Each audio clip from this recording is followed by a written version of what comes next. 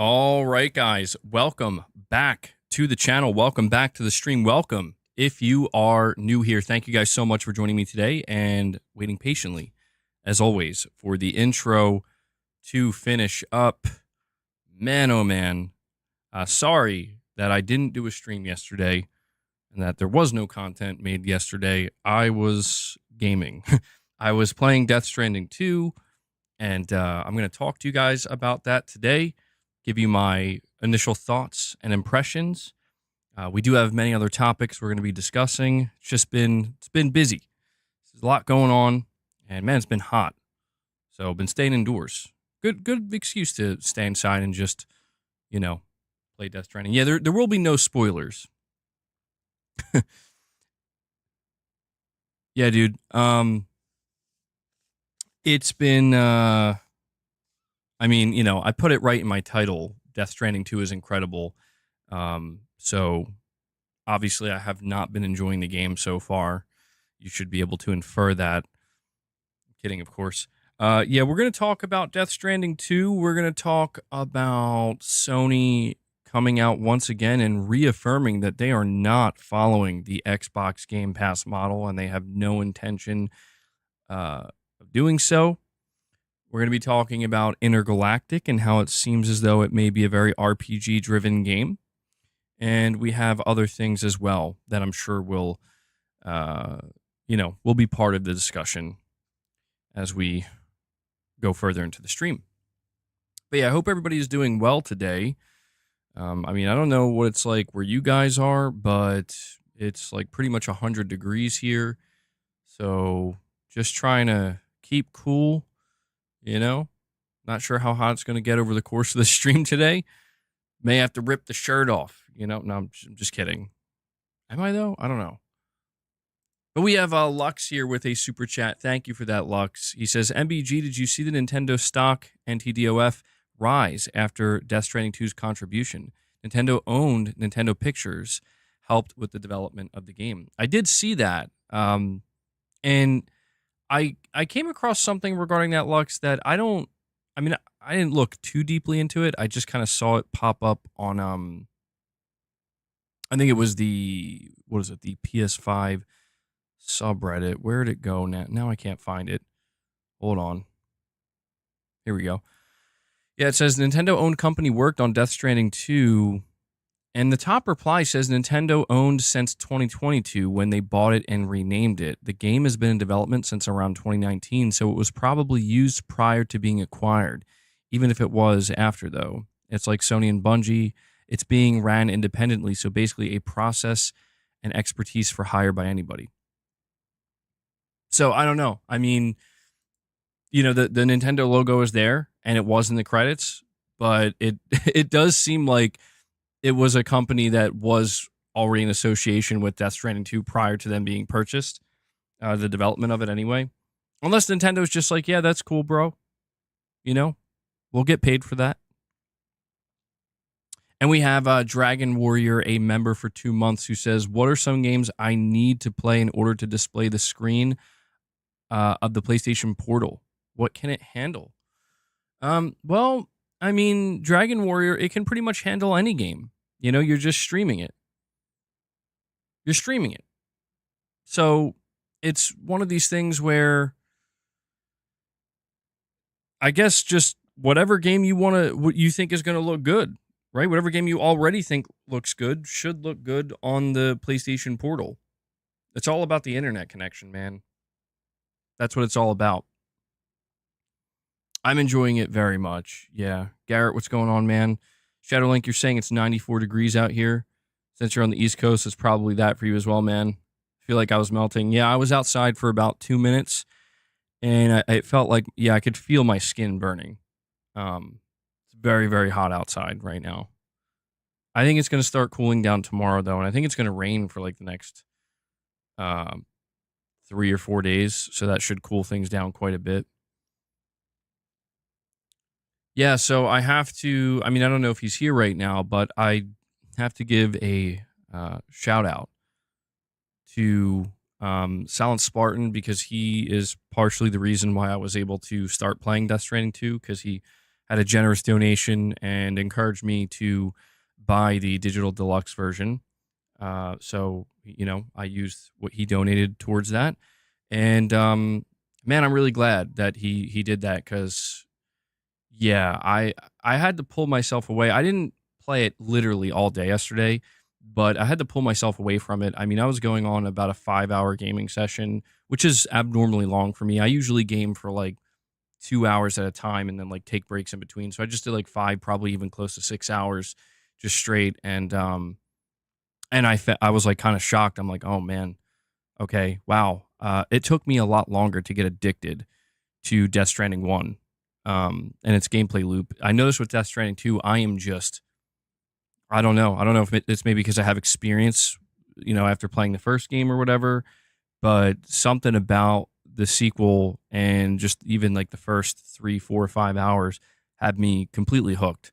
Like I'm itching to play it like right now. So, and we have Lux with another super chat who says there was a recent update for a Roblox game that brought it 26 million concurrent players, smashing any previous record for any game. Nuts, bro. What game inside of Roblox or what kind of update are we talking about? What? Oh my God, dude. Roblox is going to take over. Sony should just buy Roblox. Some gardening game? Bro, what is happening? What is happening to the gaming industry? It's surprising, but not at the same time. We know that these live service games like Roblox are they're mind-blowing, man, in terms of the sheer amount of people and kids that they get onto the platform. Thank you for informing me of this, Lux. Lux is like, no problem, bro. I got you. I got your Roblox updates. Lux, are you playing it? Are you playing Roblox? Yeah, I looked up the value of Roblox, and it's like insane how valuable that company is just off of one game. It's nuts. It's nuts. And Digital Dude 25 with the $2 super chat says Death Stranding 2 is so damn good. Fire, my first DS game. I'm happy to hear that you're enjoying it, Digital Dude. It's really good, man. I can say that at least with my first 5 to 6 hours of the game, I don't. It's hard to like pinpoint exactly what it is, but something about it, like I said, is clicking way quicker, and it just feels so much better than DS1. And I love DS1. DS1, it was a bit of a slower start, I believe, and there was more of a build up. With this one, they just put you in it, essentially. There are some cutscenes, of course. Again, I'm not going to be talking anything about the story. The only thing I am going to say, and it's not a spoiler because it's literally like the first thing that's said about it, is, it takes place in Mexico, and that's where you start. And Sam's back. He's back to delivering. And dude, I don't know. I experienced yesterday. It's been such a long time. It's been such a long time since I played Death Stranding, and I was on this delivery yesterday. And it wasn't a difficult one, but I mapped it poorly, and I was like totally out of stamina because I basically carried too many packages, too much weight. But I was like, oh, I can handle it fine. And so I miscalculated my route. There was a river in the way, and I had a ladder, and you can use the ladder to cross the rivers, but I only had one, so I needed to find like a short gap. It's a short enough gap to where the ladder would actually work. And I had to just keep going and going and going way past my destination. I'm like, bro, the river's too deep. I can't go in it. And it was really nice. I have to admit, like I had my first stressful experience. It's been so long playing Death Stranding 2, having that stressful delivery experience where it's like, yes, this is it. This is the part where I have like 7 important packages. I got really important cargo. I can't drop any of it, can't damage it. I'm completely out of stamina, and I'm nowhere near my objective. How am I gonna do this? But it worked. I came through. I successfully delivered the packages, got an S rank, and I'm like, now that's what I'm saying, man. I know people talk about this game being a delivery simulator, and it kind of is, but there's something just so utterly satisfying about it. And we have Nathan Drake with a super chat saying, "Did you ever get to playing Little Nightmares series? They had a showcase and announced the PS5 enhanced version available to play once you pre-order."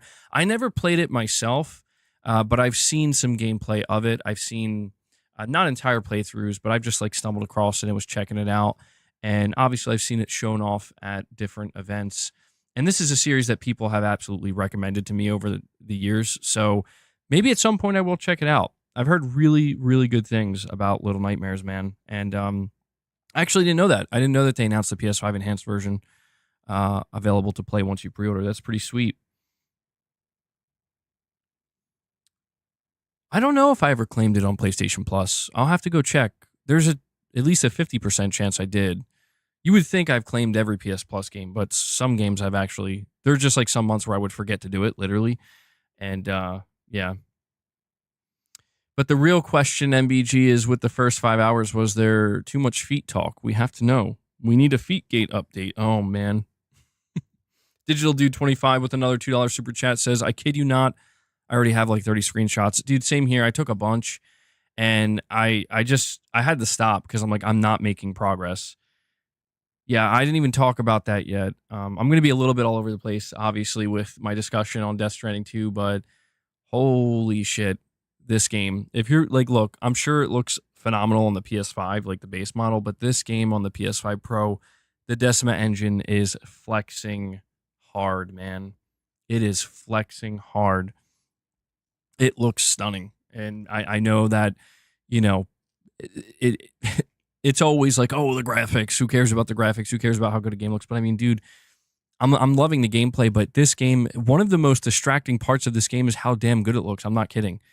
Where it's like sometimes I forget, like, no, dude, you still got to pay attention to what you're doing, or you're gonna lose your packages. You're gonna fall down this freaking mountain. You know, it's really, really a gorgeous looking game. And when it comes to specifically the environments, and the landscapes, quite literally, I'm not exaggerating when I say this. I think it might be the most photorealistic looking game I've ever played on this scale. On this scale, which is nuts. Where like this is one of those things where it's like when you look out there, you know, it's like, yeah, you can go all the way out there, and what you're seeing, like, it maintains that fidelity. It's nuts. And I'm playing it on performance mode, which is the craziest part. Not even fidelity.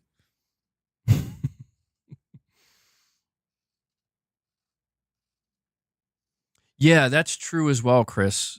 And I actually noticed that, yeah, right off the bat, there's way more combat, way more action. I encountered an encampment, like, I mean, within just a few hours of playing, where stealth, I tried to use stealth and I failed, and there were like 7 dudes, and I'm like, okay, well, time to whip out the assault rifle. And I went Rambo on them, you know, and it felt good. I'm like, okay, well, shit, I feel like, I don't know, that doing something like this in DS1 took so long to build up to, and it's just, the combat so far, I have to say, is pretty easy. I'm playing it on normal difficulty. I'm considering upping it if it, you know, like, I'm assuming I'm still early in the game, so it might get more challenging. But I'm gonna wait and see how it goes first. I may up the difficulty.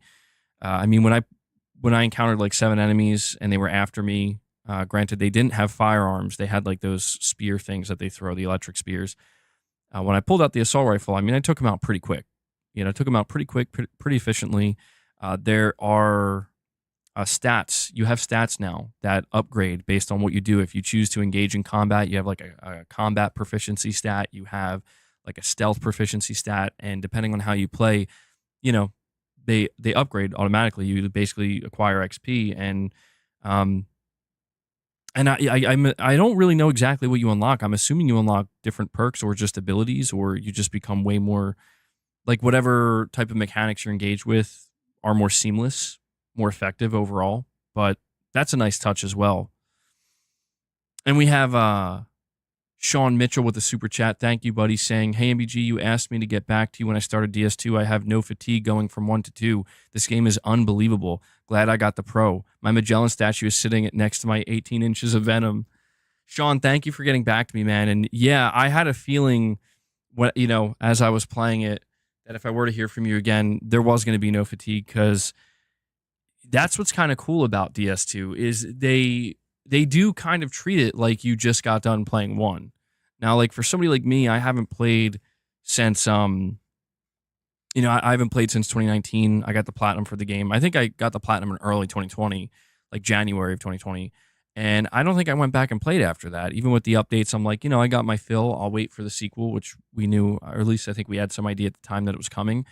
And yeah, the way the game treats you, it doesn't literally just drop you in like, okay, you have everything and it's like a DLC or something. It's not like that. But I mean, it's just they catch you up. Like if you're somebody who didn't play the first one, or you're going in completely blind, they catch you up pretty quick. They're not really drawing it out.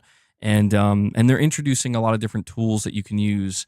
As was mentioned earlier, they're introducing them much sooner rather than like halfway through the game or a third through the game. And it makes me interested in just what other what other weapons and tools that they're going to have later on in the game, new ones at that. Yeah, and the DualSense functionality is incredible. This is one of those. I mean, look, almost all games that take advantage of the DualSense benefit from it, but a game like Death Stranding 2 and even DS1, these games in particular, because of the nature of the gameplay, you're going over certain terrain, you're balancing, packages on your back and stuff. The DualSense is utilized really, really well, and I'm loving it, man. I gotta say, I'm loving it, and I don't care listen, man. I don't care what anybody says. People talk about graphics like they don't matter. I'm just gonna say this. This is a beautiful game to look at, man. As I'm playing it, like half of my enjoyment is literally just the visual spectacle of the environments and just constantly, like I said, getting distracted at how good everything looks. Where I'm just in awe of how maybe I don't know if it's the fact that I'm playing it at 60 FPS and that really just you play a game at 60 FPS that automatically enhances the visual smoothness of it and just much more appealing to the eye. But it looks so good, man. Yeah, Hellblade 2 is coming to PS5 August 12th. I think they said that's going to be that's a really, really good looking game too. That's a crazy looking game. That's going to be PS5 Pro enhanced as well. The data has proven multiple times that graphics do matter to people. I mean, yeah, I understand the sentiment that like the graphics should not be the end all be all. They shouldn't, gameplay is king, but I just feel like in a situation like Death Stranding 2, I feel like I'm having my cake and eating it too. And that right there is what is peak for me. Where it's like people always ask me like, dude, why do you care about PlayStation so much? Or like, why are you still so engaged with PlayStation? Literally, this is it. This is it right here. Where I am genuinely getting, I think, the only other game that I've gotten this much enjoyment out of so far is Expedition 33. But there was, this isn't well, I'm not going to say what it is. It's not a spoiler. I'm not going to say it in extreme detail, though, just in case anybody feels like it's a spoiler. But early in the game, there's a Hideo Kojima inserted Easter egg that if you played the game already, you might already know what I'm talking about. But for those who are waiting for their physical copies and haven't played it yet, it's nothing major. It's just a small one. But it's very much that Hideo Kojima, like, okay, yep. Like within the first hour of the game, he's already starting up. And I don't know, man. I just, I'm a Kojima fanboy. And you're saying still not a Sony studio? Yeah, but still, I remember back when it was like, 2016, 2017. I remember when I was on Xbox One and, Sony had announced their partnership with Hideo Kojima and Kojima Productions, and then Death Stranding was announced. I remember saying, that's it. That's the game that gets me to go to PlayStation 4. And it was true. Obviously I ended up going to PlayStation 4 sooner than that. But that was the game that I had already made the decision that no matter what, no matter where I'm playing, I'm going to buy it. Same thing happened with MGS4. You know, like that's the game I'm going to buy the PlayStation console for to play no matter what. And so if I wasn't on PlayStation 5 right now, I absolutely would have went out and bought a PS5 in preparation for this game. It's so good, dude. I can't even imagine what's going to happen later in the game. Again, I'm only 5 or 6 hours in, and you could tell like nothing too major has happened yet. It's still building up. But I forgot how much I enjoyed the gameplay loop of Death Stranding 1, man. And I guess I shouldn't be too surprised because when I went and I looked back at my profile, it's like, yeah, dude, you spent 105 hours playing Death Stranding to get the platinum. So clearly I got addicted. And we have Mike S., a member for 15 months. He says Death Stranding 2 is amazing so far. Really enjoying it. Capcom showcase tomorrow as well. Hope we get a Resident Evil 9 demo. Keep on keeping on. Absolutely, Mike S. Yeah, I forgot about that. I'm going to have to tune into that tomorrow. I know Resident Evil 9 is going to be there, so oh man, if they drop a demo, that would be amazing. I was thinking they'll show the demo, the one that was shown behind closed doors.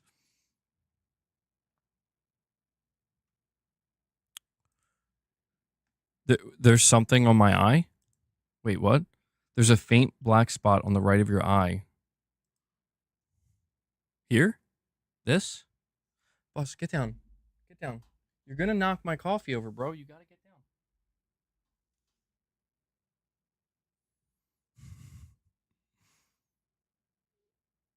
I mean, I don't know what it is. Maybe it could be a freckle.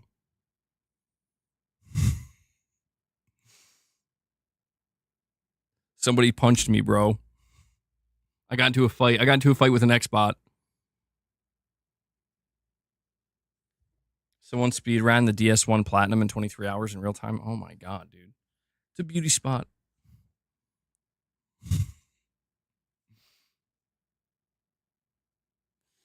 Mm.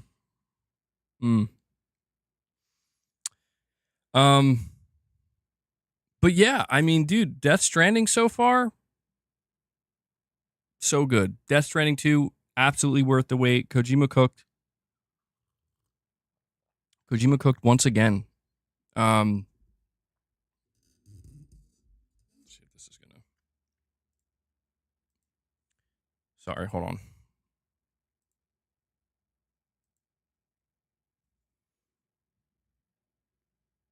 The Xbots and ponies are too busy fighting in the cans. Nominations, are you saying game of the year, no contest?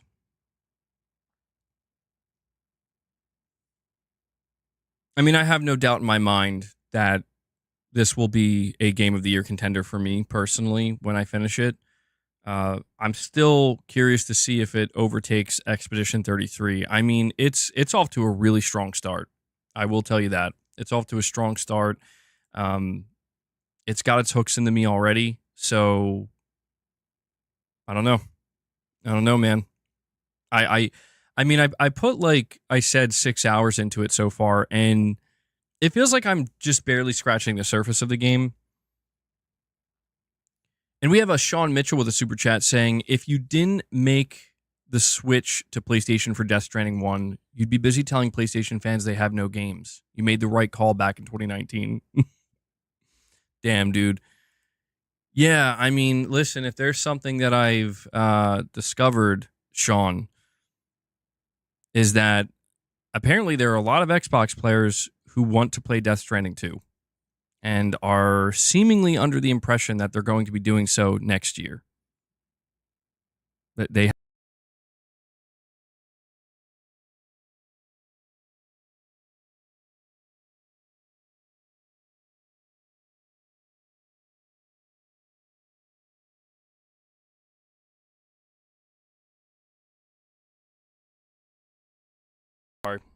Yeah, it's this wire, bro. It's this wire, this microphone.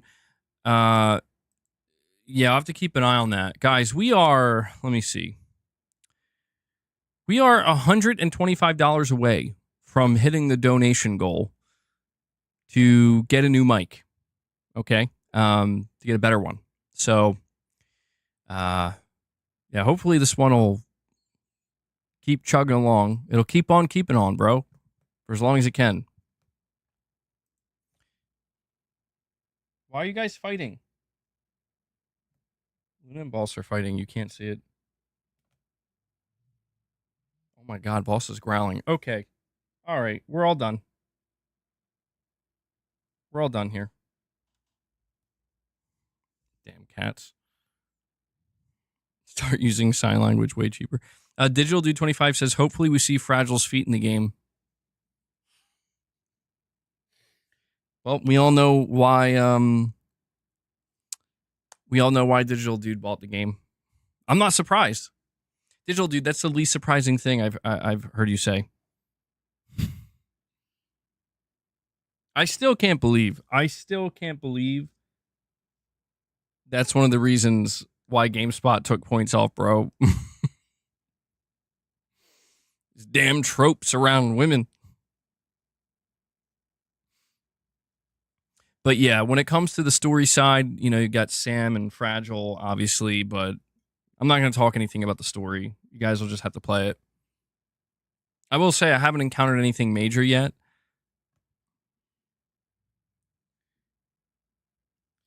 Damn cats. We see Norman's ass cheeks in part 1, and that was never an issue. In part 2, it shows a woman's feet and all hell breaks loose. Luna, you're gonna... You gotta go. You gotta go. I'm gonna end up hitting my power strip here.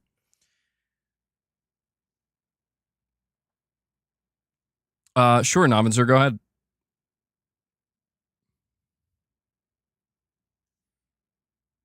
Roadkill, I don't blame you, man. Yeah, I don't blame you. That's a tough one, man. It's nonsense. It's total nonsense. Boss, get out of there. Get out. I have like a situation going on with my cats. You guys can't see it. It's not on camera. There's like a situation going on down here.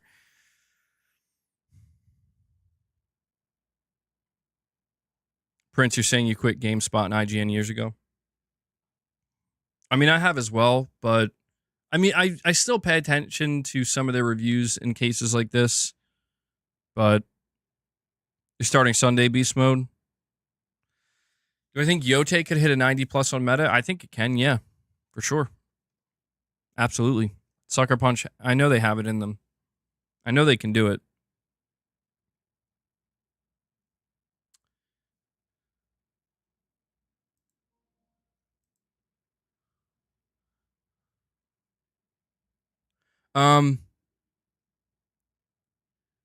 Hold on. What? Okay. That was weird. There's always weird glitches going on with this freaking studio. Digital Dude 25 with another $2 chat says, peep the platinum name. LOL. peep the platinum, bro. And Daniel with a $10 super chat says, I ordered the physical copy and DualSense controller. Did you get the DualSense yet, MEG? Actually, I passed on the DualSense, and the reason being is I just can't keep up anymore. Truthfully, I can't. I mean, I think the DualSense is fine looking. It didn't look enticing enough for me to feel like I got to jump on it and grab it. But it does look pretty. It looks okay, I think. It looks okay. But I've collected so many DualSenses so far, and I'm like, dude, peep on peeping on. There you go. There you go. There you go, Digital Dude. But Daniel, if I'm not mistaken, the DualSense is going to arrive the same day as the physical copy, so you should be getting both tomorrow. I don't know. Maybe at some point I'll pick it up, but they're limited edition, so I don't know. Yeah, so Sony keeps dropping the limited edition DualSenses, man, and I just can't keep up. They got too many. They got too many.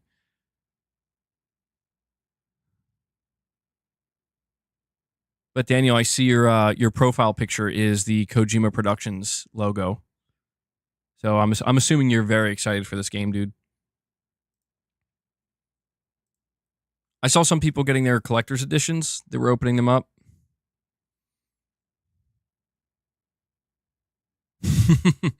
Diego, you're not supposed to know about that. You're not supposed to know about that, bro. Digital Dude with the $2 chat says, I'm talking about the Death Stranding 2 Platinum name. So you're saying the name of the Platinum for Death Stranding 2 should be Peep the Platinum. Peep on Peeping On. I like that one, though. That one, I think it rolls up the tongue better. Novinzer says, did you see my tip? Whoa. What are you talking about? Whoa, what's going on, bro? Actually, let me check. Hold on.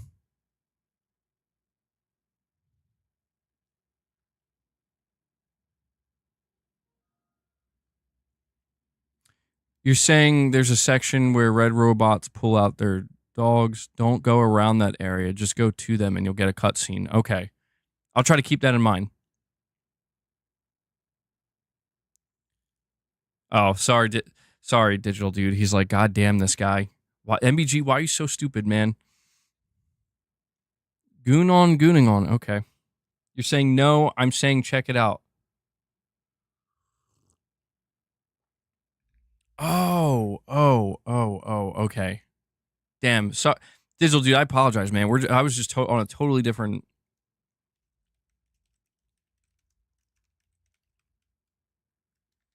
Let me see.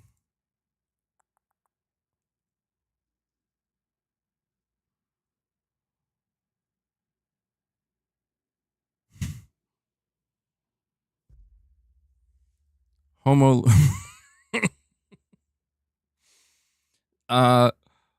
The name of Death Stranding 2's Platinum is just straight up Homo. Homo. No, it's Homo Liberans. Why you do this to me, Digital Dude? I was hoping it would be Homo Demon. I'll never forget when I was playing Death Stranding 1 and Kojima was just earnestly sitting there talking to me about an enemy faction called the Homo Demons. And I'm like, okay. All right. When is OD coming out after Death Stranding? I don't know, dude. We haven't seen or heard from OD in a long time, and I have no idea what's going on with that game. We've heard more about Fizzant than we've heard, which is a PlayStation 6 game that's not coming for another 5 or 6 years. We've heard more about that than we have OD. So I don't think OD was canceled, but it just seems like it's not something that's really prioritized. Do you think it could have been canceled? I feel like if it was canceled, we would have heard something. Damn, Mike, that's savage. Savage.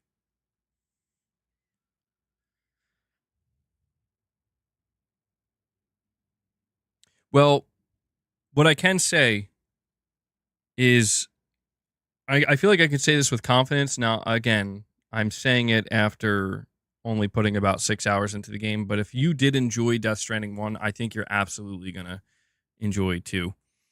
2 feels like an improvement in every way so far, based off of what I played. And if you enjoyed the gameplay loop with the delivery system in Death Stranding 1, if you enjoyed that aspect, I mean, then you're automatically going to get enjoyment out of this game.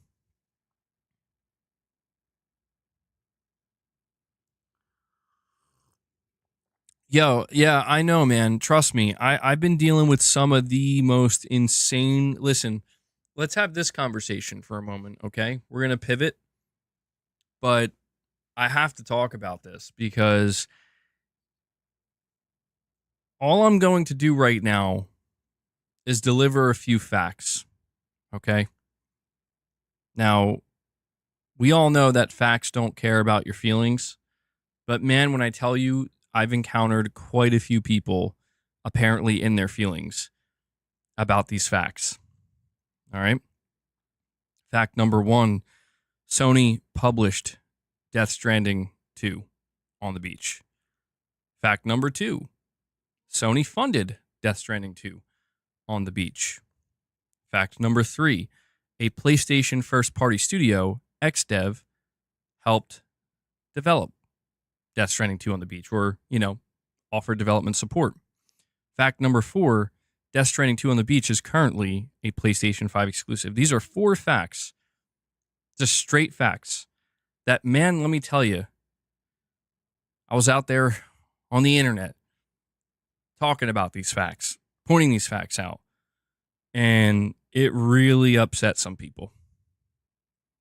It really, really upset some people. I put out one post in particular that I know was a bit inflammatory, but it just felt like it had to be said after all the nonsense that I've had to witness.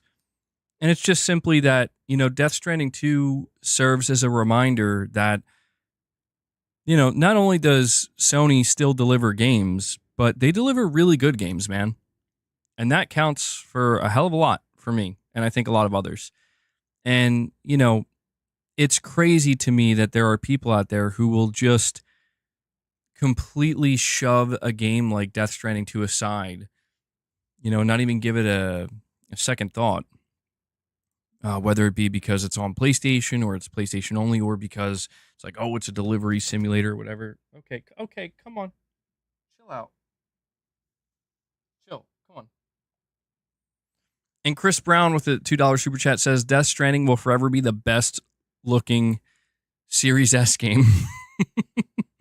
Damn, that took a moment to register, Chris. And yeah, that's the thing. I mean, I'm encountering people saying that Death Stranding 2 is going to be on Xbox next year, and I'm like, well, what proof do you have?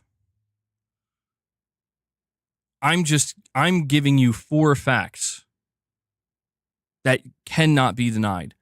And I am met with people saying how I'm going to play it on Xbox. It's like, okay, what proof do you have that it's coming to Xbox? Well, Death Stranding 1 came to Xbox. It's like, okay, how long? 5 years? Okay. So with that in mind, when do you expect to play Death Stranding 2 on Xbox? And I'm getting people saying like, oh, 1 year from now. And I'm like, is that wishful thinking, or do you have something to back that up? And they don't have anything. And look, all I'm going to say is that this is a game that if you loved it that much, I think it's fine. It's perfectly fine to wait. Like, if you want to wait on PC, I think that makes a lot of sense. I could see it coming to PC pretty soon, maybe in like a year or something. I saw a post yesterday, and this is why I find it funny that I'm the one that gets shit, right? I'm the one that gets shit. I saw a post yesterday from a Xbox influencer, right, who has a very large following, that was asking if they should wait for when it releases on PC 6 months later. And listen, I'm not here to tell you it's not going to release on PC 6 months later, because I don't know. But I am going to have to ask the question, where did you get that information? Who told you that this game is coming to PC 6 months later? Did Sony tell you that?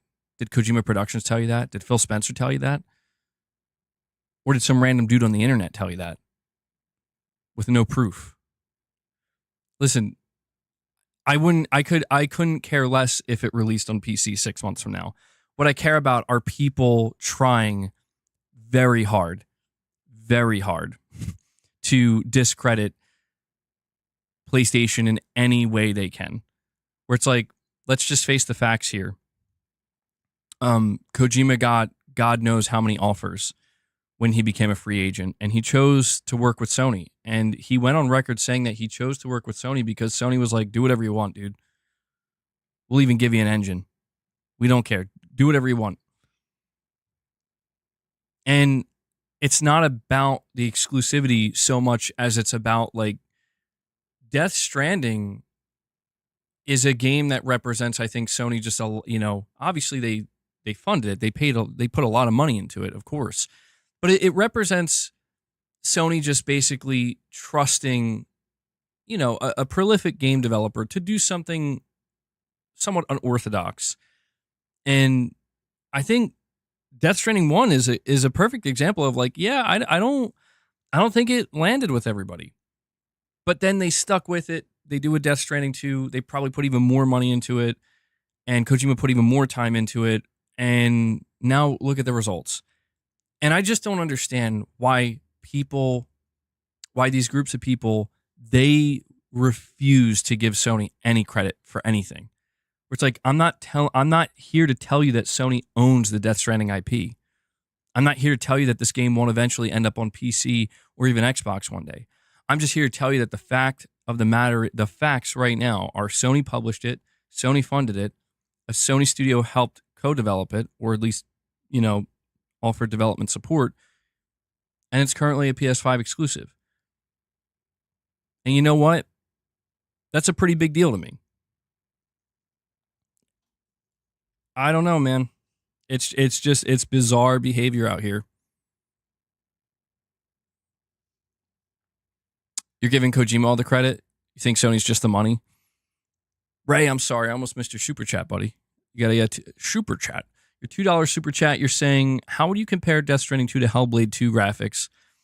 I think Hellblade 2 might have a slight edge, but the reason for that is because it's a very linear focused game. I would have to compare them directly, and I don't know if I'm going to play it on PS5 Pro. I don't know if I'm going to replay Hellblade 2. Now, here's where things get weird, though. I played it on my PC, so I don't know if I were to play Hellblade 2 directly on my PS5 Pro, it would be easier to compare the two. But I see that being brought up because a lot of people are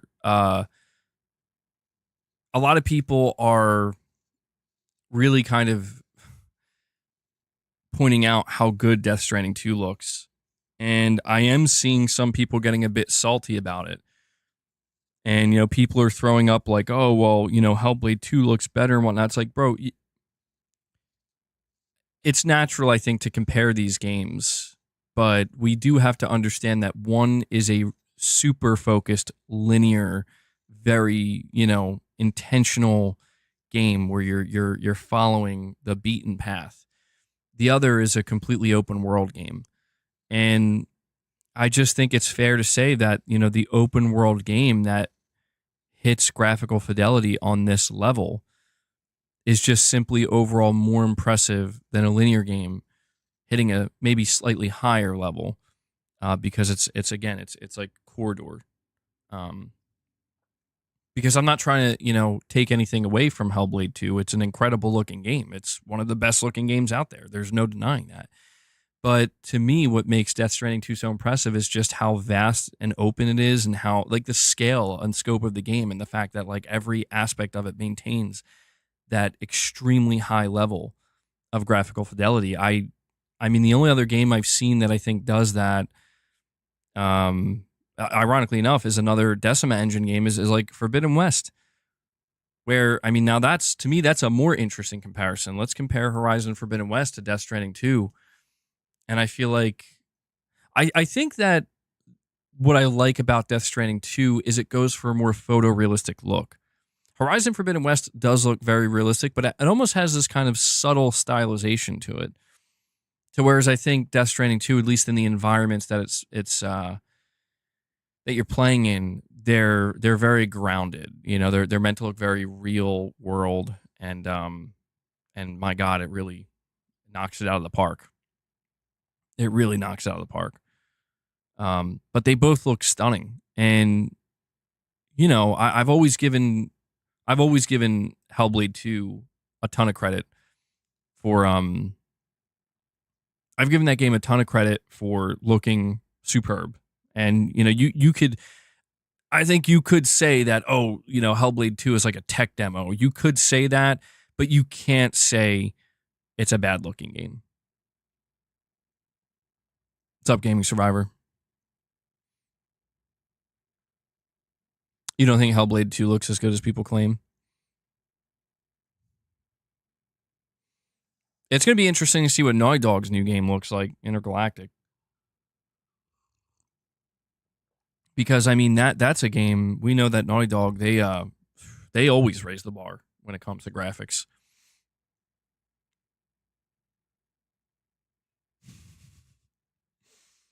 Uh-oh. Depending on how Yote does, Death Stranding 2 is your current game of the year.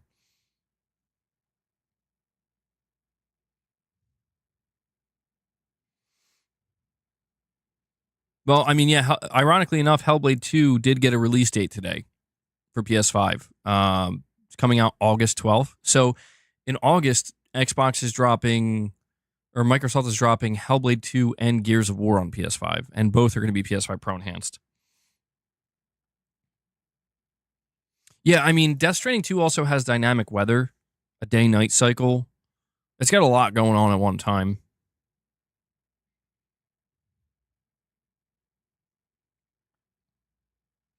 I mean, I'm not sure why more studios don't use the Decima engine. Because when you see what's being achieved for both Horizon and Death Stranding, it's like, my God, man. I don't know if maybe it's a Sony thing, like they don't want to license it out, or they are very particular about who's going to use it, but it's an absolute monster of an engine, man. It's crazy. It could be that Sony's just very, very particular. But I wonder if there are any other internal Sony studios that would request, using it maybe. Because it's crazy good. Should Insomniac switch to the Decima engine? Oh, I don't know. I'm going to say probably not. See, that's the thing. When I look at all of Sony's studios, like they all seem to kind of have their own flow. I don't know that there's another studio. I mean, maybe like Sony Bend or something like that, rather than using Unreal, something along those lines. Yeah, there were like rumors about Bend possibly using it.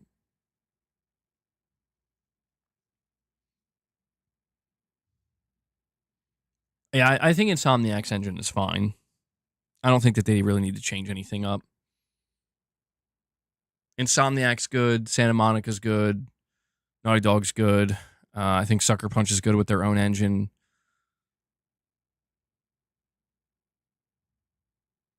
Yeah, we got to get a Helldivers 2 made in the Decima engine. You don't want everything to end up being in Unreal. Yeah, it seems like a lot of games are gravitating towards Unreal Engine 5. You think Hellblade 2 is a very pretty tech demo, but you don't think it's beating PlayStation exclusives at any level? I don't know. I don't know if the Decima engine would work for a game like a full city or a lot of things on screen. I know every engine has its limitations, or strengths and weaknesses, I should say. I don't know what Decima engine's weaknesses would be. I'm assuming certain configurations would have to be made, certain alterations. Some engines are better suited for certain games. I mean, we do know that when it comes to open world creation and game development, the Decima engine is top tier. I mean, literally like top 2 or 3. And Omen86 with a super chat comes in and says, "Too little time. Days Gone not 100% complete yet. I know. Omen, I feel your pain. Truly, this is the reason why I couldn't spend all day yesterday playing Death Stranding was because I had to make sure to spend a little bit of time playing Days Gone. I'm still on my second playthrough. I'm almost at the end, and I still have to clean up the rest of the trophies I'm dreading it, but I have to do a permadeath run, and I have to do everything for Horde Assault. And I'm literally experiencing the same thing right now, but I'm gonna try to balance it out. I'm probably gonna be putting more time overall into Death Stranding 2, and then just kind of chipping away over time at Days Gone. But I got to get that permadeath run finished because that's stressing me out. Oh, you finished it, dude? Good job, man. Good job. Yeah, I mean that. I don't think I've ever done a permadeath run in a game before. This might be my first time. But congratulations on that, Omen. That's definitely not an easy feat. Uh-oh.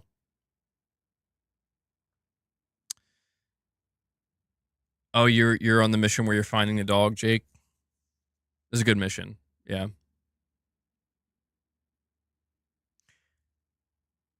Well, I mean, there's no shortage of things to play. That's for sure. I mean, like, I'm wondering how long it's going to take me to platinum Death Stranding 2 because I'm definitely going to platinum this game. My assumption it's probably going to take roughly around the same time as the first game. The first game took me a little over 100 hours. So, yeah, I mean, I'm approaching the I think 80-hour mark on Days Gone Remastered right now. So, there is a chance I'm going to end up hitting the 100-hour mark on Days Gone and I'll hit the 100-hour mark on Death Stranding. The horde mode is brutal. Mm. You think even after beating the game multiple times when you kind of get used to fighting the hordes, is it still difficult? Yeah, I haven't really played the horde mode much yet. I played it a little bit at launch, but I had no idea what I was doing. Your wife keeps asking you what movie you're watching when she catches you playing Death Stranding 2. I'm not surprised by that. Dude, I don't know if the cutscenes change the graphical fidelity. I don't think they do, but oh my God, bro. Oh my God. It looks real. It just looks like real life. Michael Lynch with a $5 super chat says, well, I'm on the final boss of Liza P. It's been great and challenging. Well, savor it, man. I'm glad you enjoyed it, Michael. Liza P is a top tier game as well. Still have to get around to playing that DLC. It was awesome that it was shadow dropped. I kind of wish it wasn't though, because I know I'm not going to be able to get to it anytime soon. You're 43 minutes behind, by the way. I'll see what you say when you get there. Chat, how can we mess with Michael Lynch right now? He's 43 minutes behind. By the way, guys, if you want to help support the channel and the content and the community, considering dropping some membership gifts or becoming a channel member, gain access to some exclusive perks. But also, I'm saying this because Boss is getting restless, and if we hit 25 members, we will feed the beast. We'll give this boy some treats so he can calm down. But, you could drop a super chat. You guys have been dropping super chats. I appreciate that very much. Any way in which you choose to support the channel, I'm very thankful for that. You guys make the content possible. You couldn't get into Liza P? Really?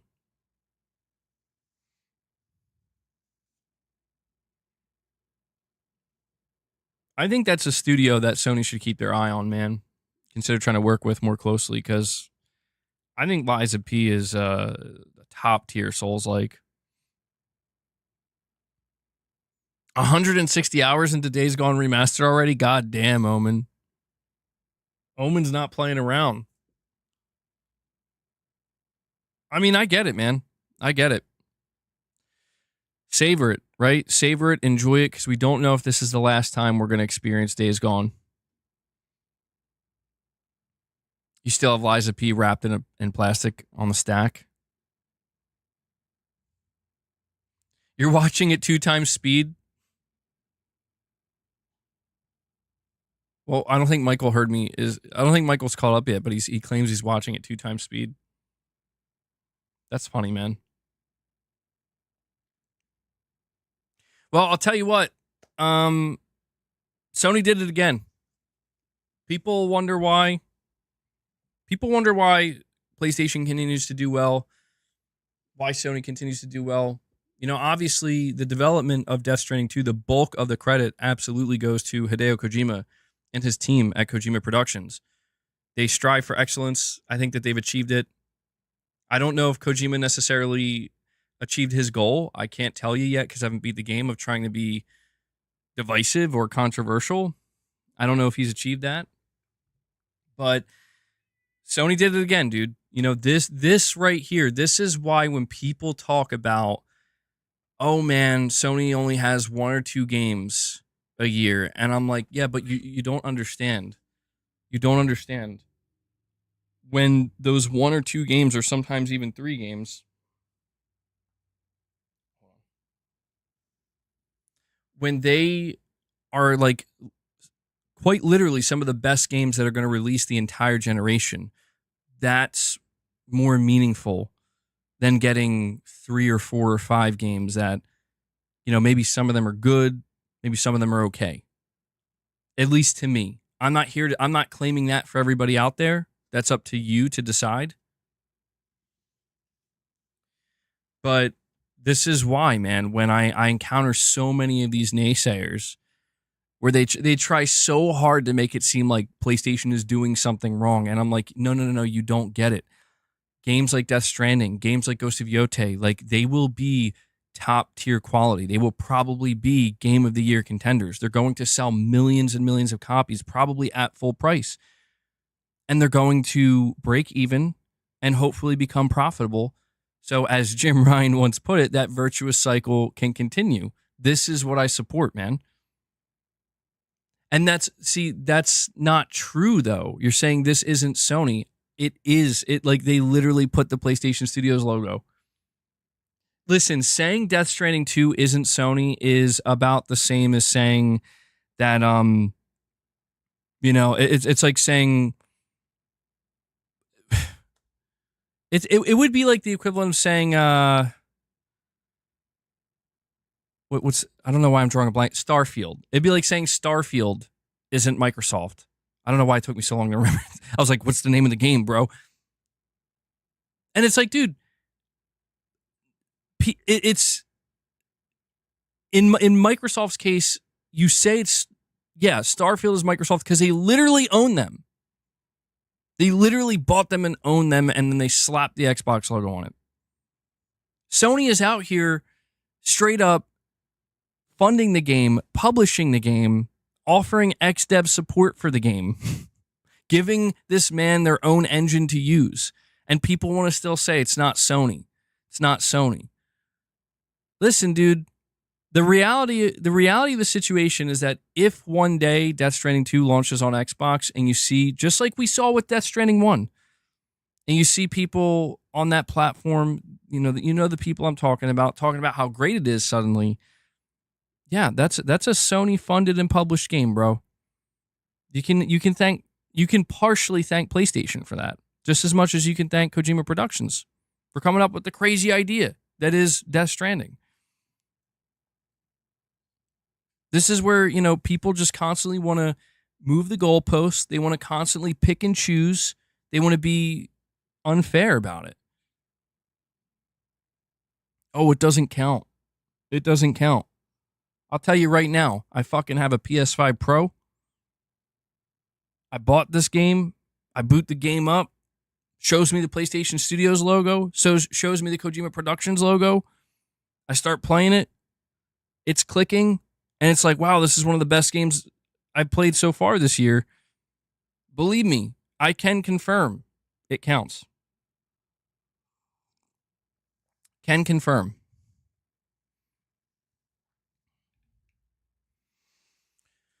You're saying so is the Xbox handheld, not an Xbox. No, it is an Xbox. Microsoft told you it's an Xbox. Yo, are we really going to do this right now, though? Wait, hold on, bro.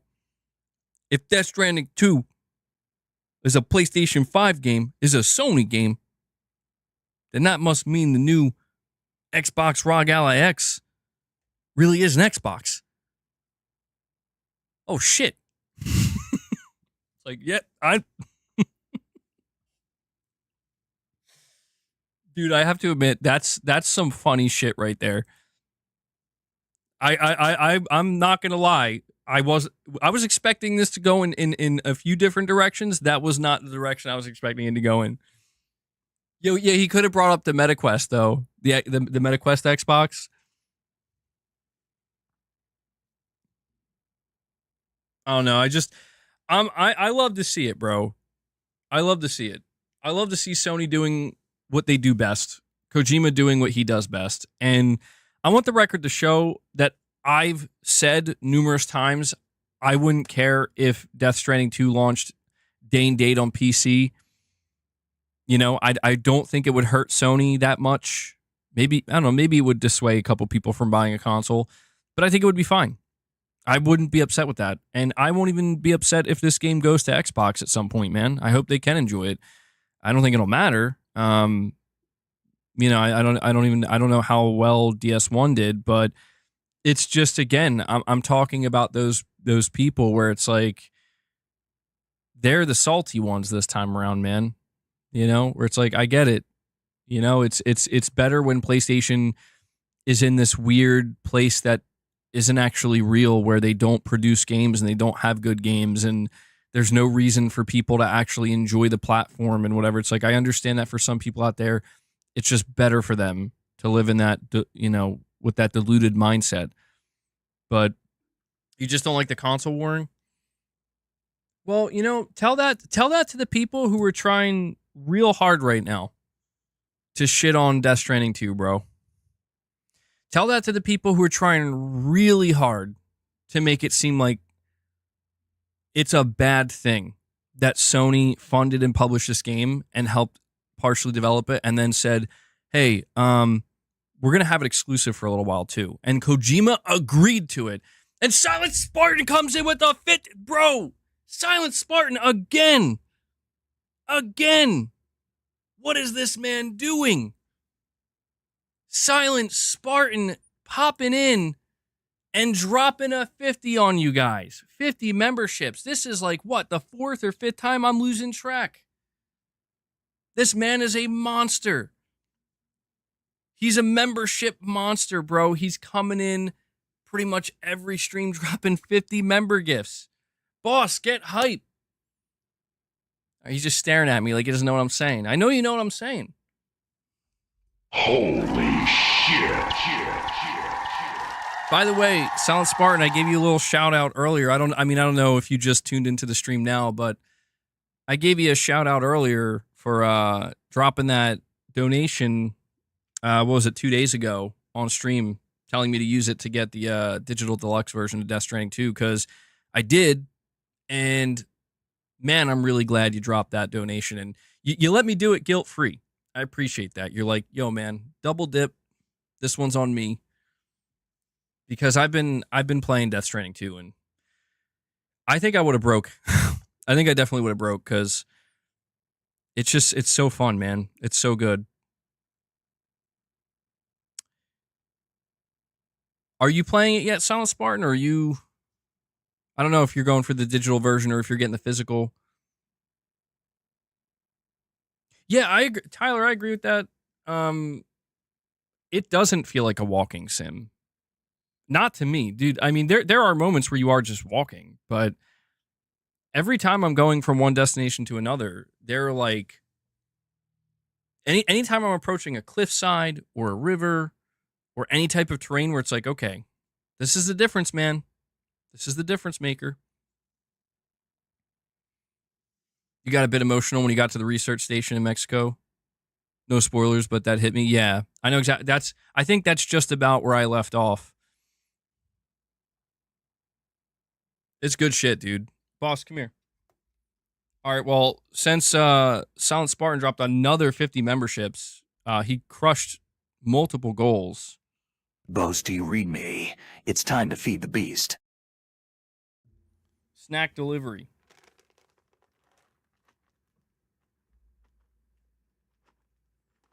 Oh my god, all the cats are here. All right, guys, when Boss is finished, you guys will go next, okay? And Omen86 with a super chat says, I'm Dutch and saw Air Force One land for the NATO summit. I usually avoid politics, but Earth needs a boss like DJT, my president, and I'm not even American. God, dude, Omen86 just flat out coming in and being like, you know what, though? I think this is a good time.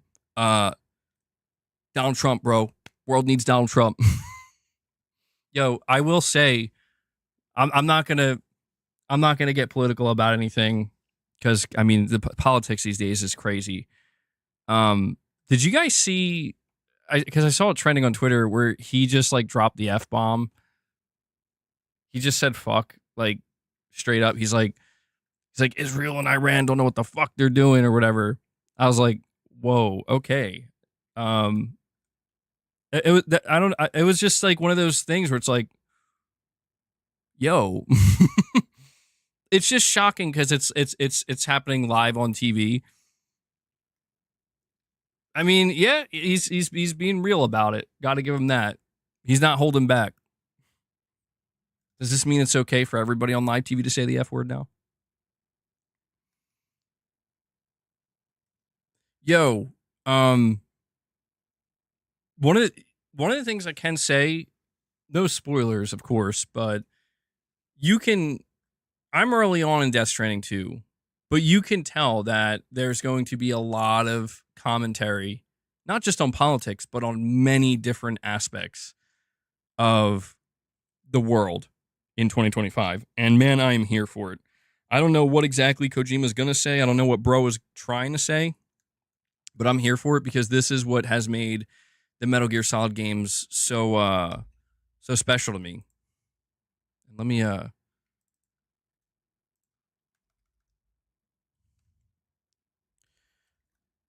mean, screw it, man. If we hit 75, we'll go for reps. And I get this feeling with Death Stranding 2. Like, I feel like Kojima was definitely trying to say a couple things. He was definitely trying to say a couple things in Death Stranding 1, and I think he effectively said some stuff, certainly. But with the sequel, I feel like I just get the sense he's going to be tackling a lot more one time, or trying to. I don't know how effective it's going to be or how well it's going to be executed. But that's one of the things that I always loved about Metal Gear Solid. And it's always funny to me because people are like, you got to keep politics out of games. It's like, well, I mean, dude, some of the best games are about politics. It's a matter of how it's handled, I would say. It's more of a, it's not what you say, it's how you say it type thing.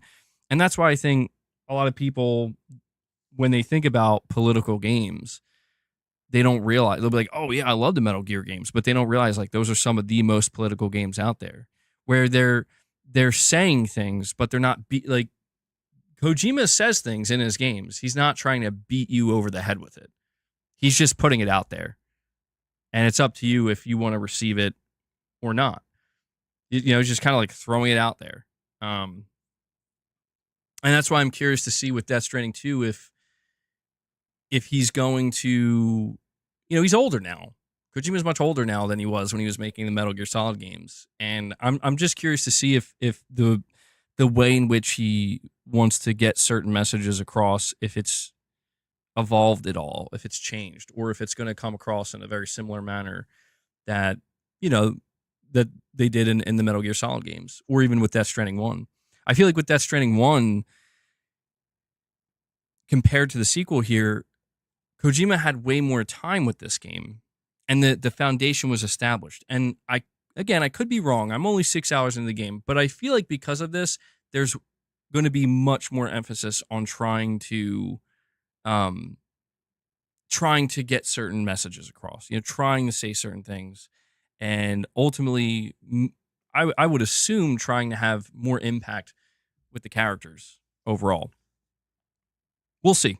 I'll see. I mean, I'm going to be playing this game probably for the next month or two. MGS5 still holds up surprisingly well today. I mean, I haven't played MGS5 in a while, but God, man, I'm so stoked. I know we're talking about Death Stranding 2, but I'm so stoked for Fizzant. I know that that's like another 5 or 6 years away, but God damn, man, you can just feel with Death Stranding 2 that he was, you know, Kojima was implementing a lot of different things from Metal Gear Solid. You could tell he got the message where like people want a little bit more action. They want it to feel a little bit more versatile in how you can choose to tackle missions and tackle enemy encampments and enemies in general, or just challenges. You know, kind of opening it up and giving that freedom. And it does kind of feel a bit more Phantom Pain-esque in that sense. MGS5 got a remake. It's called Death Stranding 2. It does feel more similar to Phantom Pain. And I was quite surprised how, like, even with just in the first couple of hours of playing, they're like, yeah, here are multiple enemy encampments. And you can choose to go around them, but they're very much in the way, you know? And even with the first hour and a half of the game, they're like, here are enemies. I don't know if you can kill those enemies necessarily right from the start, but they're just making it very clear up front that, like, if you want this to be, and I embraced it. Like I told you, I think it was my second, I think it was the third enemy encampment that I encountered. I had my assault rifle, and I'm just like, screw it, bro. I'm just gonna approach this like I'm just taking dudes out. You know, like I'm not sitting here trying to stealth. I'm gonna approach it like an action game, and I did, and it worked surprisingly well. I'm like, damn, this it's clicking, it's working. I don't know that I want to play the whole game like that, but just knowing that if that's how I want to do it, and the fact that there is a combat statistic that you can, build up and increase, I think really does kind of highlight that if you just want to make this game, if you want to basically play this game as a shooter, I think you could, which is kind of shocking. We have PlayStation Pete with the $10 super chat in all caps. Oh God, PlayStation Pete, here we go. It says Nissan of Fort Myers, huge sale, Murano Platinum Edition, $339 a month. Rogue Platinum, $309 a month. Kicks, $269 a month. No money down. Give you $8,000 for trade. No credit needed. PlayStation P,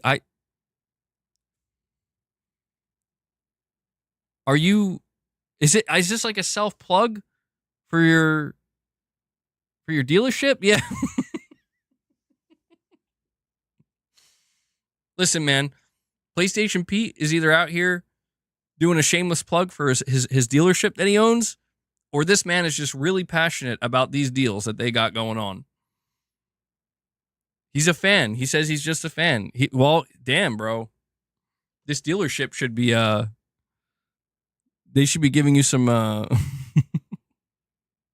compensation here. But either way, I do, I appreciate it, bro. I'm assuming also, PlayStation Pete, I'm assuming you still have 3 more trophies left for Rebirth. I can only assume that because if you only had 2 left or 1, you would have said so. You got to let me know, PlayStation Pete, when you get that platinum, you got to let us know. You got to let us know because I always like to celebrate people getting platinums, but the Rebirth platinum, knowing how much of a nightmare it is, that's a big one. My 96 Mazda been real quiet since this dropped. You only drive Nissans in Gran Turismo 7? I wish I would have gotten into Gran Turismo 7 a little bit more. I'm just not huge into car games. I played Forza Horizon. Forza Horizon 4 is probably the deepest I ever gotten to a driving game, honestly. But I don't know. Whether they're arcade or sim, I don't naturally gravitate towards racing games. But maybe, I don't know, maybe the next GT8 for the PS6. Maybe I'll try to make that the one I finally get into. And we have a direct donation from Rich Rod. It's been a while, Rich Rod. Rich Rod, dude, you should have been here a couple streams ago. I don't know. I've lost track, but the last week or so, I've had some streams where I was going, I was getting a little crazy out here. You would have thrived. You would have thrived, Rich Rod. I don't know that that's today. But he says here, purchased Death Stranding 2. Kojima Productions, you're still a traitor, buying the IP to make it multi-platform. Keep disrespecting us before I tell Colt you're his dad, and now you owe 18 years of child support.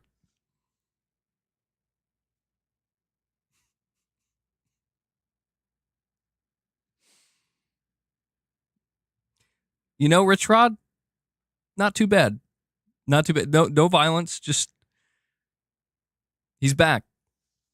He's back. I knew Peaceful Rich Rod wouldn't last for too long. So Peaceful Rich Rod lasted about as long as I lasted, being like, oh yeah, guys, we're gonna keep it clean, keep it chill.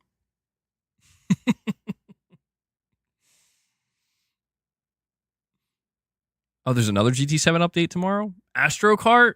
Let's go. Rich Rod messages are legendary.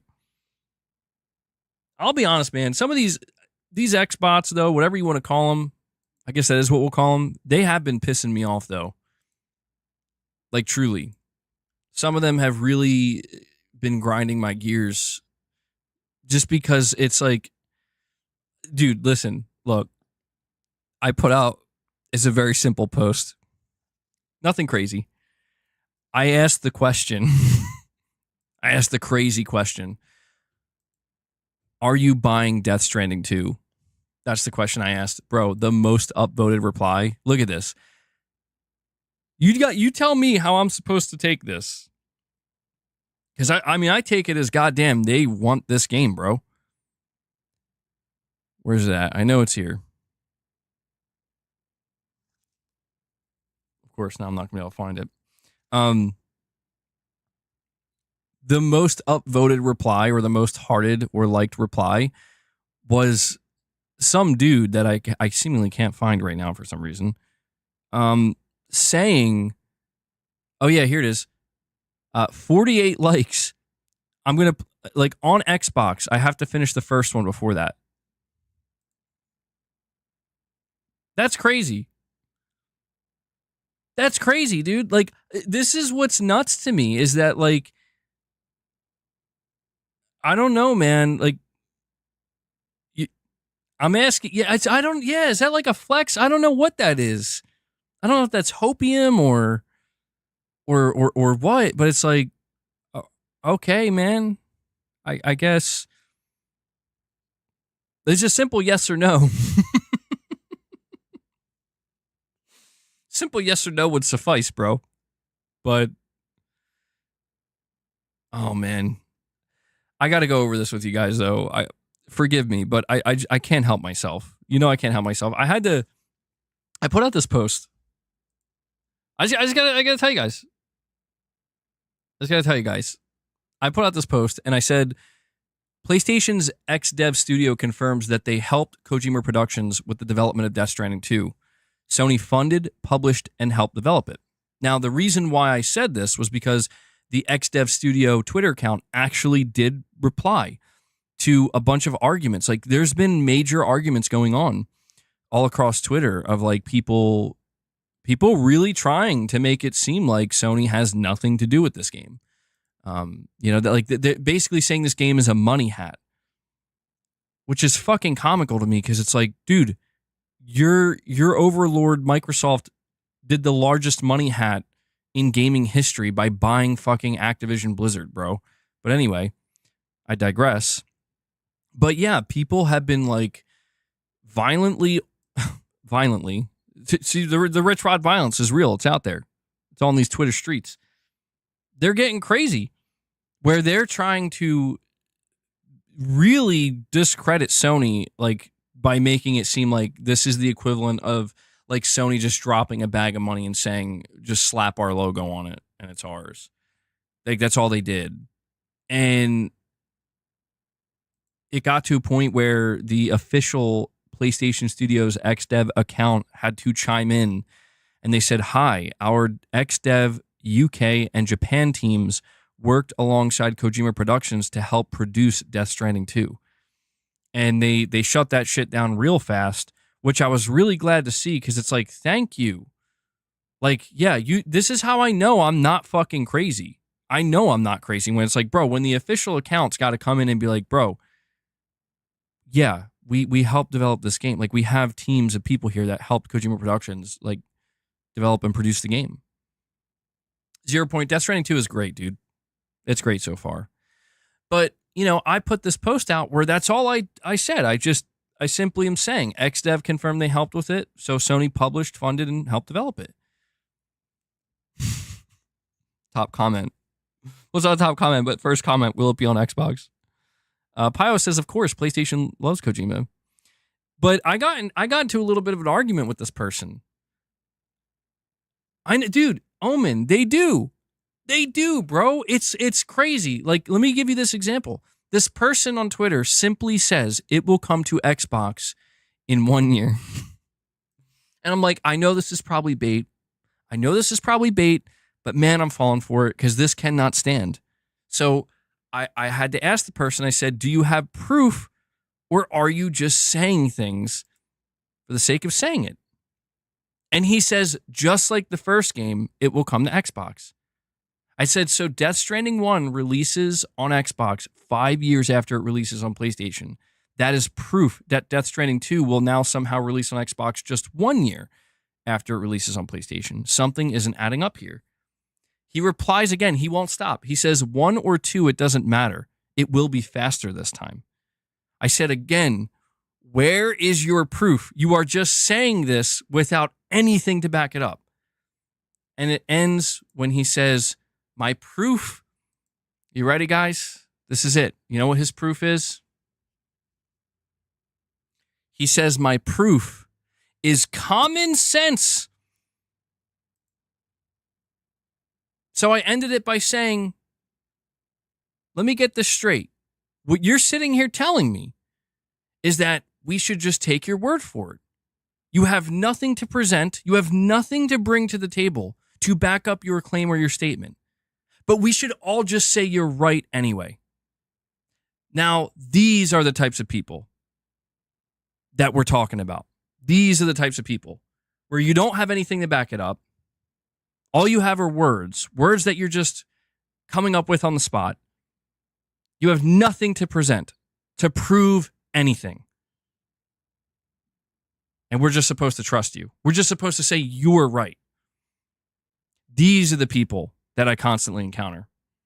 And let me tell you, people want to come at me frequently, making it seem like I'm the bad guy, I'm the villain. I'm not the one being so arrogant, so pompous, so up my own ass to come out here and say, hey man, I'm just using common sense. Trust me, bro. And then doing victory laps. No, in fact, I'm the one that I just listed 3 undisputable facts that you can't do anything about. So really what we're looking at are people who get very upset at facts and can't handle the facts. And the fact of the matter is, Death Stranding 2 is a fucking banger. I hope they get to play it. I do. I'm not even against it going to Xbox, bro. I am not against it going to Xbox. You know what I'm against? I'm against people making it seem as though it is a fucking problem for PlayStation players to celebrate this game. That's what I have a problem with. Because it gets worse. It gets worse, man. Somebody else tried to call me out. And they said, what's with all the insecure Sony branding for this game? Does trying to make it sound more first party enhance the game in some way? So I had to reply to this person and I said, considering I have people on this app as well as on YouTube telling me that Sony did not develop it and it will come to Xbox in 1 year, it seems worth mentioning that Sony did in fact help develop it when the studio itself decides to point it out. And I had to ask this person, why do you care so much if I'm pointing out this information? So they respond by saying, I find the mentality of trying to align a game to be seen in a more first-party light very weird, much like the original Sony provided the game engine, funding, and publishing the game. And of course, the game will be ported to various platforms once exclusivity ends. So I had no choice but to respond to this person for the last time and say, you know what I find weird? And this is not just towards him. This is towards a lot of these people out here. This is the rich rod violence coming out, practically. It's almost here. I said, you know what I find weird? People like you projecting onto my posts and what I'm saying. I did not state anywhere, not in that post, not in any other, that Death Stranding 2 is a first-party game. I stated 3 facts. 1, Sony published it. 2, Sony funded it. 3, a first-party studio helped develop it. What's the problem? What's the problem? We all know what the problem is. The problem is people like us are not allowed. PlayStation fans are not allowed to be excited that Sony locked in a fucking banger of a game for us. We're not allowed to be excited about that. We're not allowed to be excited that the console's doing well. We're not allowed to be excited to buy video games. We're not allowed to be excited about any of this stuff. You know why? Because this is stuff that Microsoft isn't doing. So therefore, you're not allowed to be excited about it. You're not allowed to care about it. It's just fanboyish if you are.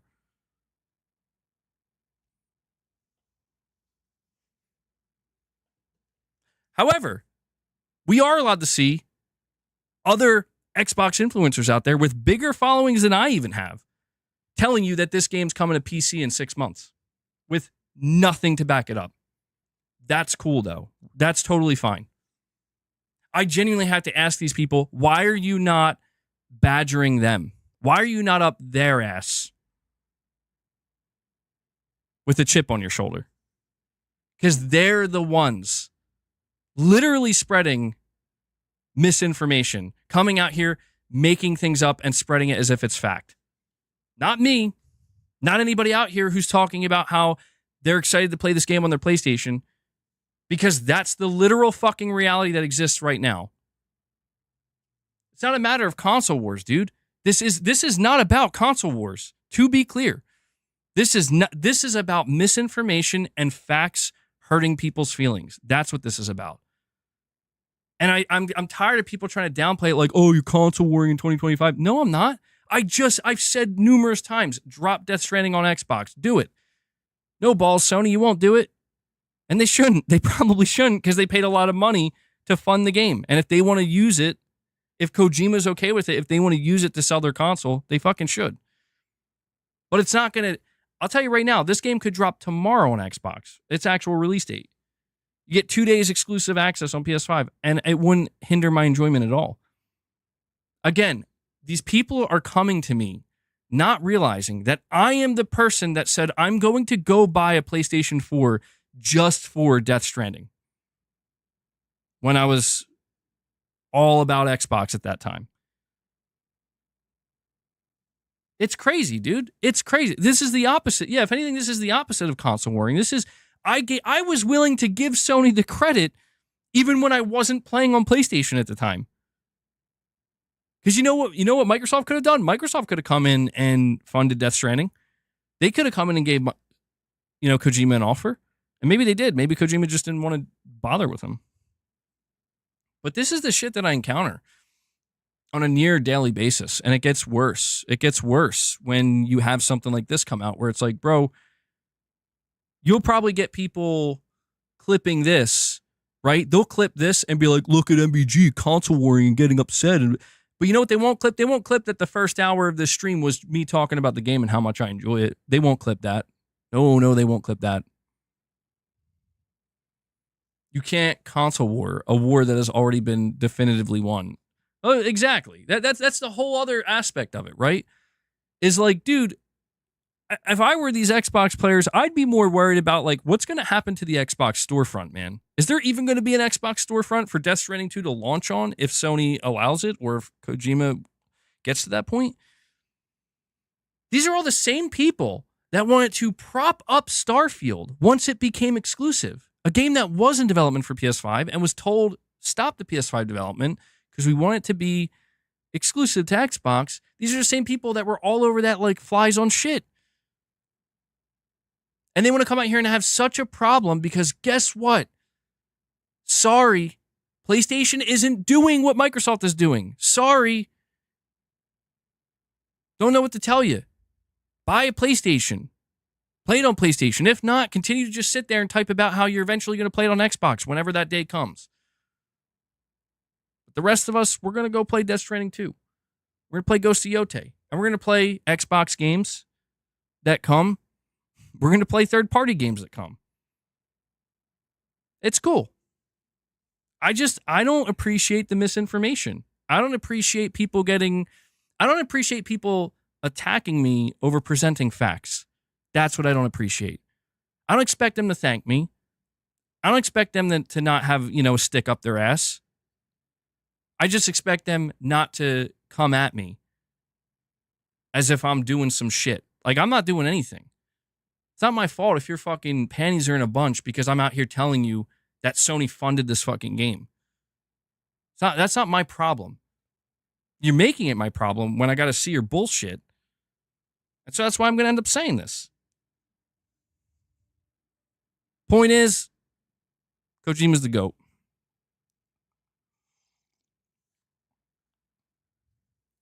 You know what the reality is, though? Hold on, though. I just had this thought, and it was kind of funny.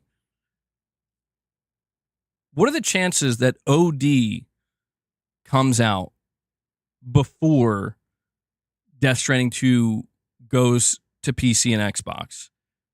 And then when OD comes out, it's actually available on PlayStation. We going to talk about that?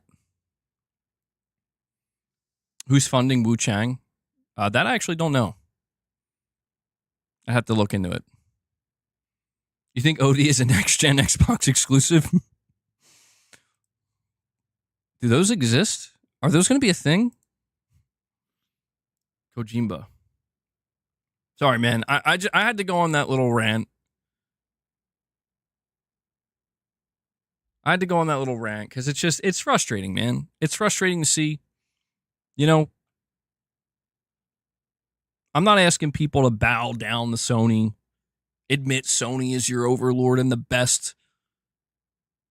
No, I'm just asking people, listen, if you're going to be involved in the conversation, give credit where it's due.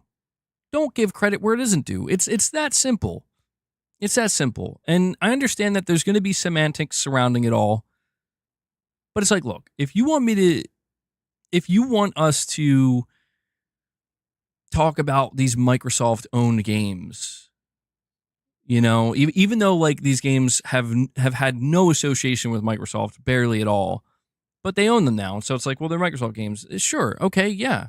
If you want to be if we just want to deal in facts, we can do that, and we should do that. It shouldn't get people all up in their feelings, you know. That's all. It shouldn't get people up into their feelings to the point where they're willing to just make shit up. That's what has to stop. Say your piece. Give your opinion. Say what you really mean. Say what you really think. But don't go come out here making shit up and try to make it seem like you're right when you couldn't be more factually wrong.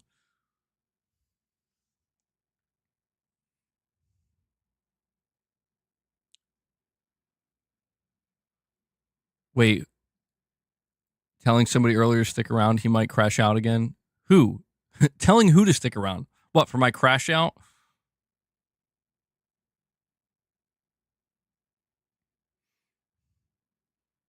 Exactly, Mr. B. See, I know you guys see it. I know some of you see it. Like like how Xbox should get some credit for Ninja Gaiden 4, but not as much as PlayStation gets for DS2. But that's the thing though, is like I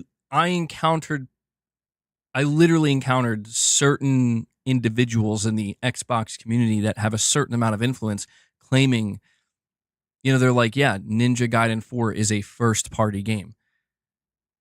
And it's like,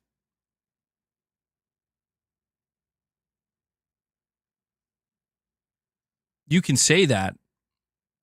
And you know what? To be honest, some people probably will get triggered by that or whatever. You could say that, but you can't say that and then be the same person that try to make it sound like Death Stranding 2 is just some kind of third-party money hat. You can't do that shit. It's got to be one or the other. These double standards are getting out of hand. Omen86 with a super chat says, I still haven't platinumed Microsoft Windows yet. The most coveted platinum, Omen.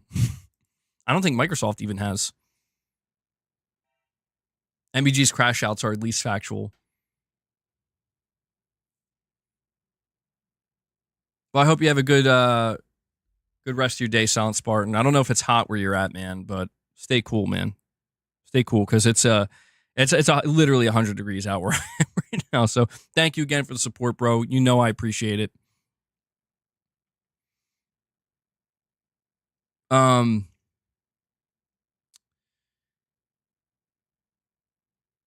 hold on. Where am I at here?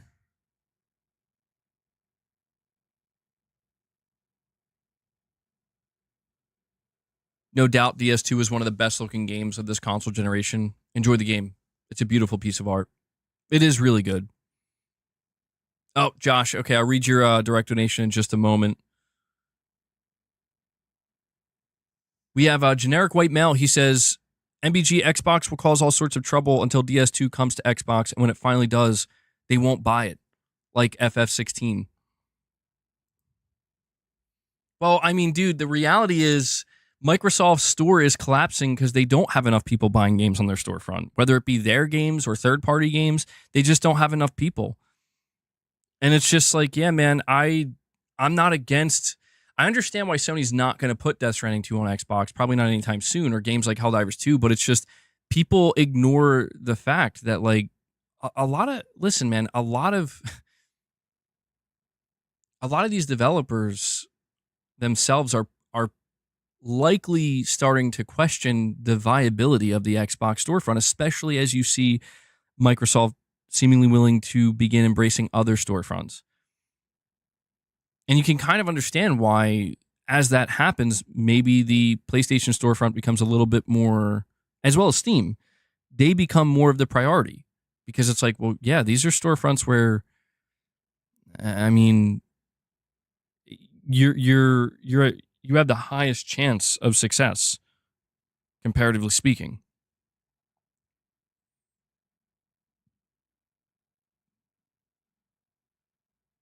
Wait.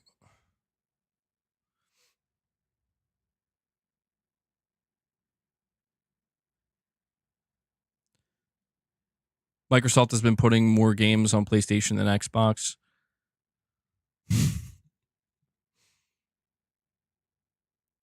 Oh, God. We have Moonshot, a.k.a. Josh, with a couple of direct donations. Thank you for that, buddy. He says, you bring up a couple of good points here. Nobody was saying this for DS1 on PS4 or Spider-Man on PS4. All of a sudden, this gen has this new complaint. You're saying third, second, and money had in games was never an issue before. They were cheered on as part of a catalog for that platform. Dead Rising, anybody? Give me a break. Exactly, because it's exactly what I'm saying. It's exactly what I'm saying, Josh, where it's like, yeah, I get it. Like, the people who are cheering this on are people who can't stand to see that, yeah, Microsoft is the one doing this shit. And it's fine. They're allowed to do it. Like, they have to do it. They have to. They have to. You know, their gaming business, I don't want to say it was collapsing, but I mean, it was in a bit of a free fall. So they had to change shit up. They had to do what they had to do. And I don't even really fault them at this point. I don't think it's that anybody necessarily faults them where it's like, it is what it is. But yeah, don't project what one business is doing because they failed to succeed onto the rest of the industry and the rest of the platform holders as if, well, you know, you guys just don't understand that this is the future. It's like, no, it's the fucking reality. The reality is Microsoft had to do what they had to do because they had no choice. They need money. They need sales. They need something. They need some kind of revenue. They just spent $68 billion. Yeah, there's going to be major changes. Meanwhile, you got Sony out here with their business meeting be like, yeah, you know, the strategy we've been implementing has been working great. It's been fine. We're doing better than ever. We've eclipsed the PS1 through 4 generation in 4 years. But these same people want to come out here, again, with their heads so far up their own ass that it's like they want to tell us. Like they know. It's like, well, you're not on the side of the consumer. I am a fucking consumer. Newsflash.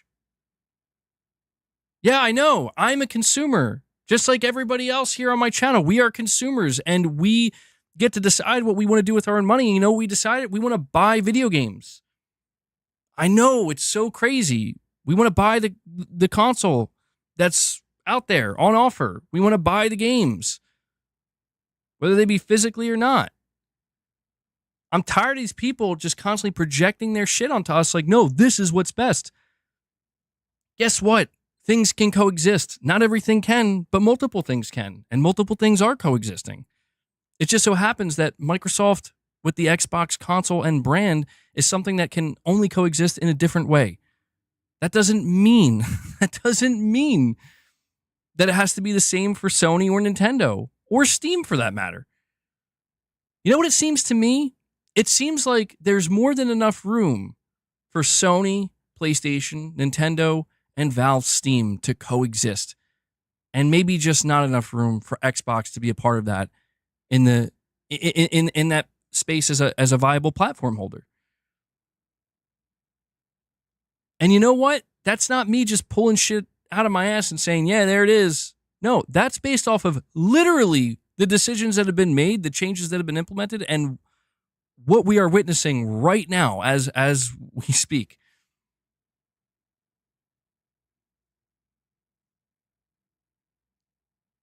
I don't know. It's cool though. It's cool though, man, because, you know, at the end of the day, I mean, all I can say, I can only speak for myself. And at the end of the day, um, I would have always ended up going back to PlayStation at the rate, you know, considering Microsoft did. And Death Stranding would have been another, it would have been another prime reason to do so, where it's like, bro, I want to fucking play this game. You know, you guys are dropping Gears of War and Hellblade on PlayStation and PS5 Pro Enhanced, and meanwhile I'm over here like, and then Sony's dropping Death Stranding too. It's like, yeah, Game Pass. Ooh, like no, I'm good, bro. I'm gonna go fucking play Death Stranding 2. I'm gonna go play Death Stranding 2. I'm gonna go buy a physical copy of Gears of War. All things that are on offer on PlayStation and not Xbox, bro.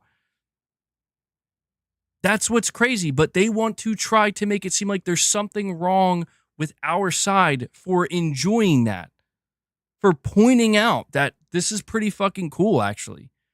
Like, imagine that. Imagine you can buy Death Stranding 2 and play Death Stranding 2 the day it comes out. And you can also, 2 months later, practically a month and a half later, buy a physical copy of Gears of War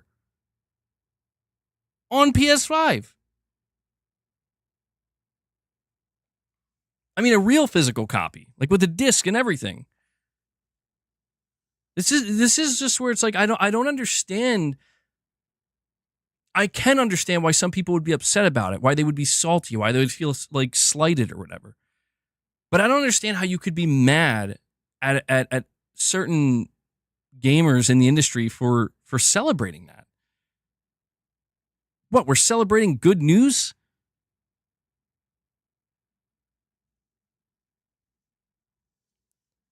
Our side. Exactly. Our fucking side, bro. Join the dark side. Join the blue side. Join the place. I don't know, whatever you want to call it.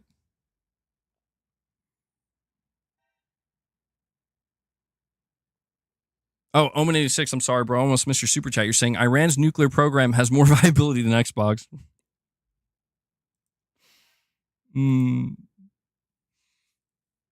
Omen's trying real hard not to get political up in here, bro. Is he trying that hard, though? I don't know that he's trying that hard. This argument is silly. Well, maybe. Maybe.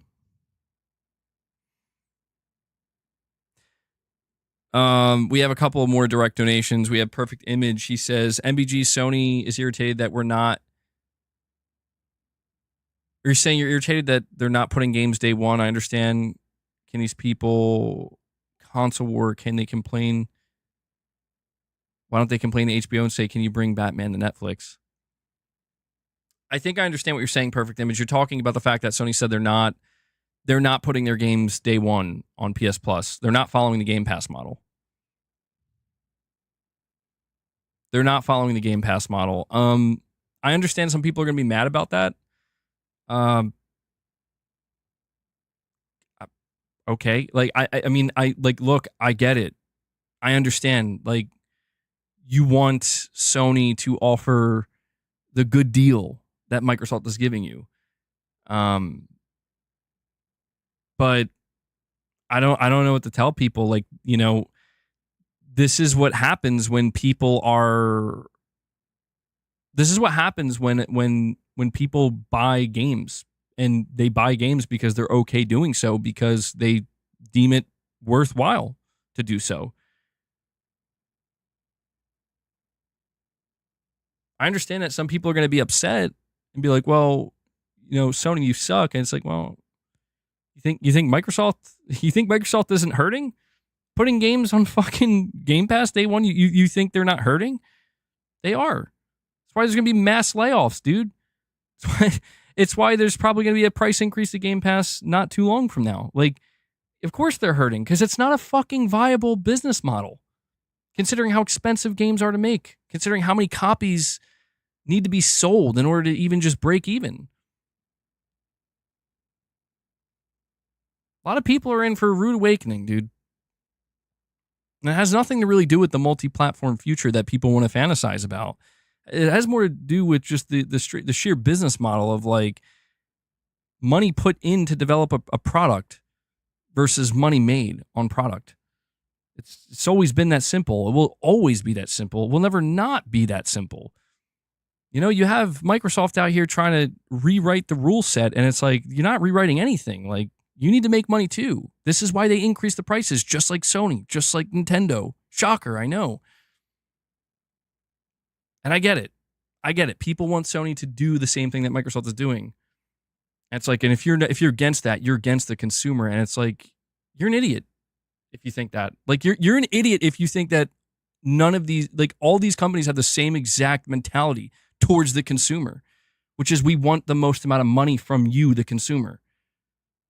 And if we have to convince you in the short term that we're your good friend and we're going to give you the best deal, don't go. We'll pay for it. Sure, that's really good marketing. That's a really fucking good marketing strategy. But that's not the truth. You want the truth. The truth is all these companies want as much money from you as they can possibly get. And you know what? And I would say this. This is what I'll say because I think this is fair. The only company out here that you might not be able to say that about, and I know this is going to be surprising coming from me, but it's true. The only company you might not be able to say that about is Valve. Truthfully. And that's because Valve is privately owned. Valve is privately owned. They're not a publicly traded company. And they seemingly, like, they're one of the only, they're super valuable. They're not on the same level revenue-wise and just overall, like, value-wise as, like, Microsoft or anything like that. Certainly not. But they're the ones that have, at times, given the big middle finger to corporate America or just corporate in general. Say, we're just going to run this shit as we want to run it. We're just going to be chill about it. And it works. It works. Now, is it working in the same way that facilitates the mass growth that is expected from publicly traded companies who have investors? No. Hence why the other three aren't doing it. Can't do it. But we don't know what the future of Valve truly holds. We can assume they'll be independent for a long time down the road, but I mean, we're talking long term. I don't know. I don't know what happens with Valve. But, you know, if you're talking about publicly traded companies like Sony, Microsoft, Nintendo, like, make no mistake, dude. None of these corporations are out to save you money. It is quite the opposite. And people need to stop kidding themselves. Where it's like, dude, everybody around you is telling you that subscription models are plateauing. Everybody around you is telling you that games are getting more expensive to make and that, you know, game sales and live service games are the two most vital things. You know, they're the two most vital things. Like, no matter who you are, even to Valve, those things are still vital. If Valve didn't have those things, they would also crumble. It's the way it is, man. It's like trying to deny, you know, certain reality in nature. It's just like, you deny it all you want. It doesn't make it any less factual or true. It's just, it is what it is. I didn't make it that way. Neither did you. And I understand it's like, well, we're the consumer. We hold the power. You're right. But you also got to be able to read the room. Just like when we talk about Nintendo, like, we got to read the room, man. Reading the room means you can acknowledge and be even very upset, and you can try to fight the good fight, which is always noble in a way. Fight the good fight of, man, look at how they're screwing us over. Meanwhile, you're getting left in the dust, bro. Ain't nobody give a shit about what you got to say. I mean, your YouTube video analytics might tell you they do, like, people care. Look at that. Hundreds of thousands of views on telling people not to buy the Switch 2. What did that do? Made you money. Nintendo made their money. Meanwhile, you got a lot of angry people who don't have enough money for Switch 2, apparently. That just got some free content and entertainment, I guess. And when you put it that way, it seems like everybody gets something, right? It's almost like everybody got something. No matter who you are. All right. We got Michael Lynch. He says the new Rock Ally is not an Xbox handheld. Microsoft just slapped their sticker on it. MBG, if I come to your house and slide a ring on Megan's finger, does that make me her husband? God damn. Michael went there. No, Michael, that makes you dead. Sorry, but that's what it makes you. I understand what you're trying to say, though.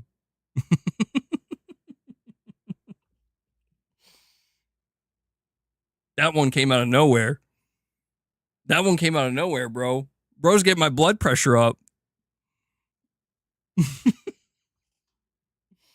Bruh. Oh, man. Yeah, that took a hard left turn. Bro. The Xbox Ally is a silly beta. Just a little beta, man. A little beta handheld. Got ourselves a little beta handheld over here. Only beta gamers by... No, dude. What's happening? What's happening, man? It's so hot.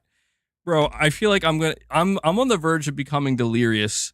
I think I've been losing my shit so much because I am burning up. Like, I have my air conditioning on. It cannot keep up. Oh, man. It's like 100. Let me see. What's it at? It's at 101. What's it feel? What's the real feel, though? What's it feel like? Feels like 107. Oh, jeez, man. It's 110 degrees outside. What is happening? My PlayStation 5 Pro is going to melt. I was actually worried about that. I'm like, dude, I'm running this PS5 Pro. Even my PC right now, I hear the fan going off like crazy. I'm like, getting a little worried. Michael says, I hope Mrs. MBG heard that because you defended her honor. I got you, Mrs. MBG. I got you. Xbox, the PS5 Pro is just a test machine for the PS6. Also Xbox, ROG Ally, Xbox, Box, Yahoo. Yahoo, bro.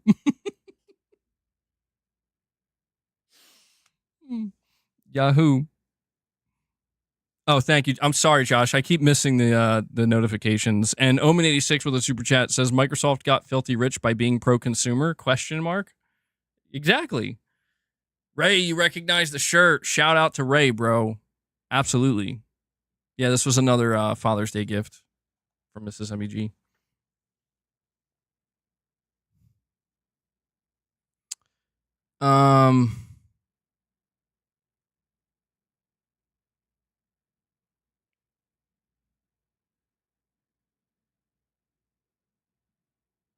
All right.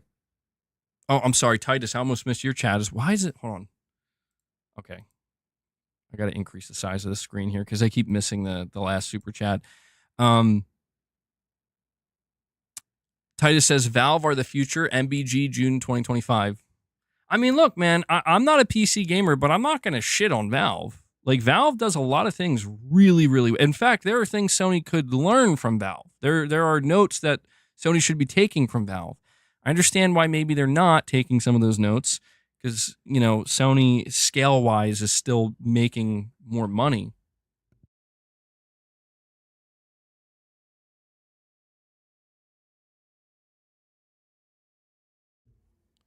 Where the... No, not you, boss. Boss, you already got... Okay. Boss, you already had treats. I was trying to get Leia. It's only 70 degrees Fahrenheit for you, Jake Skew. Where do you live, bro? That sounds great right now. God, I would love to have that. Damn, Michael. Shit. Valve is a better distributor and Sony's a better game maker. What do you think is easier to improve, distributing or making? It's an interesting view.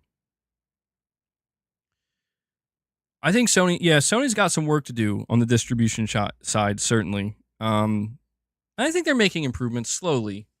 Maybe slower than some would like, but I mean, I understand, like, people kind of highlight my crash outs and whatnot, but it's like, I just don't understand. I don't get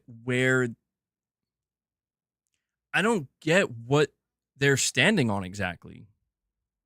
Like, what are they standing on? Where it's like, I get it. Like, it's all about. It's all about.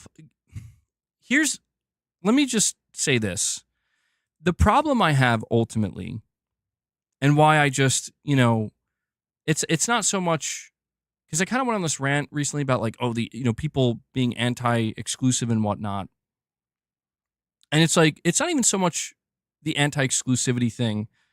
It's more along the lines of people, groups of people getting together and becoming deluded enough together, right? And then also trying to project that and bring more people in to the delusion of like this idealistic future of that Microsoft's fighting for. Clearly Microsoft's fighting for is like no more exclusives, everything goes everywhere, you can go wherever you want, play wherever you want, and there's no more exclusive games, no more money hatting, none of that. Like, and it's like, dude, I get it.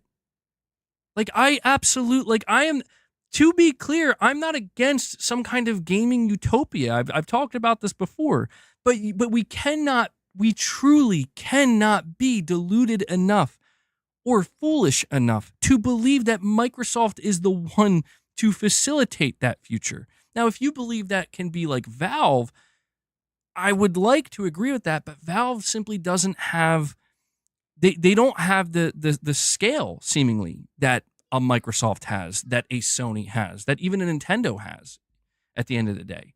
They don't have the scale, and because of that unfortunately, that is because Valve chooses to kind of be modest.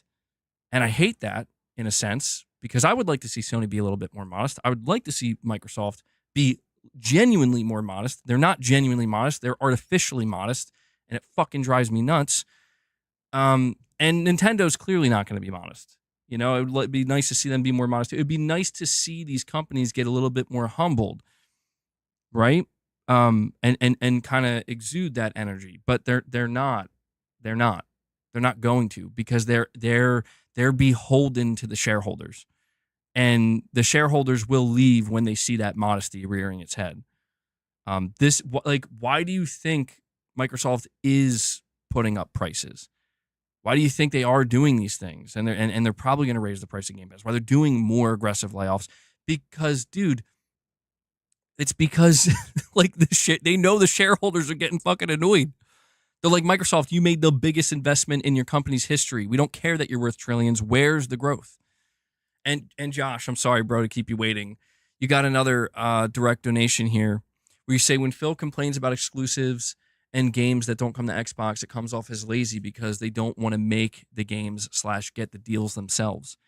Well, see, that's the thing, is they did do that previously, right? Like, Microsoft did cut deals. Microsoft was no stranger to going crazy with the exclusives. I mean, the original Xbox still has so many exclusives games that never left that platform, and Microsoft was all about that. It's just that they lost on that front. They were, like, to be clear, Microsoft was never against exclusivity. Microsoft never had a problem with it. Microsoft never had a problem with third-party exclusivity, with DLC exclusivity, the whole 9 yards. Microsoft was all fucking about exclusivity. It's when they realized that exclusivity is very expensive and isn't helping you win anymore. Or compete. Yeah, great. You got Rise of the Tomb Raider as a third-party exclusive. Nobody gives a shit. Xbox One's still in the dumpster, bro. Like, sorry. Uh-oh. This is what I'm trying to say. Like, you can't fall for the sudden pivot or 180 of like, you know what? Turns out, guys, exclusivity was always bad. Now from like a consumer perspective, that's where the argument gets more interesting, because it's like, well, is exclusivity really bad? Is it really bad, or are there pros to it? And this is why I say, like, dude, I'm not against the utopia, the fantasized utopia of like, you can just buy what you want, any device, or you could go to cloud, whatever the fuck you want to do, and you got everything at your fingertips. You got everything at your I mean, literally, Sony games, Nintendo games, Steam games, Microsoft games. You got everything. Doesn't matter where you go. I get that. That's never going to be real.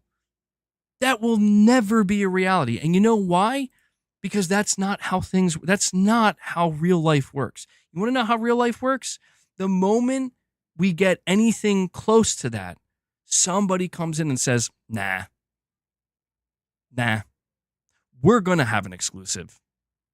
We don't give a shit if everybody else doesn't have exclusives. And everybody else shook hands and said, we're at peace.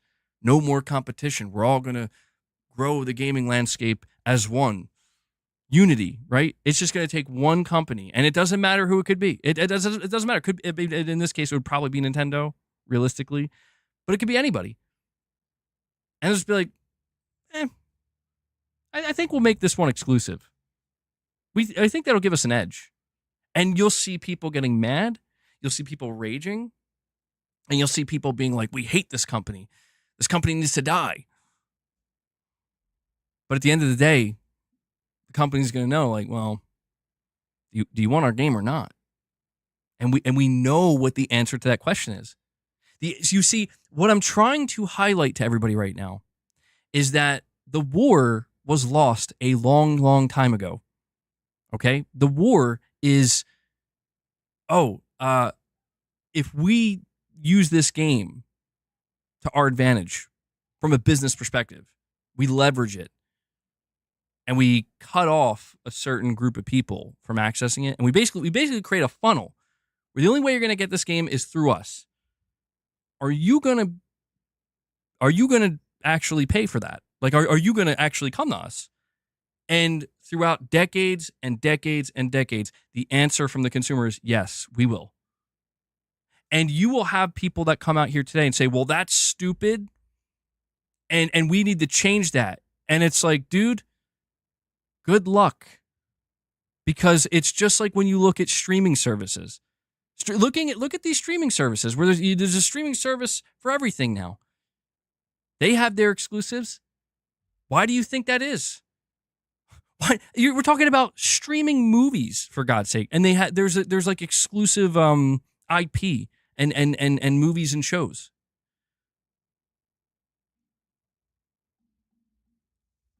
Well, see, that's the thing. It's not about the console war. Because, we talk about the console war being over. It's just the battle. It was never really a war. It was just a battle, dude. The battle's over. The war it continues. And the war is not just, it's not exclusive to consoles. The war is that these content manufacturers, these publishers, and these platform holders, they're always going to try to have some kind of edge over whoever is standing next to them, trying to offer the same thing. And Microsoft would have you and so many others, and it's crazy how they actually have achieved this. They would have you believe that they're not interested in that. And it's like, are you out of your fucking mind?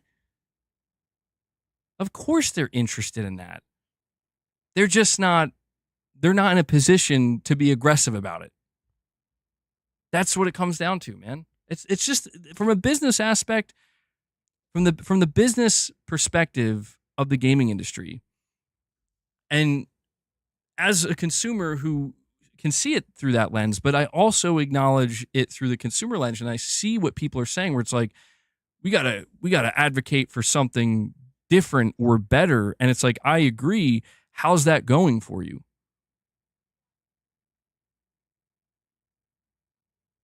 How's it going? Oh, game prices are still going up? Gotcha. Games are still selling? Gotcha. Oh, live service games are the go-to games? Got you. This is why I said, like, you know what? There is no more war. The war was between consumers and corporations, and the corporations won, bro. And that's what people are waking up to today.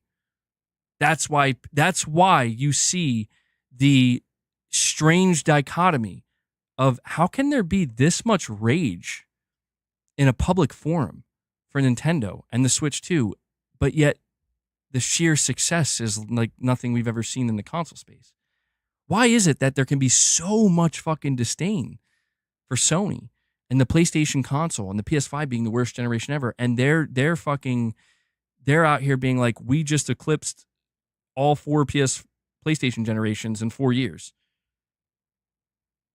Why is it that Microsoft can purchase a publisher for $68 billion, come out here, tell you this is all for you, the consumer, and then simultaneously raise prices as if they didn't just tell you that it was for you, the consumer, when I'm pretty sure nobody asked them to raise prices, you know?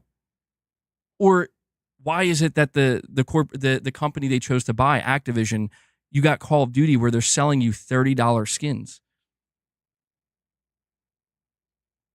You know, I'm pointing this out again. This is why I highlighted that Valve is the only one that's an outlier, and the pressure. What the pressure's kind of what it all is boiling down to is like people keep talking about they keep talking about like a video game crash or something like that. You know? And yeah, we'll have to see what happens with the Switch 2. It is breaking records right now. It's at launch. There are some people who still think that it's going to fall off a cliff. And let me tell you, if it did, that could be the moment. That could be the moment of truth of like, oh shit, the Nintendo Switch 2 is actually falling. It just took a little bit longer than we thought. It wasn't going to be, right out of the gate. But it's just right now, it's if you were trying to look, predict the trajectory based on the facts that we have in front of us right now, the facts in front of us tell us right now that that's probably not going to happen. It could. Anything can happen. Just like the PS6 could flop, right? Right? Like, we don't actually know. But based on the trajectory, it's like, probably not. It's probably going to do just fine, if not really well. It's just the pressure that's starting to surround Valve is that it's not Valve. It's like the pressure is on the consumer. It's like, oh, is there going to be this video game crash or what? It's like, you tell me, man, because you know what's required for a new video game crash or for a complete upheaval of the gaming industry? Consumer spending and consumer behaviors and habits need to flip. And it needs to be quick and aggressive. Why do you think Microsoft has been so crazy the past couple years? The past like 8, I know 8 years is a long time, but in the bigger picture of things, in that 8 years, they've tried to push like, okay, guys, sub service is the new thing, right? Netflix of gaming, and everyone's just like, no. Google, cloud gaming, baby. This is what flips it on its head. It's like, no. And it just stays the same, generally speaking. The only thing that actually came in and flipped the gaming industry on its head, this is the only thing in recent memory that really changed the entire landscape. Live service games. And it wasn't Fortnite. It's not like Fortnite was the first live service game. There were live service games prior to that, but Fortnite marks a turning point because it was the first live service game that proved this is not a trend. This is the way forward. And I didn't get to decide that. You didn't get to decide that. I don't know how many people here have spent money on Fortnite. But that's not the point, right? All of us collectively here could have spent $0 and 0 minutes on Fortnite. Doesn't change the fact that millions upon millions upon millions and millions and millions of people did. And they spent so much time and money on Fortnite that almost every other video game publisher decided, you know what? We got to do this too. And chances are there's a game out there that you have put some time and money into that would be in the category of a live service game. So what I'm trying to say here is that the time to uproot the industry came and went, and it already happened. And now we are settling in. And this is why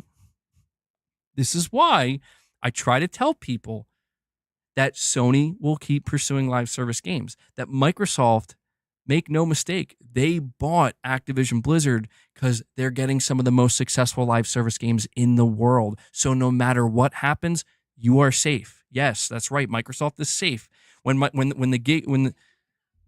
yeah, when it's all said and done, and people realize that Microsoft can't sustain Game Pass the way that they made it sound, Microsoft's not going to be hurt because they're like, we still got Call of Duty, we still got Minecraft, like we're fine.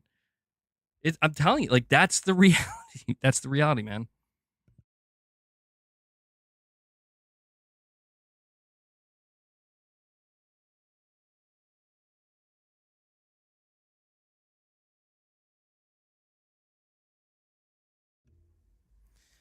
And I think I'm just going on this really, uh, I don't know if I guess it's a rant or a crash or whatever. It's because like, dude,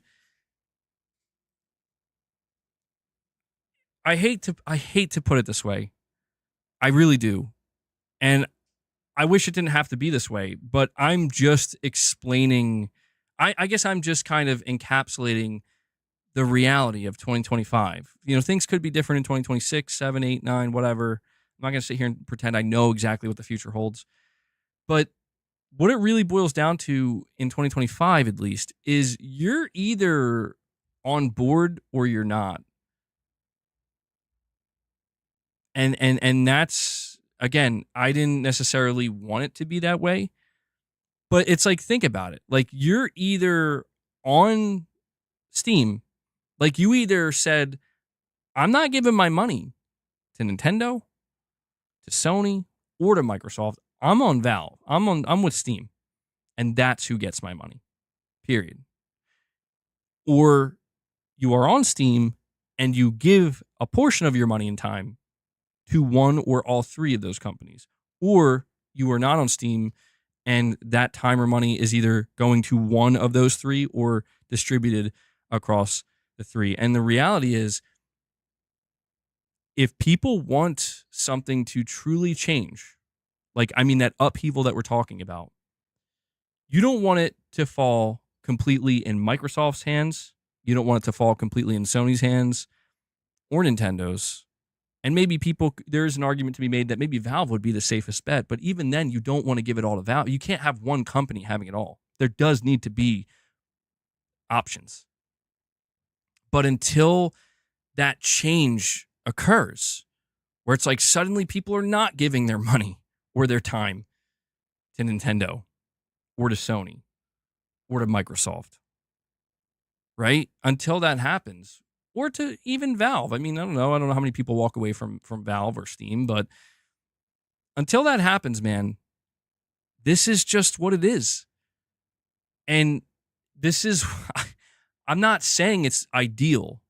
I think people, oh God, I inhaled cat hair from my mic. I did it again.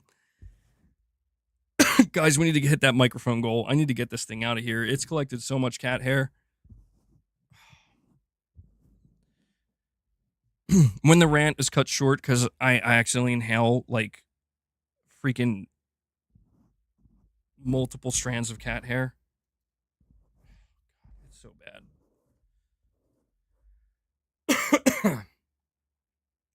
No, it's not. It's not so much a Microsoft rant. I know I'm bringing up Microsoft and I'm bringing up Xbox, and it's more of a gaming industry rant of just like, listen, the war is over because the people have decided, man. I know I'm sitting here and I'm like, if everybody just collectively decides not to spend money, like, it's over.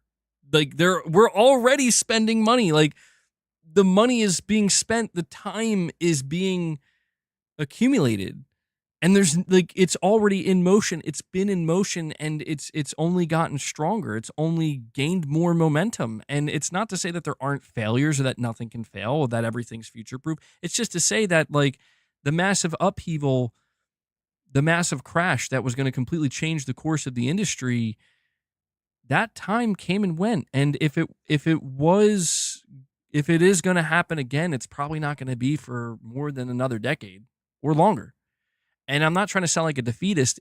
I'm just trying to sound like a realist, where it's like, dude, it's when you see people out here making rage videos, like rage bait or whatever, like fuck Sony or fuck Microsoft or screw Nintendo and let's talk about how bad everything is. Like, don't I just find it interesting that, like, dude, those people are making money, just like the companies are trying to do. It's all about making the money, dude. The money is flowing, whether we want it to or not. And the only thing you actually have control over is where do you want your money to flow? You're either gonna let it flow in the direction of these companies that are producing these products, producing these services and these platforms and these consoles and the games, or you're gonna let it flow, on YouTube through ad revenue, through watch time, through analytics, through whatever. Because it's like, oh, I'm against it, so I want to support this person who's against it. And it's like, yeah, I get it. It's all about influence, but I think one of the more interesting things we've seen in 2025 is that, like, dude, no amount of influence can stop this, dude. Like, it's too late. This is why Microsoft bought ABK, because they knew what's the end game. What's the worst case scenario? You know what the worst case scenario is for Microsoft after buying ABK? Game Pass collapses, their console collapses, their entire storefront collapses. What does that mean? What does that mean for Microsoft in gaming? It means you're the biggest fucking publisher in the world. Not too bad. Yeah, it better not be after spending $68 billion. My money flows to Kojima and Death Stranding 2. And that's what I mean. Like, that's why it's just, I see the flaws.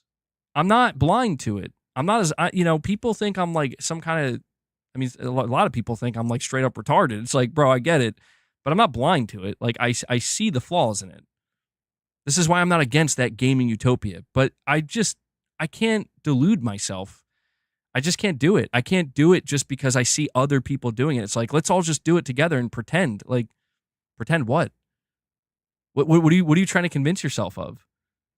Because from what I could tell, it looks like people are trying to convince themselves that the future of gaming is something that it's clearly not going to be. And it's because it's already, like, again, I'm not trying to say I know the future, but look around you. Like, you think live service games are going anywhere? Dude, Lux, I don't even know if he's still here, but he fucking mentioned Roblox. 23 million fucking concurrent players or some shit. Just for a new update. You think you're stopping that? You think you're stopping the millions and millions and millions of kids? And probably adults too. I don't know. I don't know how many adults are playing Roblox, but you think you're stopping that money? You're stopping that growth? You're stopping that train? You're not. And the same goes for Sony. The same goes for Nintendo. The same. And the thing is, people, what's unfortunate? More people begin to question, how long can Valve hold out? And that's the fucked up part of it. See, that's the reality rearing its head. And the people who are asking that question, they're asking the real question. Valve being the other giant here, the other juggernaut. We all know how Microsoft, Sony, and Nintendo want to operate. It's not hidden. And we all know that Valve isn't a publicly traded company, but how long can they hold out? This is why people literally talk about the day Gabe Newell dies. I know that sounds crazy. I know that's but that day is going to come. And the question needs to be asked, what does that mean for Valve? Because it's going to mean something really fucking big. It either means whoever is taking the reins next is going to honor his legacy and be like, nothing's changing. Or it's fucking over. And he was the only thing getting in the way of Valve embracing what every other corporation has embraced. And I know that this sounds like I'm like practically glazing Valve here, but it's just the reality of it. I'm on this, like, I told you guys why I play on PlayStation. I personally don't have that much of a chip on my shoulder with most of Sony's business practices, mainly because they continue to produce the games that I want to play. And I appreciate their stance on the console business. Doesn't mean they're perfect. Doesn't mean I'm ignorant to the fact that they are a multi-billion-dollar conglomerate behemoth of a corporation that would shake me upside down the first chance they get to take all of my money. Uh, just like Nintendo and Microsoft. Like I'm very much aware of that. Sony's not my friend. They're a business. But I appreciate what they do, and I don't hide that fact. And I'm willing to support that as long as they continue to do enough things correct and or at least what I deem to be correct and in my favor, right? But I don't know. I find it interesting. Valve, more than any other company, is the reason why we are marching toward an all digital future, and that's kind of the another interesting dichotomy you point out there, Smurf. It's another very interesting dichotomy where it's like, ironically enough, the one company here that has so much going for them, yeah, when it comes to the digital side, they've been more influential than anything, which I am kind of against that. Like I'm not for an all digital future, even if that is where we're headed. I want to. That's what I want to try to fight as best I can. At least keep the options alive. MBG, ironically, you hold the values of those that hate you far more than they do themselves. Trust no company, always have doubt. I mean, that's the thing. And I understand why people are they're gonna try to destroy me, because it's like, well, you're saying these things, but then you're fucking subscribing to PlayStation Plus and you're excited about what Sony's doing. And it's like, Sony's the fucking devil. It's like, listen, man, just because I can see it for what it is doesn't mean that I'm gonna, I have a choice to make too, just like everybody else. And I've made the decision that, like I said earlier, like, you're either on board or you're not. It's like, I'm on board, bro. And people can be upset with me for that. They can hate me for it, but it's like, I'm not gonna lie to myself, let alone to anybody, let alone myself. It's like when people say, like, well, what are you gonna do when games are $80? I'm gonna fucking spend $80 for games I want to play. Well, what are you gonna do if they're $100? Let's cross that bridge when we get there. Why don't we just slow our roll? Like, let's just see what happens. I mean, you may as well ask me, what are you going to do if GTA is $150? I'm going to fucking do if GTA is $150. You really want to know what I'm going to do? You really want to know what I'm going to do? Do you really want me to answer that question? What are you going to do if GTA is $150? Because I'll tell you what I'll do. I'll tell you. I'm going to fucking buy it. That's what I'm going to do. Doesn't mean I ain't going to bitch about it. Doesn't mean I'm going to be like, what the fuck is wrong with these guys? But they know what they got. I know what they got. We all know what they got.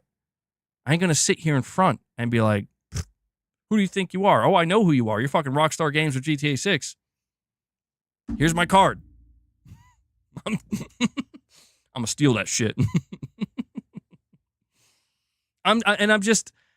It's the struggle of being a realist that also very much still enjoys video games. Which I think that's where a lot of people fall, man. And I think, if anything, I'm speaking for the majority of people, or at least a larger group of people, of like, I said, when it comes to $80 games, like, most people who enjoy video games are not going to let $10 on their game purchases, whether that be once a month, once every 3 months, however often, maybe they're not going to let an extra $10 stand in the way of them enjoying that game. And no matter how much we may want to shame that and say that's wrong, you're ignorant, or you're contributing to the to the bad side of the video game industry and what it's turned into. It's like, dude, people are gonna do what they're gonna do, man. So leave them be. Let them, like, if somebody's okay spending $80 and enjoying a video game, who fucking cares? Who cares? Like people, like, it's like people who, listen, man, I've seen YouTube channels out here that have spent an ungodly amount of time and effort, and they're getting paid for it. To be clear, they are making money, probably pretty good money, but they have spent so much of their time, I mean, like, putting just copious amounts of time and energy into let me bitch about, and I understand the irony because I bitch too. Like I'm not saying I'm not one of these channels. I'm just saying like these channels where it's like I'm going to bitch. I'm gonna bitch about this product every day. I don't know why I'm talking like that. That's not at all what they sound like. I don't. It's like that's some fucking Clint Eastwood shit going on. But they just, it's like that's all it is just pump it out, pump it out, pump it out. And it's like, oh my God, like, bro, dude, you care. You care so much. And I love that passion where it's like, bro, you care so much about this that you are willing to put this amount of time and effort into shitting on something. There's no greater example of how much you care. And that's what's funny, because when it comes to me and Microsoft, dude, I followed Microsoft for many years in the gaming industry, and I absolutely did care. And I still do to a degree. But I always cared about PlayStation too. And it's just like, at what point, honestly, at what point do you just admit that you care so much because you can't detach from it, you know? And I say this as somebody who's part of it. I'm not claiming that isn't me. I'm just saying I see these people. I see these content creators. I see these people on Twitter. These people with smaller followings, larger followings, mid-sized followings, and it's all the same. It's like, just admit that you cannot detach yourself from it because you don't want to. Because a part of you still fucking loves it. And that's the reality, man. That's the reality. Part of you still loves it. Because you know the people who really did attach? I see dead people, bro. The people who did detach themselves and the people who actually said, fuck this. This is a joke. This is wrong. This is a ripoff. I tried, to do the right thing. You know where they are? They're not here. They moved on. They went somewhere else. They decided to spend their time, energy, and money on something that they deemed worthwhile. Because they truly got to a point where they didn't care anymore. So, yeah, I don't know. Anyway, what the fuck were we talking about? I got a direct donation from Perfect Image. I'm sorry to keep you waiting, buddy. You're saying, if there was an effing gaming utopia, we wouldn't have these TV channels and different subscriptions. Am I effing crazy for thinking this way? No, I mean, the utopia that we speak of is a singular, if not a singular platform, like a platform that has, and this is why, like, when people talk about Microsoft, like, it's almost like Microsoft is like, oh, they're going for that utopia, right, bro? Where it's like, we're going to have every storefront and you're going to have all the options at your fingertips. And it's like, but who's in charge of that? Who's running the running? Who's running the shit that's running? It's called Windows. You want to know how Microsoft became $1 trillion company? It's called Windows, bro. But I mean, in reality, it's like, that's the play. You remember when I said it's about, okay, what if, like, rather than being a really successful business with a really big building, we just be the entire land mass, the entire ground that every successful building and business sits on top of? The foundation. Why don't we be that? That's thinking big. But it all comes back down to the same thing. So you want control on a level that runs way deeper than a storefront or exclusivity or, MAUs or whatever, right? Like, you want something much greater. It's like, yeah, that's what this has always been about, man. Because if it's not Microsoft, it's somebody else. It's Apple. It's Tencent, right? It's whoever. It's the way it's just the nature of competition, man. It's never going to go away. The supposed gaming utopia will never exist because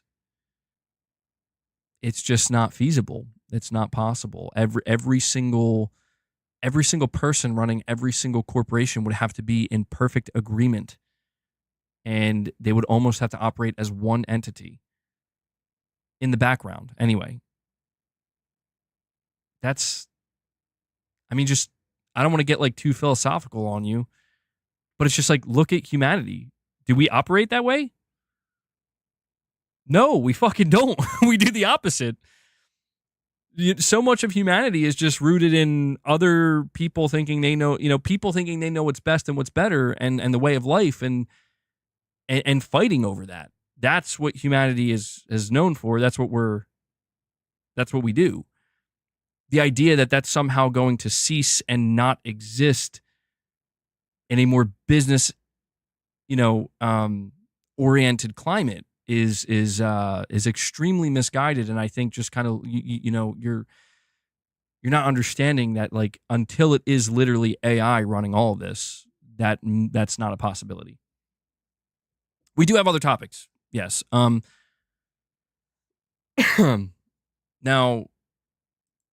that was just, my I guess I just had to kind of go off there on, I don't know what exactly. I guess what fueled that, just to explain why I even talked about any of that. What fueled that is that I see the different opinions and the arguments and the fighting that occurs, and I see all different sides of it. And sometimes I just feel like there are too many people involving themselves, because that's the nature of the internet. Anybody can get involved. Anybody can have an opinion and say what they want to say. But I see too many people involving themselves, and they seemingly just don't have a more foundational, fundamental understanding of, like, the way things work. Not because I say so, but because it is so. This is just like, it's like saying that, that we operate on a 24-hour cycle. I didn't make it that way. That's just the way it is. Okay. Like, that is how it is. I didn't, I didn't decide that the sky was going to be blue.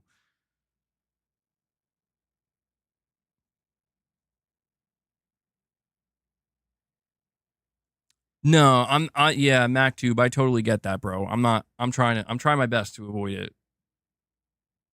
Shems, I actually got the digital version. I should have a physical version coming, but I got the digital version because Silent Spartan, he dropped a donation that he wanted me to.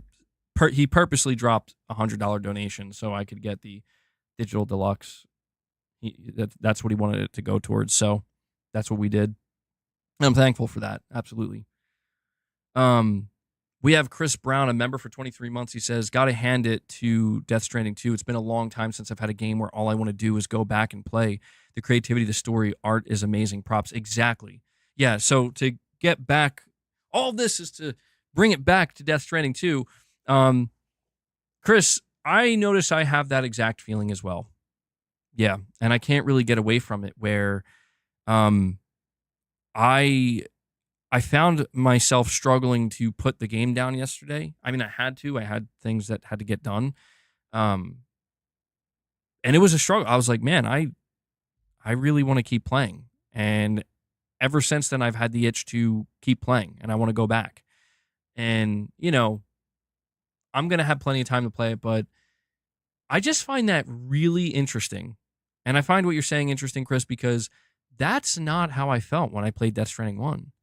It took a lot longer for me to feel that way about DS1. And I don't know why. I don't know I don't know if it's necessarily that the game is so much different this time around in terms of the way it presents the first few hours, or if it's just more along the lines of, well, you have prior experience with Death Stranding, like you spent 100 hours in the first game. And so even though it's been a long time since you did so, you automatically are going in like, oh, yeah, okay.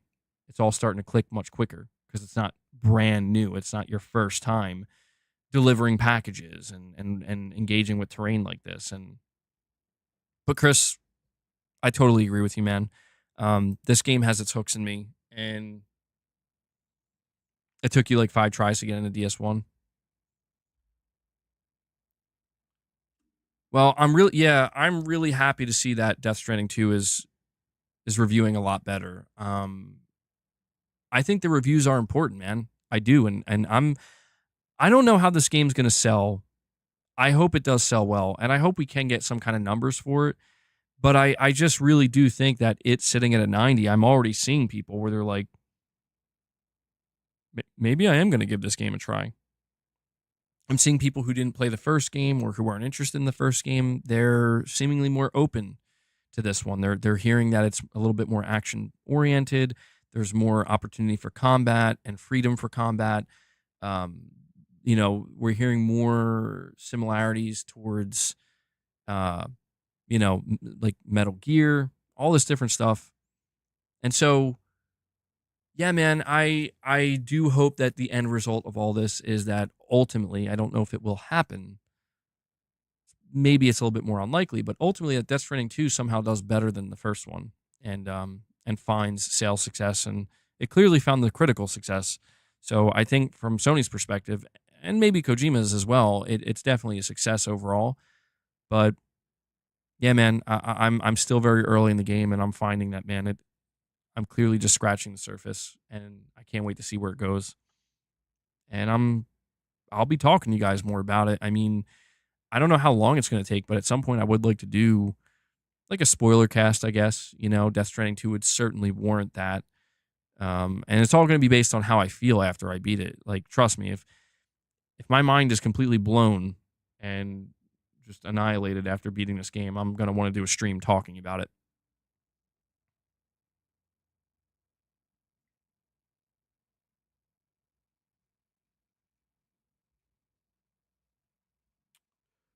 Hold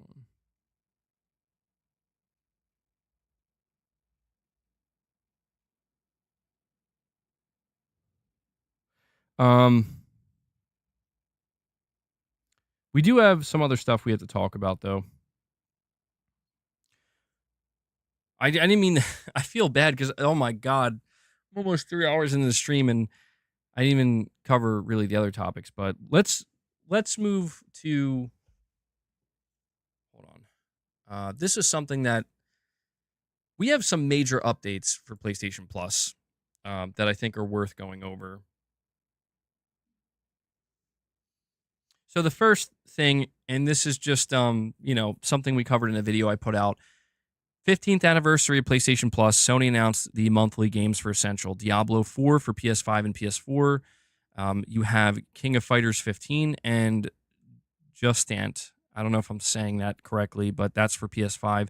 But they say here, PlayStation Plus 15th anniversary celebrations. Throughout the summer, we'll be running a series of activities with many moments to celebrate the 15th anniversary. This month, we're starting off with the following. They say, let's wrestle. Starting today, PS Plus premium members can jump into a game trial of WWE 2K25. They're going to be doing Monster Hunter Wilds, another exciting game trial opportunity for PS Plus premium members, available June 30th. PlayStation Store exclusive offer weekend between June 29th and 27th and 29th. Valorant PS Plus pack. They're doing PlayStation tournaments starting Saturday, June 28th. They're going to be hosting a special PlayStation Plus 15th Anniversary Cup tournament. They're doing something for Sony Pictures Core. From today through August 12th, PS Plus premium members can unlock a 15% discount on up to 2,000 movies store-wide. And then finally, a multiplayer weekend that will begin on June 28th and will run through to June 29th. They say here, in the last 15 years, we've been focused on providing access to quality game experiences through PlayStation Plus, along with key benefits such as exclusive PlayStation Store discounts, online multiplayer access, cloud game streaming, and more. Since the launch of our monthly games benefit, previously known as the Instant Game Collection, more than 500 monthly games have been offered. PS Plus game catalog for extra and premium/deluxe members also launched 3 years ago with the reintroduction of PS Plus. Some of the recent top games played based on playtime hours include Ghost of Tsushima, God of War Ragnarok, GTA 5, Hogwarts Legacy, Spider-Man Miles Morales, and The Last of Us Part 1.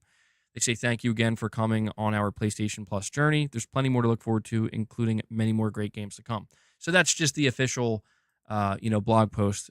But we have more interesting info about PS Plus, I would say, coming from an interview that was actually done. And this is courtesy of, where's it at here?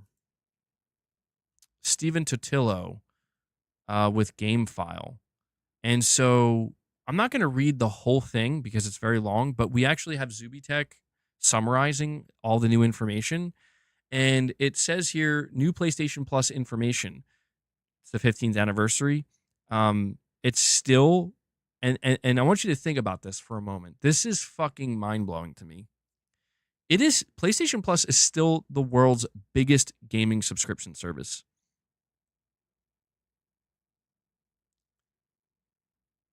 Like that to me is just it's such a simple statement and such a simple fact. But that's that's crazy to me. Where it's like, wait a second. So even after all this time, even in 2025, even with Game Pass existing, with all these other services existing, PlayStation Plus is still the biggest gaming subscription service in the world. Now that doesn't mean they should rest on their laurels, of course, but I mean, goddamn, I wouldn't have thought that. I'm being genuine. Like I would have thought that by this point in time, PlayStation Plus would have been knocked down a couple pegs. But anyway, that's something that's I think worth keeping in mind. PlayStation Plus is growing faster on PlayStation 5 than it did on PlayStation 4. Sony did confirm that. And this is another interesting statistic. More users, according to Sony, are signing up for the highest tier of PlayStation Plus, which is $160 a year with premium, than they are for the cheaper $135 a year PlayStation Plus Extra option. So, for as good as a lot of people, view PlayStation Plus Extra for what it offers, apparently more people are subbing to premium, which is interesting. Now, I'm only at Essential. I need some industry moles and insiders. They'll change your life. I've thought about that, but it's a tough game, bro. That's a tough game. There's a reason why there's not many successful insiders. It's because you're at the mercy of people you don't know, and it's a game of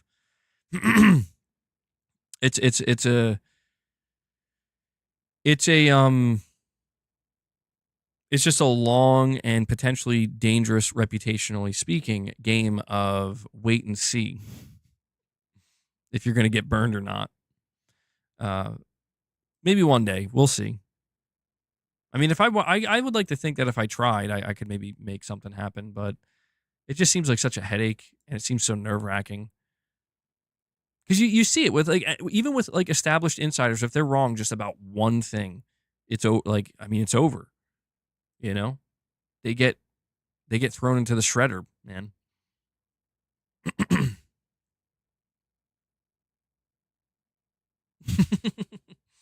That's true, Gamers Bar. That's an interesting way to view it. We have another direct donation. Oh, God. Another direct donation from Rich Rod. He says, I'm tired of you disgusting bots. You lost. Bye to your console. Go cry. Because you suck harder than Colt at a Phil Spencer Colt dinner. Xbox is king. You ugly. Bro, that...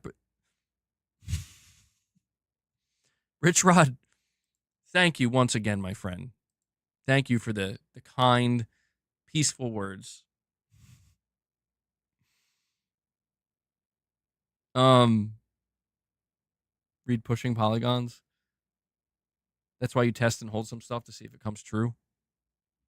Well, yeah. I don't know, man.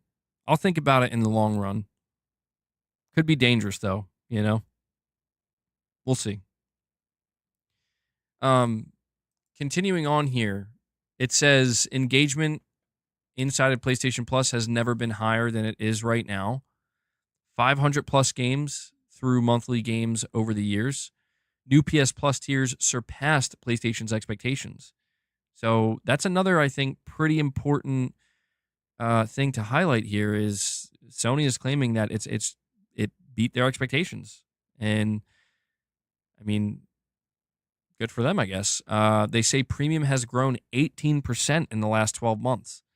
That might be the most surprising statistic. I mean, I see this. This is, listen, this is what I'm talking about. Where, like, I, listen, I come across people like leaving comments and on forums or like on Reddit, and they're like, yeah, I finally unsubscribed from PlayStation Plus after all these years. And like, I get it. Like, I understand. It's like, yeah, you need to put in practice the power you have as the consumer. But it's just like, man, this is a tough one. Like, I'm sorry to say, bro, like, it might be in vain, because as you're canceling your PlayStation Plus subscription, Sony's like dropping all these stats on us, and it's like, I don't know that it's gonna make a dent in anything, you know? We got Michael Lynch with a $5 super chat. Thank you, buddy. Saying, MBG, that's because all you hear from Xbox gamers is Game Pass. You don't really ever hear PlayStation gamers talking about PS Plus. And that's true. And it's because we're usually talking about we're usually talking about games, right? No, I mean, not that they're not talking about games with Game Pass, but it just, games is in buying games, right? And sometimes I come across people talking about games, through accessing them through PlayStation Plus. But yeah, um, and it's just so funny to me. Like, this, dude, this is why I said numerous times, and I still stand by this. I said numerous times that somebody at Microsoft, I don't know if it would be Phil Spencer, I don't know who exactly it would be, but there's somebody internally at Xbox, at Microsoft, that is just straight up punching air, man, because it is almost unfair. And I'm like, even I could admit, like, that's kind of that's a tough break, man. They're like, we're gonna buy publishers, okay? We're gonna buy Call of Duty, we're gonna buy Bethesda, we're gonna have it all, and we're gonna put it day one in our gaming service, day one. And it didn't change much of anything. And Sony didn't do any of that. And they're still beating them. It's like, holy shit, dude. I would be fucking fuming. I would be punching air. I'd be like, how is this? I would honestly be asking, how is this even possible? But I just think it comes back down to what I try to explain to people, which is Sony has placed a very large bet on the traditional way of doing things, where we think people like to buy and own their games. And granted, maybe that conversation has been a little bit muddied as more people embrace digital, to where it's like, well, do you really own a game if it's digital? For all intents and purposes, whether you're buying physically or digitally, you're buying it, it's in your library, you're going to have access to it probably till the day you die, right? Sony bet on that. And they bet on the only way people are going to buy games is we got to continue to make the type of games either that they expect or hit a quality level that they expect. And I think that makes some people really mad, and I don't know why, where it's just like, dude, that's not exclusive to Sony. That goes for all video game manufacturers, or sorry, publishers. And Michael Lynch with another $2 chat says it's because game quality matters. It does. And I think people sometimes forget that the biggest collapse on the Xbox side of things wasn't even the consoles.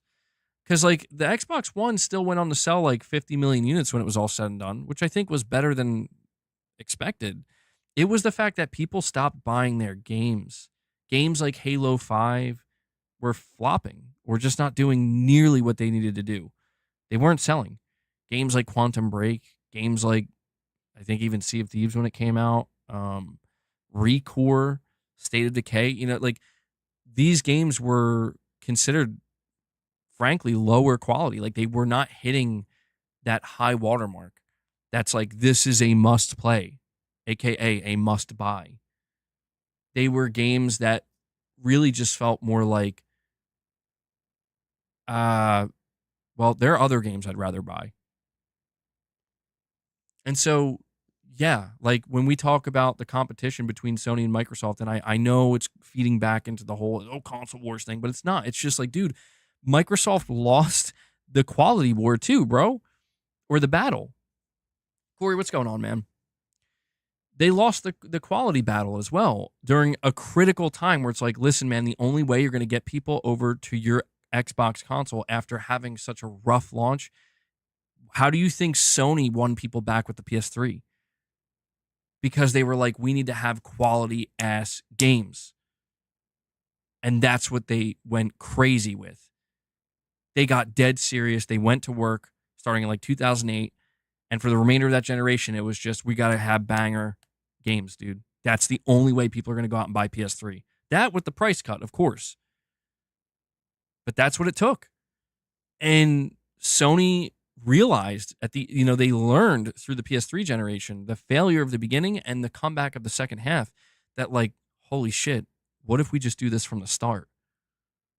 And they've maintained that. That's why I try to say you can't take that away from Sony, where they maintained, like, they're serious. They're not bullshitting you when they say we care about the quality. They're not bullshitting you because that's what saved them during the PS3 gen and what made them successful in the PS4 gen and continues to make them successful in the PS5 gen. They can't get lax with that. And I'm not saying that Microsoft ever got lax. It's just that maybe they did, maybe they didn't, but it's just that they didn't do it when it needed to be done. And it went on for not just 1 year, not just 3 years, but almost the entire generation, to where, yes, the only way you can now get quality games is you have to buy 5 studios, wait for them to develop their games, and then you got to buy multiple publishers and hope that they maintain the quality level that they were at prior to your acquisition.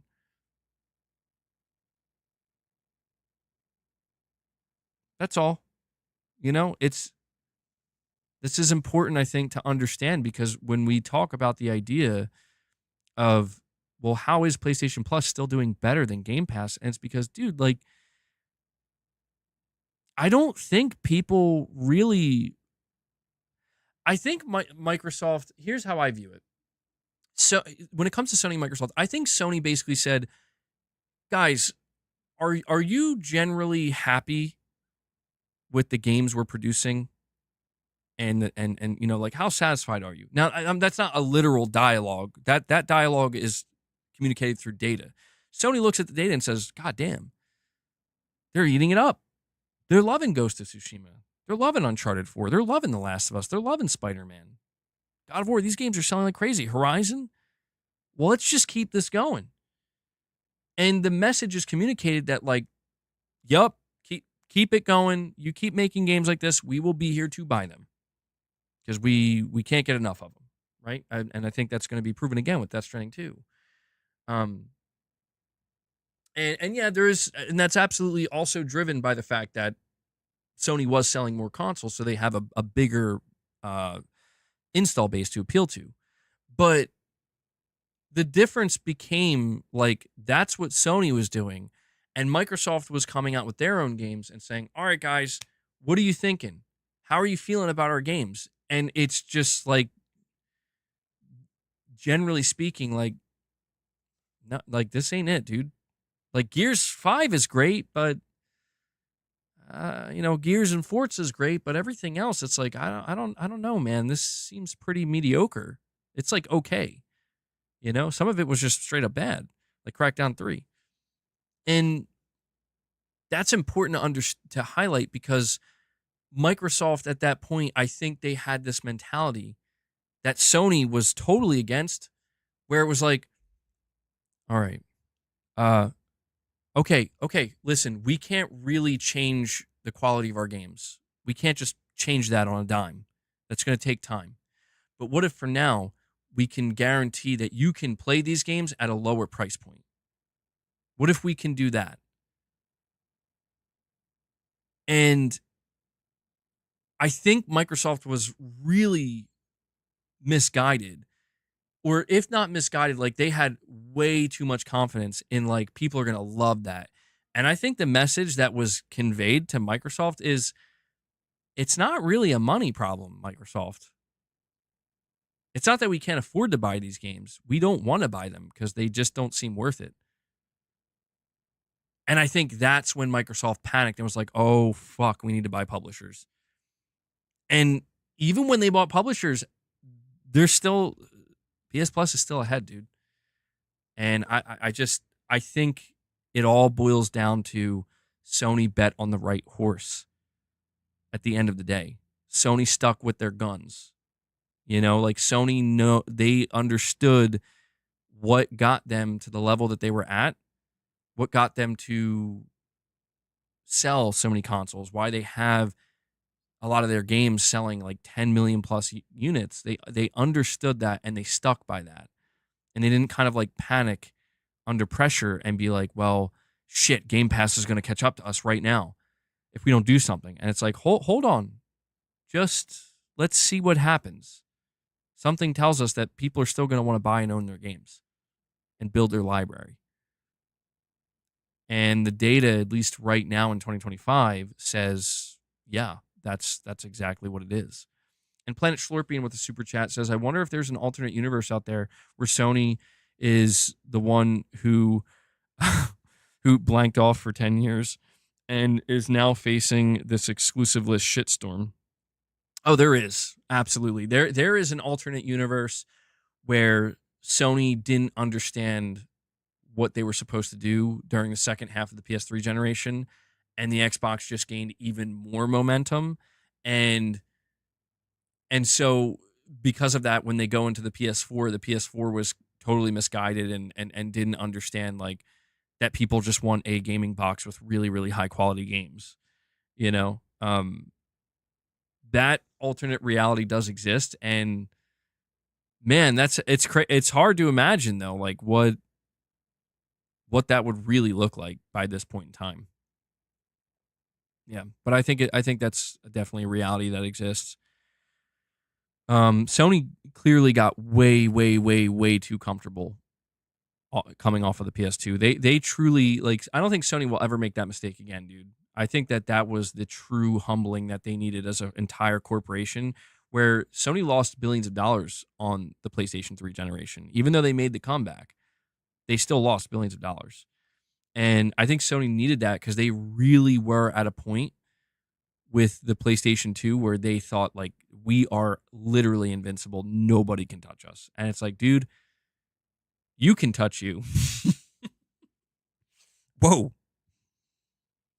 What I'm trying to say is you're going to be your own undoing. All right, later, Gaming Survivor. Thanks for hanging out, man. In that reality, Mark Cerny works for Microsoft. Oh, man. In that reality, I'm probably still playing on Xbox.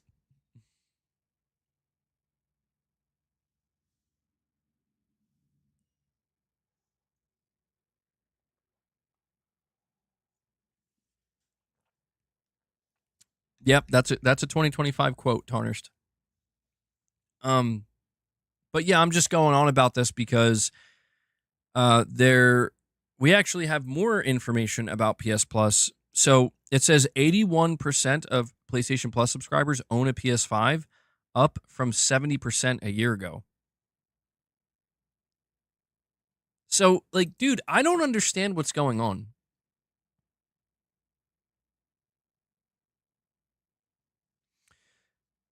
Yeah, MacTube, just to speak to that, bro. I mean, look, man, I'm not going to be so stringent about it.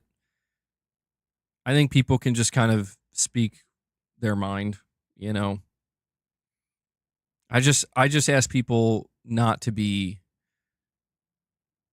don't just don't be hateful, you know. Don't be hateful and don't be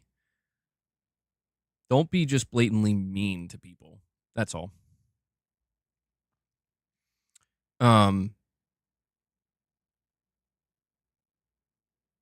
Someone made a video about me and got a lot of views yesterday. What was the video, Tarnished?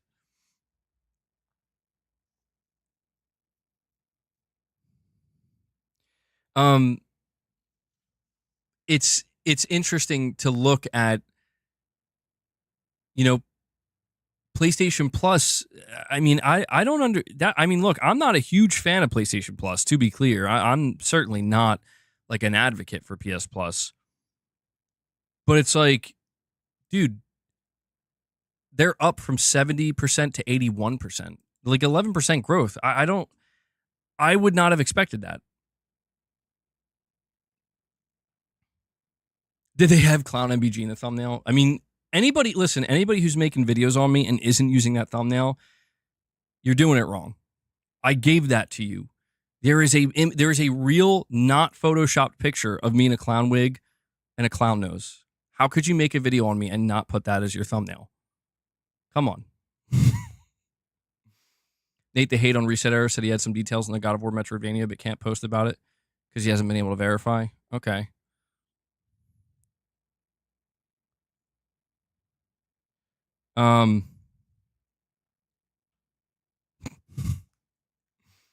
You know how many people probably see that clown image and think that's Photoshop? But it's not. It's real. It's authentic. They put me drooling in the thumbnail. Nice.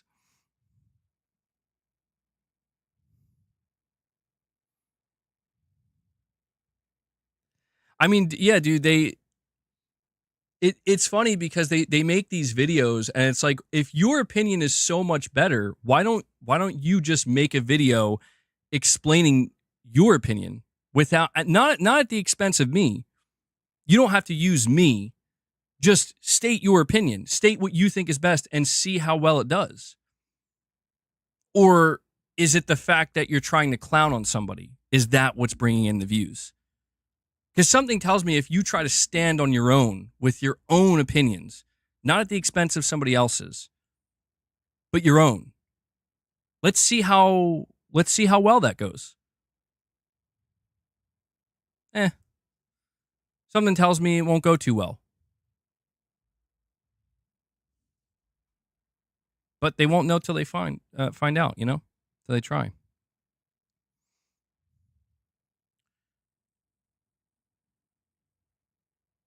When you think about it, the PS3 deserved that price.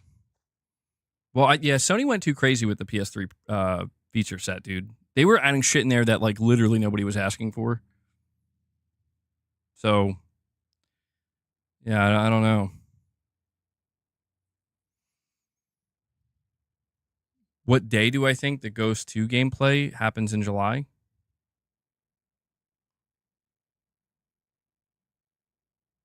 Well, Tarnished, you got to tell me. I mean, I don't know who you're talking about.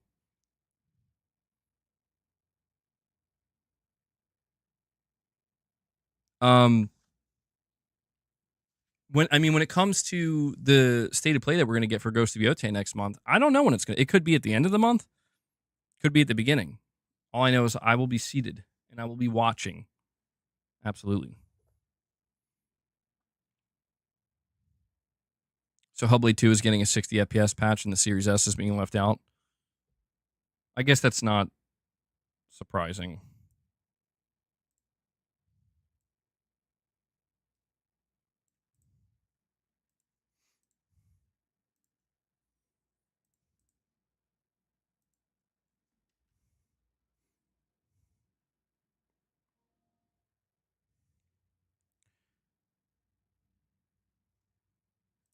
Hold on.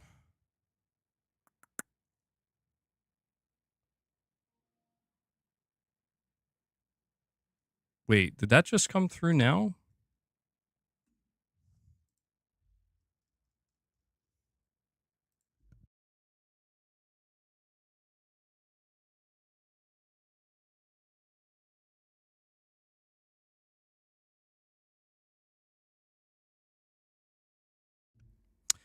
Oh, yeah, okay. Dude, yeah. Yeah. Tarnished. I come across these channels too. They're the parasites of the internet, bro. Absolutely. Yeah. Like, I get it. They're trying to get theirs. See, this is what I'm talking about. This is what I'm talking about when it comes to these people need me and others for their content. If they ever tried to stand on their own without me or other content creators that they're probably using their content holding their hand or standing on our shoulders, they would get nowhere. If you look into some of these content creators and you look back far enough, you realize that they tried. And you kind of feel, this is why I feel sorry for them, dude, because this is all they have. Like, I looked into some of these people and you realize that they tried to make it on their own and they couldn't. And the only way they could find any level of success on any platform was by, kind of reacting to other people's content and using them for their own content. So, look, man, I'm not saying I condone it. My feelings on it, I think it's low. I think it's pathetic. I think it's like, bro, if this is what you need to do to keep people's attention, I think it shows weakness. Frankly, I think that's what it shows. I think it shows that you're a weak individual that, unfortunately, people are not going to want to hear what you actually have to say about anything. They just want to see you make fun of shit. They just want to see you argue with people. They don't actually want to hear what you have to say. Because if you tried to turn on the microphone and make a video on your own without putting somebody else's face there or somebody else's video in front of their eyes, they would click off your video. They would walk away. Corey, you're saying, MBG, you're going to be watching the impending Capcom showcase? Yeah, that's going to be tomorrow, right? Say the names. I ain't saying no names. I ain't saying no names. They'll find their own way. I'm not, they could say my name. I'm not saying theirs. They could say mine. They can use my content. They can put my face up there. They can say my name. I ain't doing shit for them. I mean, hey, man. To be clear, I'm not getting tons of views either. I'm not doing amazing myself. I'm doing okay, but I'm not trying to play the game by the rule set that's been established these days. I've basically settled into a niche that I'm okay with, but I've had no Tarnished. It's all good, man. Like, trust me. Today the game is rage bait. The game is laugh at shit, make fun of shit, rage about shit. Either that or act totally like over the top about things. And I've been part of that before. It's gotten a lot worse today. I just can't do it anymore, dude. Like, I'm tired of the rat race. I'm tired of I'm tired of feeling like I have to fight for people's attention like they're fucking children. Like, oh, look at me, like, look at the crazy thumbnail I put out. Like, I'm good, bro. I'm fucking good. Like, I don't need all the views if that's what I got to do for the views. I'm not going to use other people's content. I've thought about it. Trust me, I've thought about it, and it would create a layer of entertainment that I think people would appreciate, but I just can't bring myself. I can't stoop to that level, man. Like, I've always somewhat prided myself on, when I started this channel, it's because I want to express my passion for the gaming industry and talk to like-minded people and give my thoughts and give my opinions on video games, on the industry, on different aspects of the industry. I never, Rich Rod, I'll get to it. I never went in with the mentality of, if it comes down to it, I will use other people's content to succeed. I will react to other people's content to succeed. If that's what I need to do to succeed, I'd rather not. That's because that's not success to me. I'm not saying it's not viable. It's absolutely viable. That is what, dude, that's what a lot of streamers do today, man. Shems, we did. Now listen, I can't promise you, I should clarify, I cannot promise you that I'm going to be talking about a singular video game for 3 hours straight. I can't promise that. I think that's crazy. I don't know how many. I mean, maybe I could if I really tried. What I can promise is maybe like today, right? We'll do an hour, hour and a half of I will talk about a game. Then we'll talk about other industry related stuff. You know, to be honest though, man, I've thought about that. I thought, like, what if I just did a recording of like just an hour of just talking about playing Death Stranding? I should do something like that. I don't know why I don't. It wouldn't be difficult, you know, or challenging. But I think there'd be like a level of appreciation for that. And Corey the Legend Landiga comes in and drops another 5 memberships on you guys. Corey needs to see boss. Corey, thank you so much, man.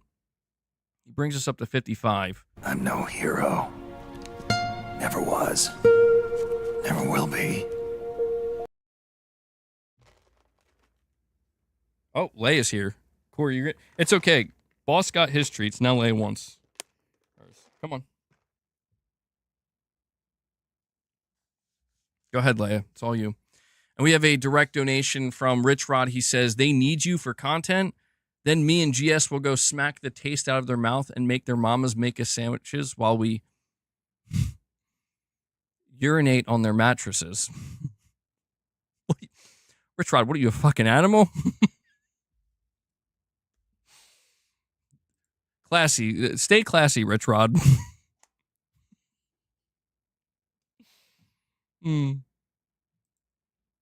That's funny.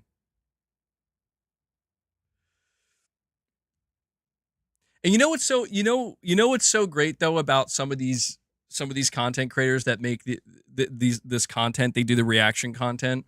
One of the things that people bring up so frequently, and it's so funny to me, and I'm going to read these super chats. I'll just say this last thing. I'm sorry to keep you guys waiting with the super chats. Is like, remember when MBG Console Ward? Remember when MBG Console Ward on Christmas? Like, remember how you guys keep talking about a singular fucking tweet that I put out on Christmas morning that lives in your head rent free? It was a fucking joke, and you guys are like, they're the salty ones, bro. Don't they understand? Like, bro, you're out here upset because I made a joke about the Series S on Christmas morning, and you're still crying about it years later. Like, you think I'm the one that lost here? Shit was funny. It was funny. I will admit, though, I did feel bad because I'm like, you know, though, in all seriousness, if you're a kid that woke up to a Series S, you should be happy. I had to think of it from that perspective of I'm just making a joke. I'm not trying to actually upset any children here, you know? I got to think of the kids. Let's see.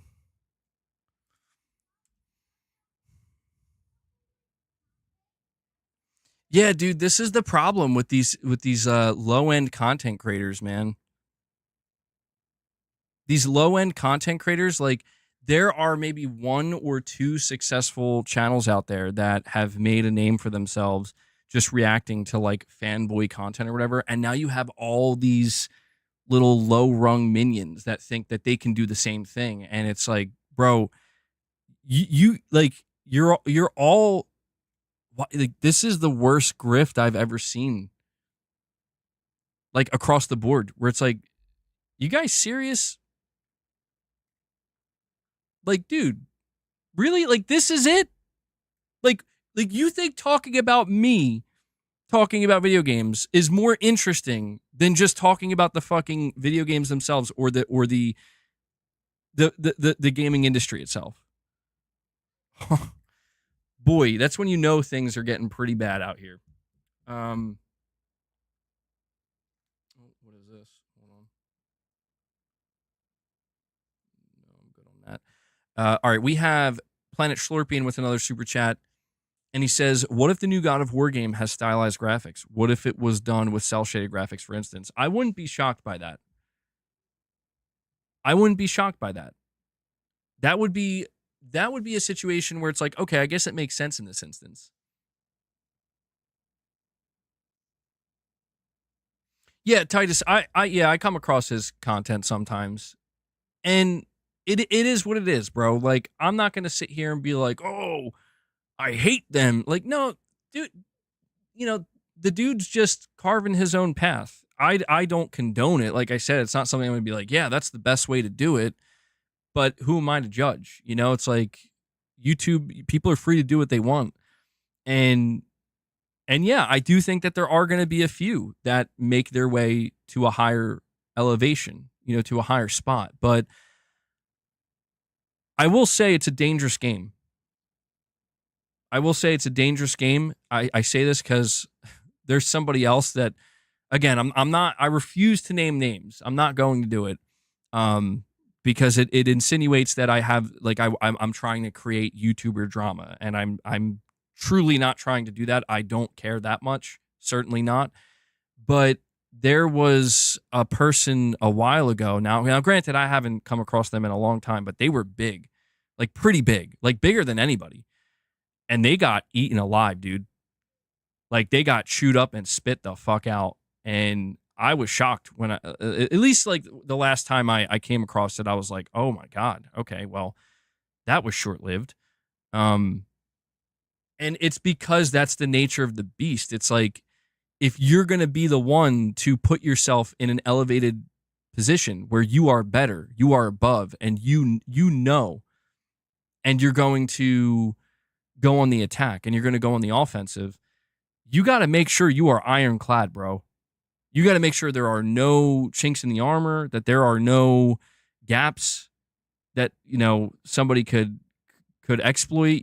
You got to make sure of that, because because you create a lot of enemies doing shit like that. The moment they find it, oh boy, it's going to get really volatile really quick. It's interesting that nobody named the person that I was referring to, though.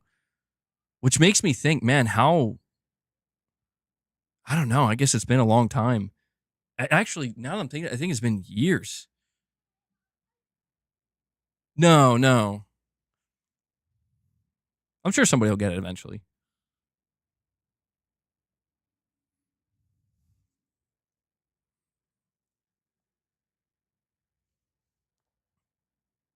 All right. Where are we at time-wise? Okay. Oh, wow. I'm almost at the 3.5 hour mark. Damn, this stream's just flying. We got Michael Lynch saying it's like people in a gang. They need others around them to help them feel strong. Oh, hold on. As soon as I said that, YouTube Studio crashed. Taking shots at Rich Rod here, huh? They need others around them to help them feel strong. If you try to fight them one-on-one, they crumble under no talent. And Omen86 says, I'm out. Gonna waste some hordes. Need trophies. Enjoy. Well, I don't know if he's here anymore. That was a little bit ago. But Omen, thank you for hanging out, man. I wish you the best of luck on your trophy hunting endeavor with Days Gone.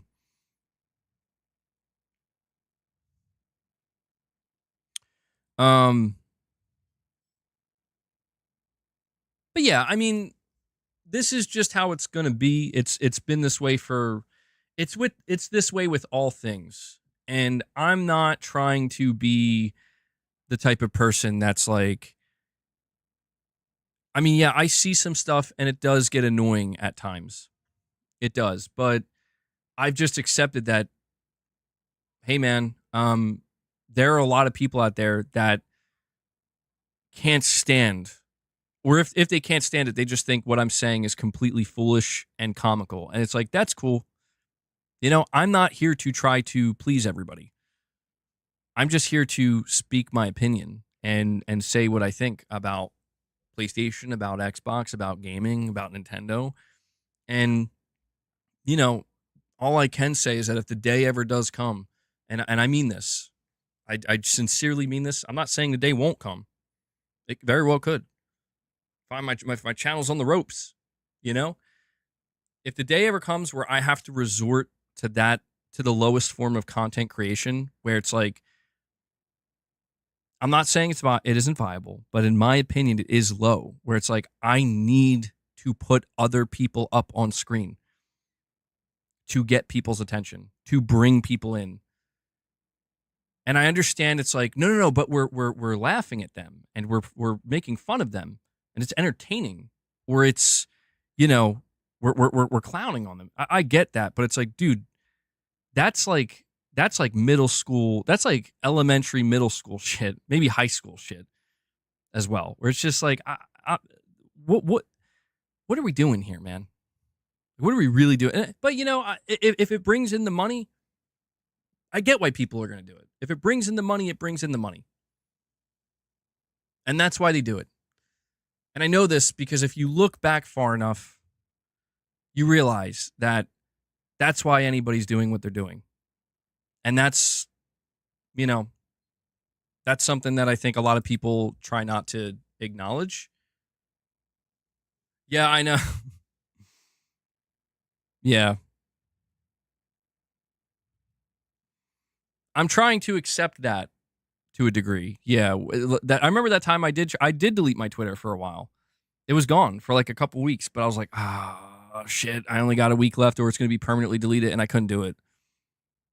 I'm not going to sit here and, again, I'm not trying to claim innocence. It's just that I think people raise the stakes a bit too high sometimes, where it's like, why, like, really, we're gonna take things to another level over video games. Okay, because I see people do that quite frequently, and it's like, you lost the fucking plot.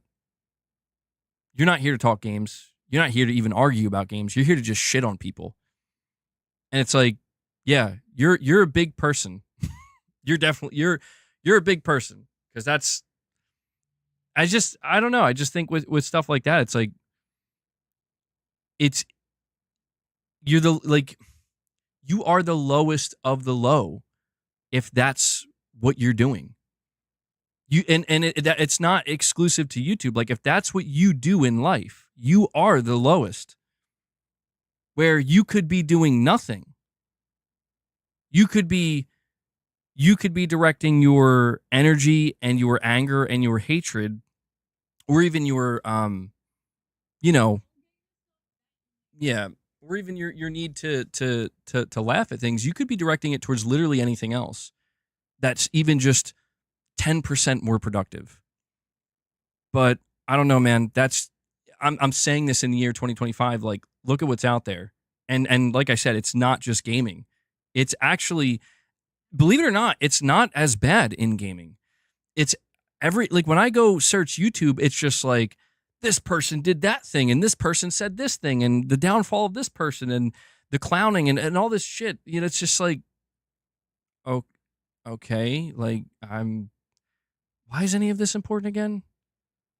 It's like, oh, it's not. We're just trying to make money. Oh, we're just trying to put out something that is, somewhat entertaining to the masses and make some money. It's like, oh, well, okay. Guess that's the way it's always been, right? It's just more accessible now. Planet Schlorping, you're saying hot AF today, but nice thunderstorms later. Yeah, I think for us the storms are coming tomorrow.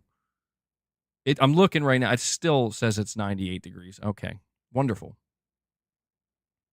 The downfall of NBG. MBG. You bring the money to do our part for our boss, or do your part for our boss. Well, yeah, boss was happy today. He got fed well. Intergalactic. Yeah, we'll make Intergalactic the final topic we discussed today.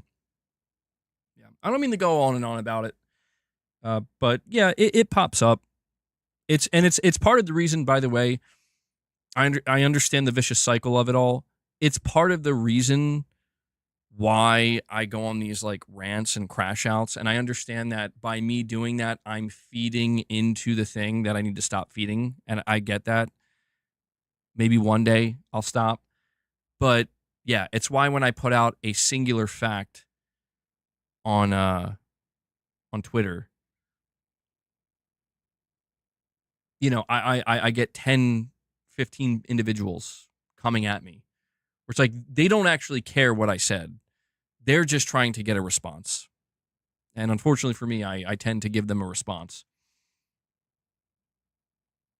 But, it's just hard. It's like I said, like what I was ranting about earlier, it's hard not to, because there are people, like, people would rather take a post of mine, right, that says PlayStation has games and they have really good games, and Death Stranding 2 just released as a PS5 exclusive, something like that. So the people who were saying PlayStation has no games, they were wrong. People would rather take that and spin all these webs with it. They would rather do that than highlight the person who says Death Stranding 2 is going to be on Xbox in a year, or Death Stranding 2 is going to be on PC in 6 months. And you know which one of those two people is factually incorrect and spreading misinformation? Guess what? It's not me. And that's the great irony. That, to me, is the greatest irony of it all, is these are, like I said, these are people with their heads so far up their own asshole that they are blind, and their followings are totally blind to the fact that you got to be on another level. You got to be just exuding a whole nother level of hubris to not understand to not see that that's what you're doing, and then to watch people doing it and not realize that's what they're doing. But I digress, as I have many times in this stream.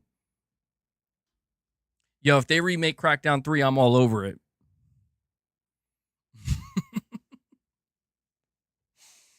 We know that, Rich Rod. We know that. Just kill him with facts, man. That's what I'm learning to do. Is I think I've been too passive.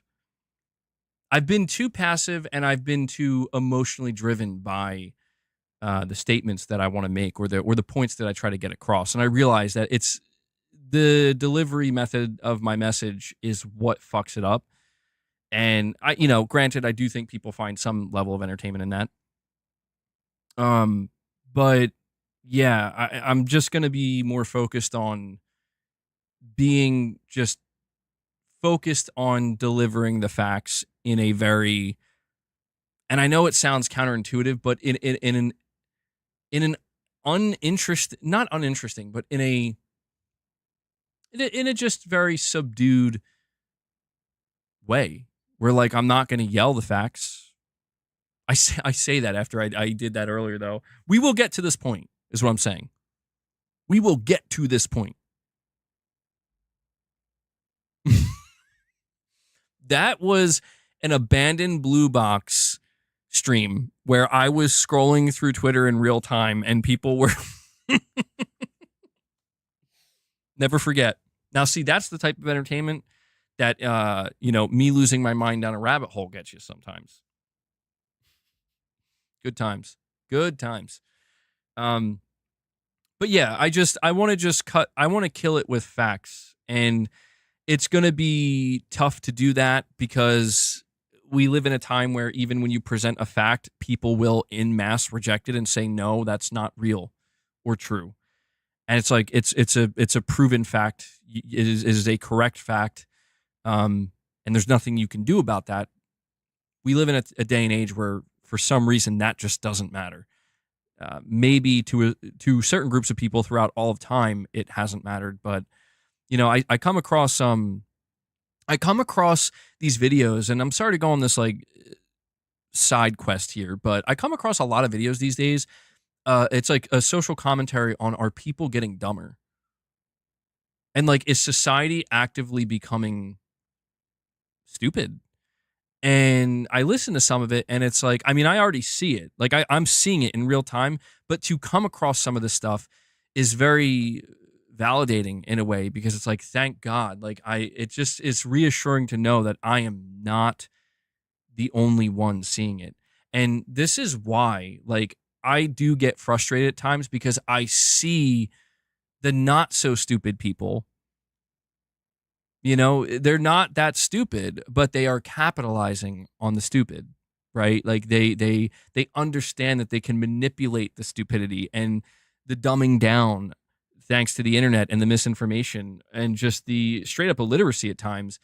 They can capitalize on it for their own gain. And to me, that is very reprehensible, where it's like, you should be doing better. You should be doing better than that. You shouldn't be you shouldn't be exploiting that for your own gain. You should be trying to condemn that and encourage people to figure it out, to like get smarter to just some level. And it's interesting because I do come across where people paint me in that light, where it's like, no, MBG, like you're the dumbass, like you're the stupid individual. And it's like, is it really that I'm stupid and have no idea what I'm talking about? Or is it that what I'm saying, you're just in complete disagreement with, to a point where you feel the need to yell about it and just say things, say whatever you need to say, however you need to word it, twist it however you need to twist it.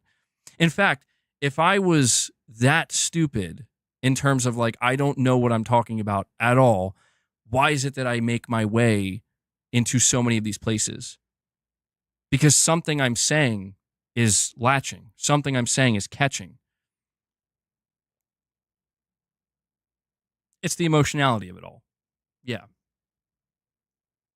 See, it's interesting because if you were to, there are people here right now where you watched almost the entire stream. You watched 3.5. Well, thank you so much. Seriously, I really appreciate that. I mean, thank you for spending your time with me. But anybody who's watched this entire stream, like, you know that there are at least like 20 things I've said, at minimum. And this is not me like being pompous. It's true. There are at least 20 things I've said over the course of these 3.5 hours that I think are completely agreeable.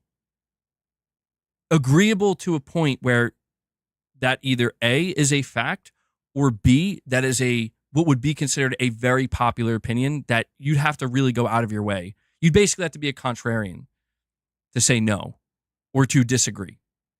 And those 20 things that I'm highlighting will not make their way outside of this stream. You could also say there are maybe 20 other things I said that are not so agreeable, that maybe are a little bit contrarian. If not contrarian, go against the grain, or incite people's emotions. Whether it's right or wrong, that's probably part of the reality. Those things will make their way outside of this stream.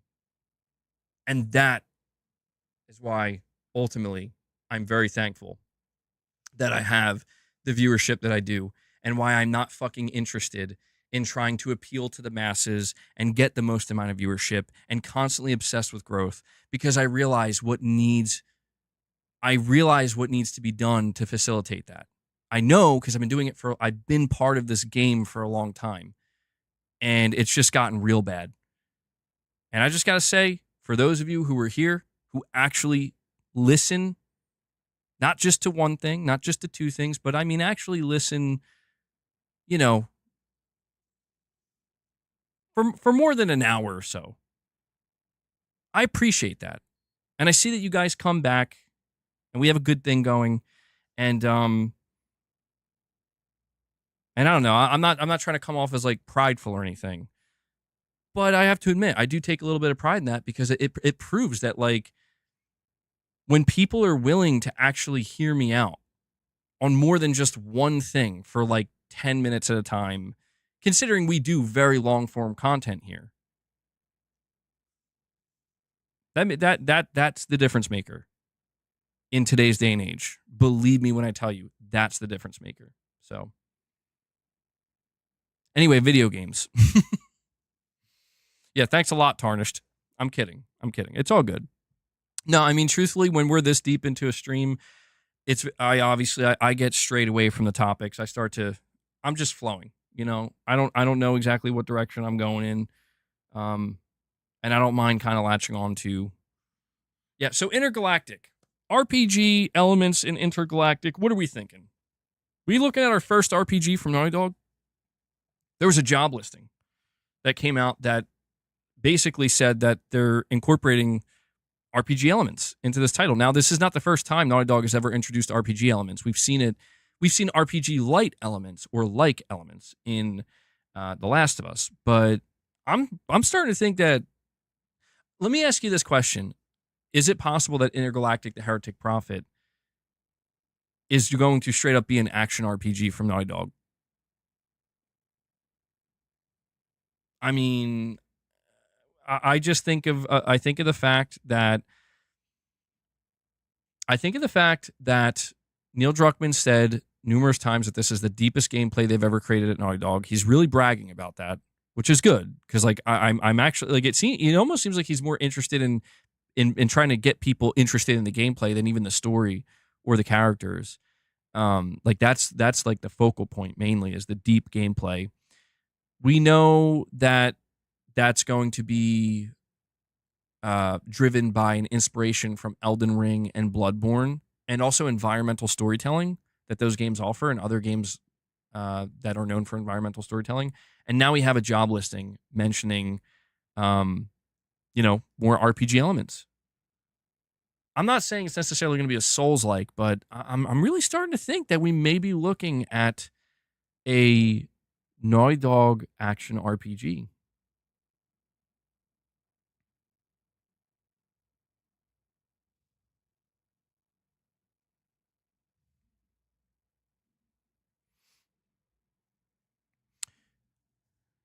You'd like more character customization? I do wonder. I mean, they did say that you're not really going to have a companion in Intergalactic, which is different for Naughty Dog games. But Star Wars Jedi, like, yeah, I mean, maybe it could be going in that direction.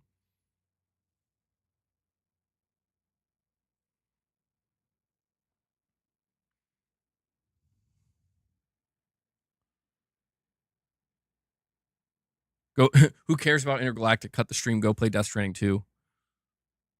Well, I mean, I do wonder which game, when the generation's over, I'm going to look back at more fondly.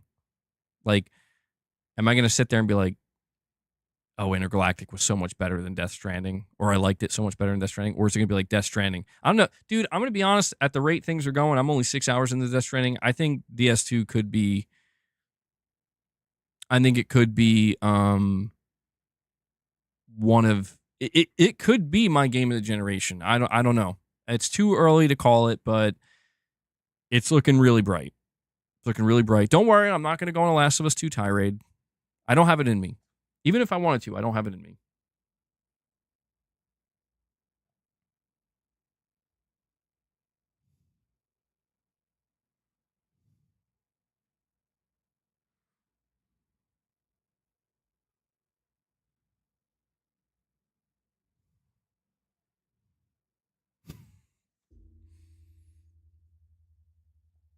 You think Intergalactic isn't touching Death Stranding 2? Oh, I got a bunch of goddamn. I damn it. If I could just stop disappointing myself in my own live streams, that would be wonderful. I'm so annoyed right now. I'm bitching about something that's just kind of insane. The Last of Us 2. No, I'm just kidding. Titus is literally having PTSD right now. He's like, oh God, please, please, God, no. No, I was just going to say that I realized I derailed myself completely. And Tarnish, this is not your fault. It was me. I completely derailed myself where I was talking about PS Plus and I didn't even finish going over all the information and I just moved on, bro. Oh my God. Like, if I could just have some level of coherence and consistency, that would be amazing.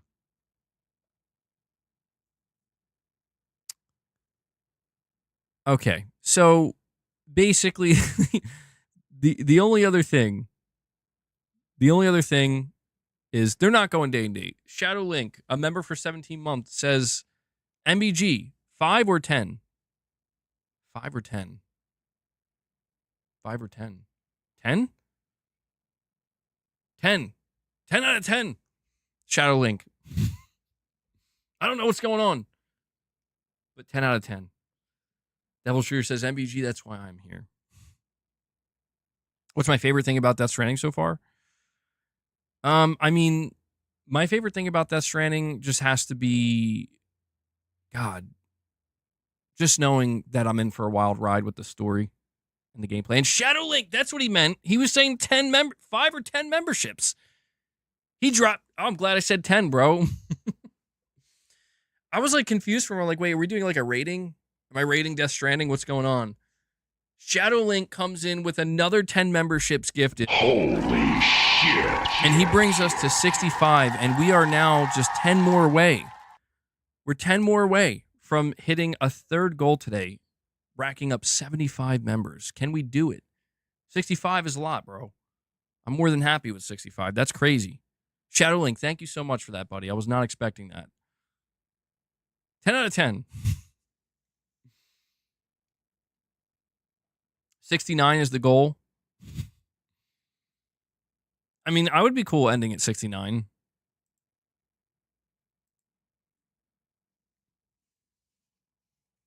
What I was going to say about PlayStation Plus, though, that I didn't even talk about it. I guess there's not too much to extract from it, but it's important that, considering I have talked about PS Plus for a portion of this stream, I hate it when I feel like I gotta like do a redo of the stream, bro. Sony reaffirmed they are not going day and date with their first party games onto PlayStation Plus. Now, I think that kind of goes without saying. I don't think that's shocking to anybody, but they're just flatly stating it once again that if you're expecting it to happen, do not, because it's not going to happen. They then went on to say that they're happy to bring their first party games to PlayStation Plus anywhere between 12 and 18 months or later if need be, but certainly not at or around launch. And they did go on record saying that what they're going to continue to do is seek out what they consider to be quality, appealing, independent games that they can strike deals with for day and date on PlayStation Plus, like they did with Blueprints. And I think there was another one recently that I'm forgetting. And they did say that when it comes to those like indies that they handpick, they're going to continue to put those day and date. Lost Tapes, there you go. And I think that, this is not surprising at all. FBC, there you go. Yeah. Marathon. Yeah, Marathon will be next. Sword of the Sea. So this strategy that Sony's been implementing has been working very, very well for them. And Blueprints. Space Prince, yeah. Stray. Dude, was Stray a day one on PS Plus? I don't remember. If Stray was day one on PS Plus, that's incredible, because that game's amazing. Wow. I should have been there. I should have been there day one. I was late to it. But yeah, this is what Sony's going to continue to do, and I think it's very smart of them. I understand from a consumer perspective why people would want day one drops for games like Death Stranding and Ghost of Yotei, but honestly, I think it's too volatile and too risky. These games need sales. Flat out, they need sales. They need to make sales, and I think there's millions of people happy to buy them and buy these games. And I think it's just good for the overall health of the studios as well as the business model.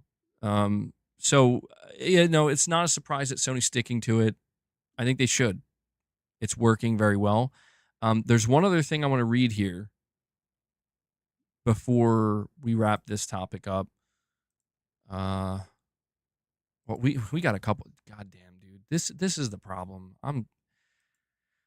I really got to do a better job with these streams, man. I really am thankful for those of you who hang out with me so much and are understanding of my ways, because I'm realizing there's like it's okay. We're going to come back tomorrow and stream, but there's like 2 or 3 or maybe even 4 topics that I wanted to talk to you guys about, and I just never got around to it because I was too busy moaning and bitching and whatever, going on rants.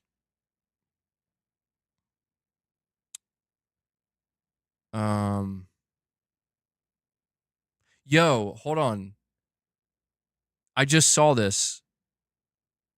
there's a pretend you won option if you fail at boss fights in Death Stranding 2. And I'm looking at it. It says order failed. Void out triggered by BT. Load latest save data. Load return to title screen at the bottom. Pretend you won. Yo, what?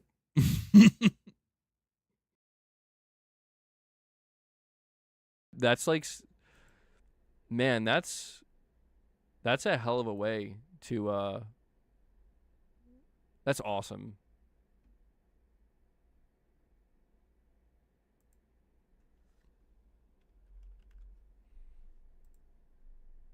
That's incredible. There was a post from Zubitech that I wanted to highlight for you guys, and I think this is a good one. So, Zubitech put out this post, and he says massive statements from PlayStation leadership. And it's basically 3 different statements that Sony made. And I just thought that this was certainly worth highlighting because I tell you guys how going forward I want to just approach these conversations by simply did I put the volume down? Oh. Sorry. My bad. Yeah, guys, like I said, hopefully we'll be getting a new microphone soon. This one's clearly starting to go, it seems, or at least something, the wire or whatever. So I'm sorry about that. I'll have to keep an eye on it. But I was telling you guys that I want to approach these conversations by just focusing heavily on the facts and less emotionality. Obviously, I want to have my opinions and I want to convey them. But yeah, so statement number 1, PlayStation 5 is the heart of the ecosystem. Sony has reaffirmed that the PS5 is the core of the PlayStation experience. All major innovation, investment, and blockbuster content from PlayStation Studios will prioritize their console first. The message is clear. PlayStation is a console-first platform. Statement number 2, no day-and-date releases for PlayStation Studios single-player games on PC. PlayStation Studios games will not launch on PC day and date with PS5. Sony is sticking to its successful strategy of leveraging exclusivity to drive console engagement for PC ports, but PC ports will still come later, but only after PS5 players have had time to experience them first. And then finally, no day one first-party games on PlayStation Plus. Unlike competitors, Sony will continue to withhold first-party titles from PlayStation Plus on day one. This maintains the premium value of its big-budget games and reinforces their long-term sales potential. Quality takes time, and Sony wants these games to be events, not just content drops. And I feel as though, this is really well articulated.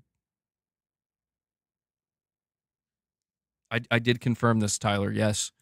But I think this is well articulated because it's laid out in a very matter-of-fact way. These are 3 clear statements that Sony has made in the last 30 days. And I think one of the reasons why it does become more important than usual to highlight this is because, again, the amount of misinformation being spread and the amount of projecting that is being done, where this is what I think Sony should do. So if I just say it loud enough and proud enough, then people will believe that is what they're doing until they find out that's not. And then we can be mad at them for not doing it. A lot of weird stuff going on. And it's worth noting that Mr. Pio responded, and I thought it was worth highlighting what he said. He said, "That is good. You should not feel bad for wanting a console to have value." And it's a very simple statement, but it's also one that I can get behind, where Sony, when we look at their wider business in gaming, they still see a tremendous value in the console because, of course, they would. That's their bread and butter, but they're going to continue to focus on the value of the console. They are prioritizing this, and I just think that the messaging could not be more clear. They're going to continue to take a strategic approach, but, you know, I once again just wanted to highlight what Zubitech said here because I think it was very well put. And yeah, so um,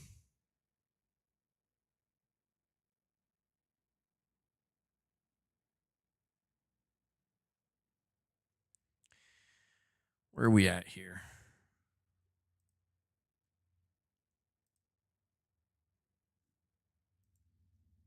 Okay, we're like 5 minutes away from.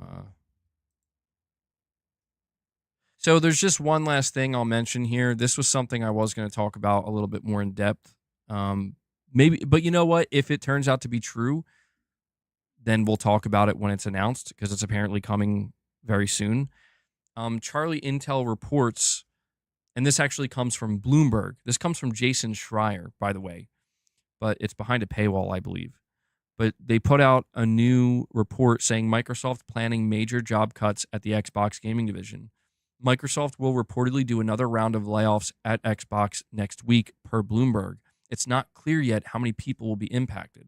Quote, managers within Xbox are expecting substantial cuts across the entire gaming division, according to people familiar with plans who asked not to be identified, discussing non-public information, end quote. And to make matters seemingly worse, there's a report from The Verge that Microsoft is planning major layoffs next week. But part of the reporting here coming from Tom Warren is that apparently Microsoft is planning on restructuring, which is not abnormal, but restructuring the Xbox business, specifically in Europe. And some operations are actually going to cease. So this is, unfortunate and kind of sad. The layoffs continue, but man, it's important to go over this because it cuts through the misinformation and the misconception that people have, where they think that games dropping day one into a subscription service means success for the studios and success for the business and money for the games. And that's not necessarily the case. And I think it's just interesting timing that we have Sony coming out saying we are not doing day one releases on Game Pass. And then simultaneously, we have some reports coming out that there are about to be mass layoffs at the Xbox division. And it sucks, dude. Like, I tried to tell people, like, this is a money game. It's a money game. And it's ruthless. And Omen86 returns. He says, Jesus reached ultimate horde. Absolute insanity. What does it look like, bro? It's like 800, right? Oh, man. The hordes can be super stressful in Days Gone. Now, I haven't done the horde assault yet. So we have no info related to Game Pass being the cause. Well, you're correct about that, Tyler. I guess I'm just trying to point out that in all likelihood, now I don't want to report it as fact because we don't know. We're not getting that confirmation from Sony. So I will say that it is not being stated that Game Pass is the reason for this. However, if we look at the gaming business holistically, it is likely safe to assume, with just some level of certainty, that the unsustainable business model of dropping expensive AAA games or even expensive AA games, because AA games are now cost what AAA games used to cost to make, dropping them constantly into a service like Game Pass can be costly. If you're not seeing the uptick and you're not seeing the return in growth, you're probably foregoing a lot of sales, or at least a certain amount. So I'm not trying to place it squarely on Game Pass. There are many things at play here, such as AI, and who knows what type of impact that's having on Microsoft deciding to cut certain positions. Just the fact that when you have this many studios, when you have this many developers, there's no chance everything's going to succeed. That's just another reality as well. But there are a lot of reasons, I think, as to why we're about to see these mass layoffs, and it sucks. I do need to highlight something, though. I do need to highlight this, and I'm not trying to take shots at anybody specifically. All I'm going to say is that when Microsoft was in the process of acquiring Activision Blizzard King, there were, again, certain influential people who have a presence on the internet that were saying they are okay with consolidation. They don't have a problem with consolidation. Maybe consolidation is a good thing. And there were others trying to warn that it's most of the time it turns out to be a bad thing because things like this end up happening. Microsoft is a ruthless company that will trim all of the fat. And that's exactly what they're doing. And I'm not saying Sony's any different. I'm not trying to turn it into that. I'm just trying to make it clear to people that this is, when it comes to mass consolidation, massive acquisitions and massive mergers, doesn't matter whether it's Sony, whether it's Microsoft, whether it's Nintendo, it doesn't matter. Like, there is an inherent danger in that if it doesn't work out the way you think it will or you want it to, the downside can be pretty severe. And now I'm not saying that this wouldn't have happened regardless. It very well could have.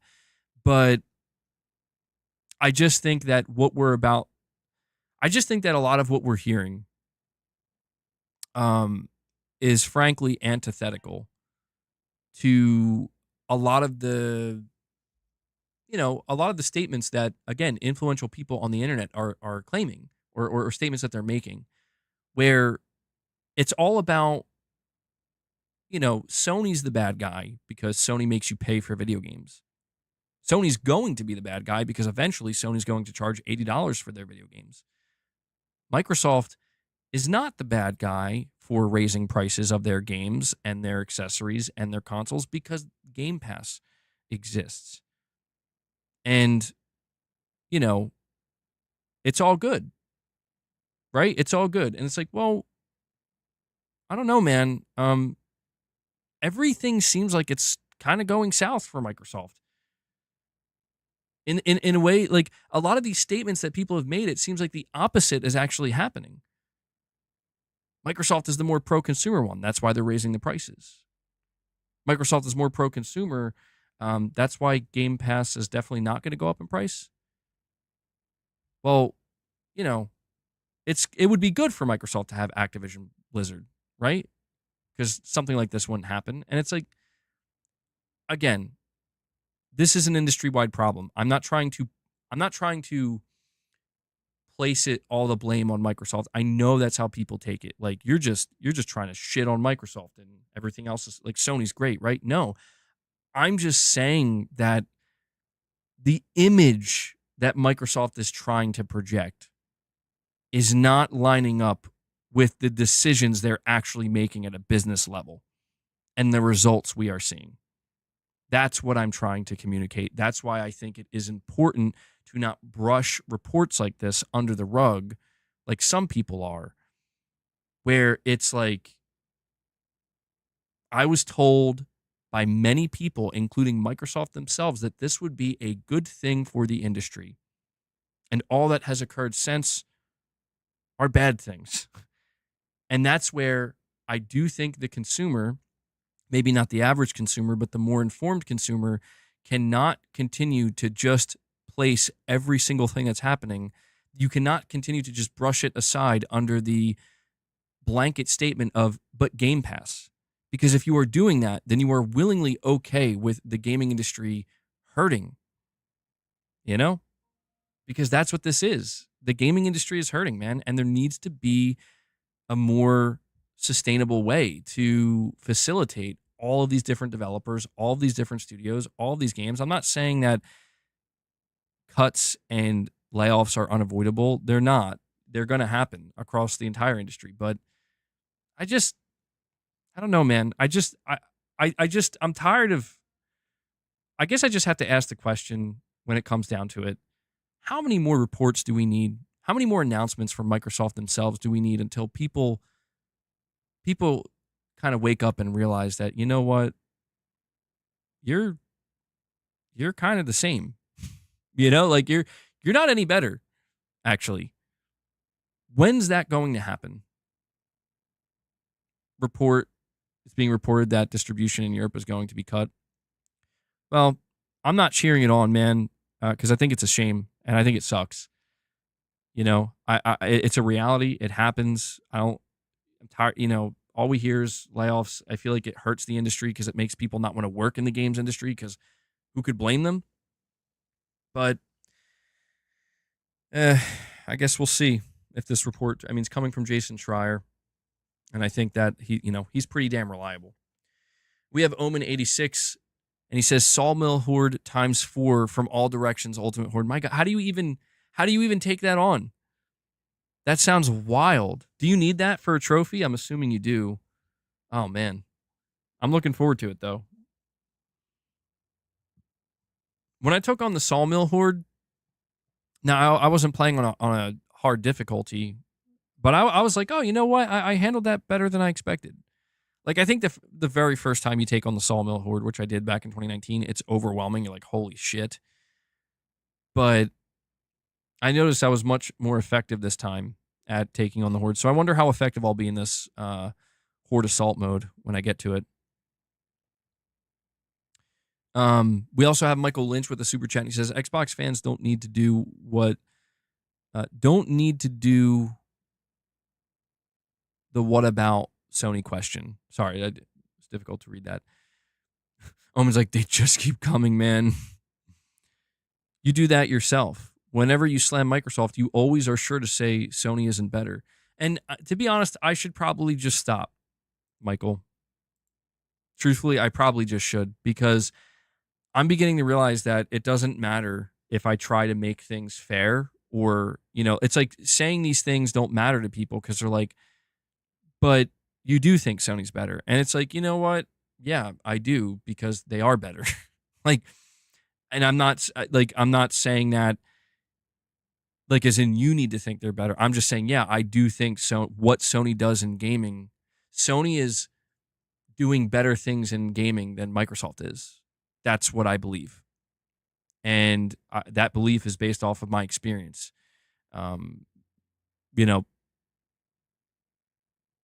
Like I said, at the end of this year, man,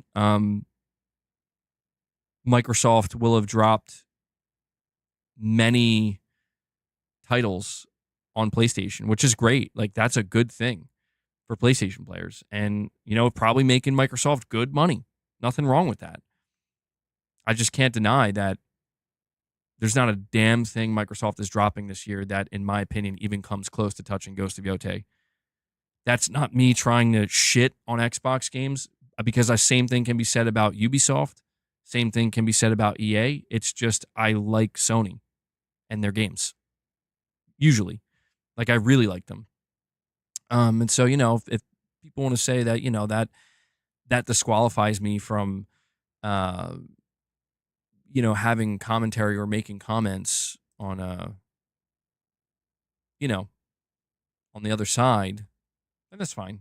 But I'm still going to make them anyway. I'm still going to, call it as I see it. And that's all I've been trying to do. Because, people, because if I really was what people claim I am, I would have been out here defending Concord, bro. And I definitely wasn't. Let me tell you. We have Titus. I'm sorry I'm a little late to your direct donation, buddy. Thank you. You're saying, hey, BG, just got into the stream and wanted to gift a small donation. I hope that you and your family are all well. I wish you all good health. Well, thank you so much for that, Titus. We're doing well as we can. We're hanging in there. Mrs. MBG is she's hanging tough. We've had a couple of roadblocks, and so there's definitely some struggle, certainly. But we're doing our best. So, Titus, thank you so much for the direct donation, man. You guys know I appreciate all the support and love that you show me and my family. It means a lot.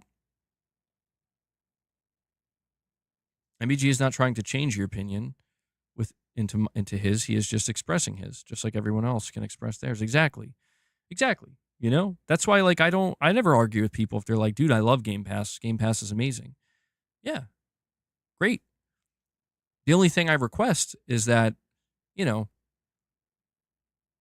when I encounter people say that, it's like, okay, well, you do see the downside of Game Pass, right? And they're like, no, I don't. It's like, huh. That's interesting. The downside of Game Pass is this is not sustainable and is quite dangerous for new games to launch day and date into a service. And that's not driven by bias. That's driven by fact. you know?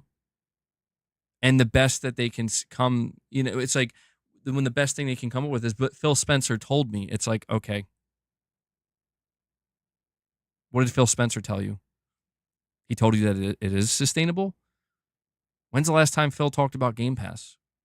Did he give you numbers? Did he show you the data to back that up? Or did he just say that without elaborating? And you just took his word for it? See, that's what I'm trying to highlight here, is that people want to go deeper into these conversations, and they do want to debate about it a little bit. And I'm realizing that they don't have anything to show for themselves. And there is almost like no debate to be had. Because it's like, well, Sony's out here literally showing me charts with all of their data.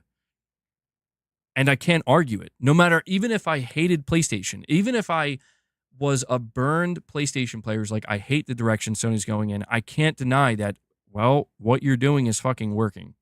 It's working really well. I can't deny it because I would be denying actual numbers. The numbers don't lie, bro. What I have yet to see is a chart from Microsoft that tells me how Game Pass is sustainable for them and how it's profitable for them. Where is that? Does that exist somewhere? No, I just have really, frankly, enthusiastic consumers who are within their right, by the way. I'm giving them more credit than I should, but they are within their right to be happy about that, to celebrate that I'm getting a good deal on Game Pass. But I, as somebody who is trying to be more focused on the greater implications that this may have in the long run, or even the midterm, on the gaming industry, need to point out that that's great, but don't think it's going to be there forever, because the reality is going to come barreling down. Not on you. Well, it will come barreling down on the consumer, but it's going to come barreling down on Microsoft's bottom line first. Because for some reason, people are very quick to point out that that Sony is a multi-billion-dollar greedy corporation that is not trying to give you any free handouts. Right? They want you to pay for everything. They want to nickel and dime you. But Microsoft, a multi-trillion-dollar corporation, on the other hand, they got you covered. It's like, okay. Well, get back to me. Let me know how that's going. All I can say is enjoy it while it lasts. That's really all it comes down to, man. And I'm not. I just don't know how much longer this can go on for. Microsoft has raised their prices. We're on the verge of seeing mass fucking layoffs for the Xbox division. Like, they raised the price of their games to $80. It's like, what are we doing here? What, they're throwing the Xbox logo on all these different devices. I know that I'm going on and on about Microsoft, but it's because we are close, guy. I don't know if people realize, like, we are this close. It's going the mask is gonna come down, dude. And Microsoft is having a very difficult time maintaining, that balance, walking that tightrope of, like, we can't let them know. We can't let them. We can't lose control of the messaging that we are the good guy trying to save you money. We can't lose that messaging. And I think as each week goes by, they're losing it. It's slipping through their fingers. And I look forward to that day. I do. I really do. I think it's going to be an interesting day when that happens, because, it means that so much of the misinformation and the ball busting, frankly, and the trolling that I come across, it's not going to be able to continue. Because there's not going to be any ground left to stand on. The ship will be sunk. Not the ship that is Microsoft, the ship that is the false belief and narrative that was spun up by PR marketing people, that is proliferated and gobbled up by either disingenuous people or fools. And I very much look forward to that ship sinking to the bottom. I very much look forward to that. And we're getting close. It's unfortunate that it has to happen this way. It's unfortunate. Like, it sucks to see the layoffs. It sucks to see that people are going to wake up one day and find out that now you got to pay $30 a month for Game Pass. And it's like, I was told a month ago that Sony was going to raise the price of their games to $80. Meanwhile, Microsoft just came out and showed you an $80 game. Sony didn't.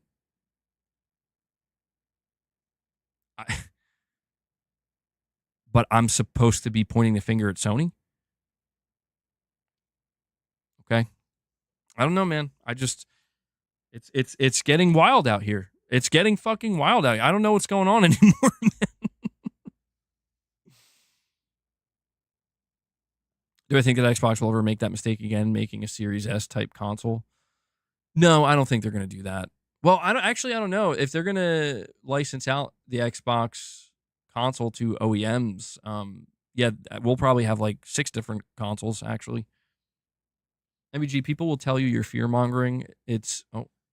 My monitor's like crapping out. Hold on.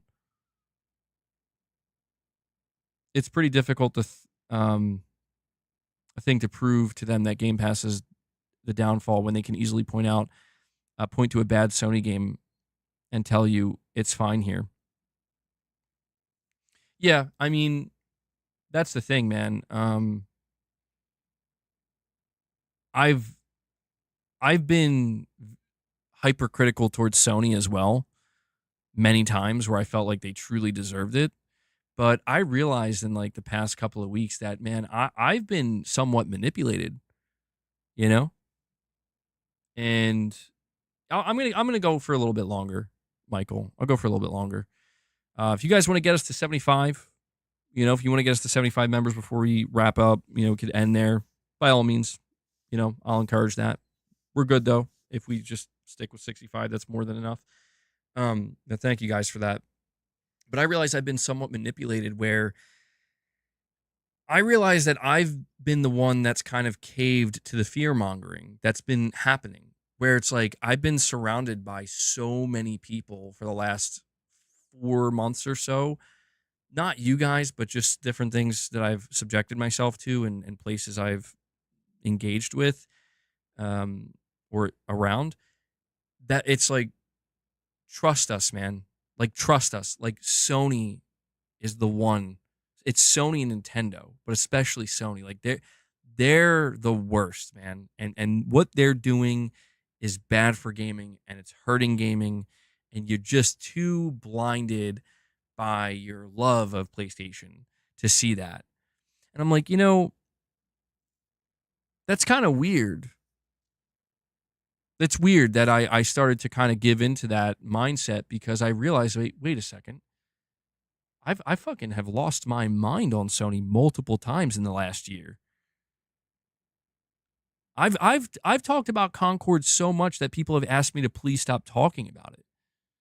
I've talked about The Last of Us Part 2 and my problem with Naughty Dog so long that people have, people practically start to have PTSD flashbacks and freak out when I start to do so. I've had multiple dedicated streams just losing my mind on Sony for how bad they fucked up the live service stuff.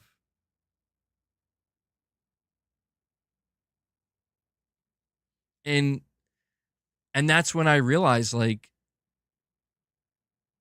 no, I'm pretty sure what those people are trying to do, what those groups of people are trying to do, is convince me that, that excitement you feel for Death Stranding 2, and that, like, when you look forward to a state of play, or when you look forward to seeing more from games of Ghost of Yotei, and you still got Wolverine and Intergalactic coming in Saros. I'm pretty sure what those people want is for me to look at that stuff and be like, that's not good enough, and that's not enough. And you need to do better, Sony. Or at the very least, even not least, but even more so than that, Sony doesn't have shit. They don't have anything. That's what they want me to do. And I realized that, like, well, let me try to get into that frame of mind. How's it feel? Yeah, Death Stranding isn't that great. I feel like I don't know. That feels kind of weird though, because I actually feel really excited for it. Like, I actually can't wait to fucking play it. And now I am playing it, and it's like, this is it, bro. This is exactly what I've been wanting and waiting for. I did test out the quality mode, by the way.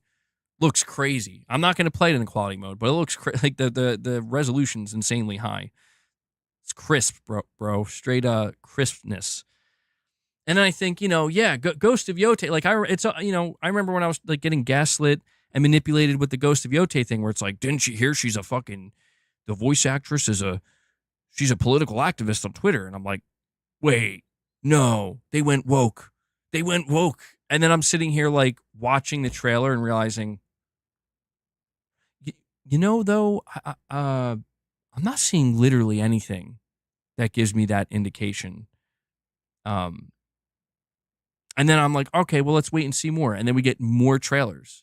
We see more gameplay. And I'm like, dude, this is actually looking really good. So I don't know what people are talking about. And it just comes from all angles, dude, where it's like, here's like 10 different reasons why we're just going to downplay any of this shit, all of this shit. And it's like, you can tell me that Sony fucked up with live service. You can tell me that Sony's had some failures like Concord and Destruction All-Stars. You can point that out. You can tell me how Sony is fucking idiotic for making Blue Point Games develop a live service, or allowing, I should say, not making, but allowing them to try to develop a live service God of War game. You can tell me all these things, and I can turn you and say, you're absolutely fucking right. I would never argue that. But what you can't do is tell me those things and then end it with, and Sony doesn't really have that many games.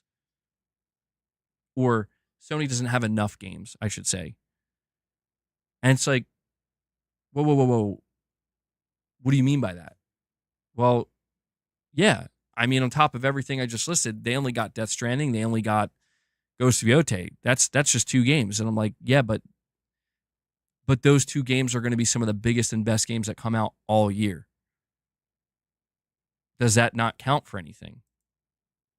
And that's where I realize, like, I'm done listening to people who are like, well, yeah, those games will probably be fine, but that's not enough. And I'm like, well, luckily there's an answer to your problem. Because your problem is not my problem. Your problem is you claim you're not getting enough games from Sony. You claim that Death Stranding 2 and Ghost of Yote isn't enough. Okay, your solution, go to Microsoft then. They seemingly have a new game coming every month. Now, if you want to come to me and say, well, that's better than Sony, then I will turn to you and say, then have fun on Xbox. Then, okay. Then don't buy a PlayStation. You don't have to be on PlayStation. And see, that's where the reality comes in. It's like, no. MBG, you don't understand. Like, you're not allowed to be enthusiastic about what PlayStation is doing. Don't you get it? That's what it boils down to. It's like, what do you mean? It's like, yeah, no. Like, we don't do that here. It's like, that's not the message of the day, man. Listen, man, I'm not running defense for $1 billion company. I'm running defense for myself. Truthfully, that's what it comes down to. I'm not running defense for Sony. I'm running defense for myself, where it's like, bro, I'm not Sony. Okay? These people that we talked about earlier that are like making this content and putting me in the thumbnail and shit, they're not focused on Sony. They're focused on me. So that's why I'm running defense for myself. Because they are putting me up there when really it's like, if your problem was truly with Sony, you would put the Sony logo up there, not me. Your problem's with me. So if you have a problem with me, I have a problem with that. Because I need to know what your fucking problem is. And they let me know. They let me know what their problem is. Their problem is, oh, you're a fanboy that just wants a console war, and that's all you want to do. And then they ignore half the shit I say. So they can riff or whatever. That's why I'm running defense for myself, not Sony. Because I realize that these people who do this shit, have they ever once taken a video or a clip or any of this shit? Have they ever once made a reaction video to me going ballistic on Sony? Because they are out there. If I wanted to, I could probably get Devil Shooter and work with him, and I could make a fucking probably 8-hour video compilation of that. Probably longer than that if I really wanted to. But there's no point, because that destroys the narrative. That ruins their content. Because it's like, no, we can't show that. No, we can't react to that. Or they'll just make some excuse like, well, you only do that like once in a blue moon. Meanwhile, you're constantly on the bad news for Xbox. And it's like, that's not fucking true at all. That's not true at all. There may be more instances where we're talking about Xbox, because Xbox is the one out here, not them, but their portions of their fan base are the ones out here being fucking annoying about everything all the time. You can't even celebrate a game like Death Stranding 2 dropping on PS5 without them being up your ass telling you it's a money-hatted game. These are the same people that were stroking it to Microsoft getting ABK last year. Yeah, no, I'm talking to those people. Not Microsoft. Microsoft is a fucking business doing what they got to do. I'm talking to those people. I know, Lux, I know, bro. I know. I'm fighting a losing battle. I know that. It's just, at this point, it's just therapy. I'm 4.5 hours deep. It's just therapy. But yeah, man, it's because it's going to change eventually. And I'm just trying to keep myself level, because when it does, listen, the shit's going to hit the fan at some point. All right. And when it does, I want to make sure that I'm not completely covered in it, like many, many other people will be. I've spent, God, man, how long's it been? It's been over 5 years at this point. I've spent the last 5 years where, yeah, sure, I'm a PlayStation fanboy. Sure, I'm a fanboy / enthusiast. I don't hide that. Like, I make it clear that that's what this channel is about. And yes, I have been very critical of Microsoft over the years.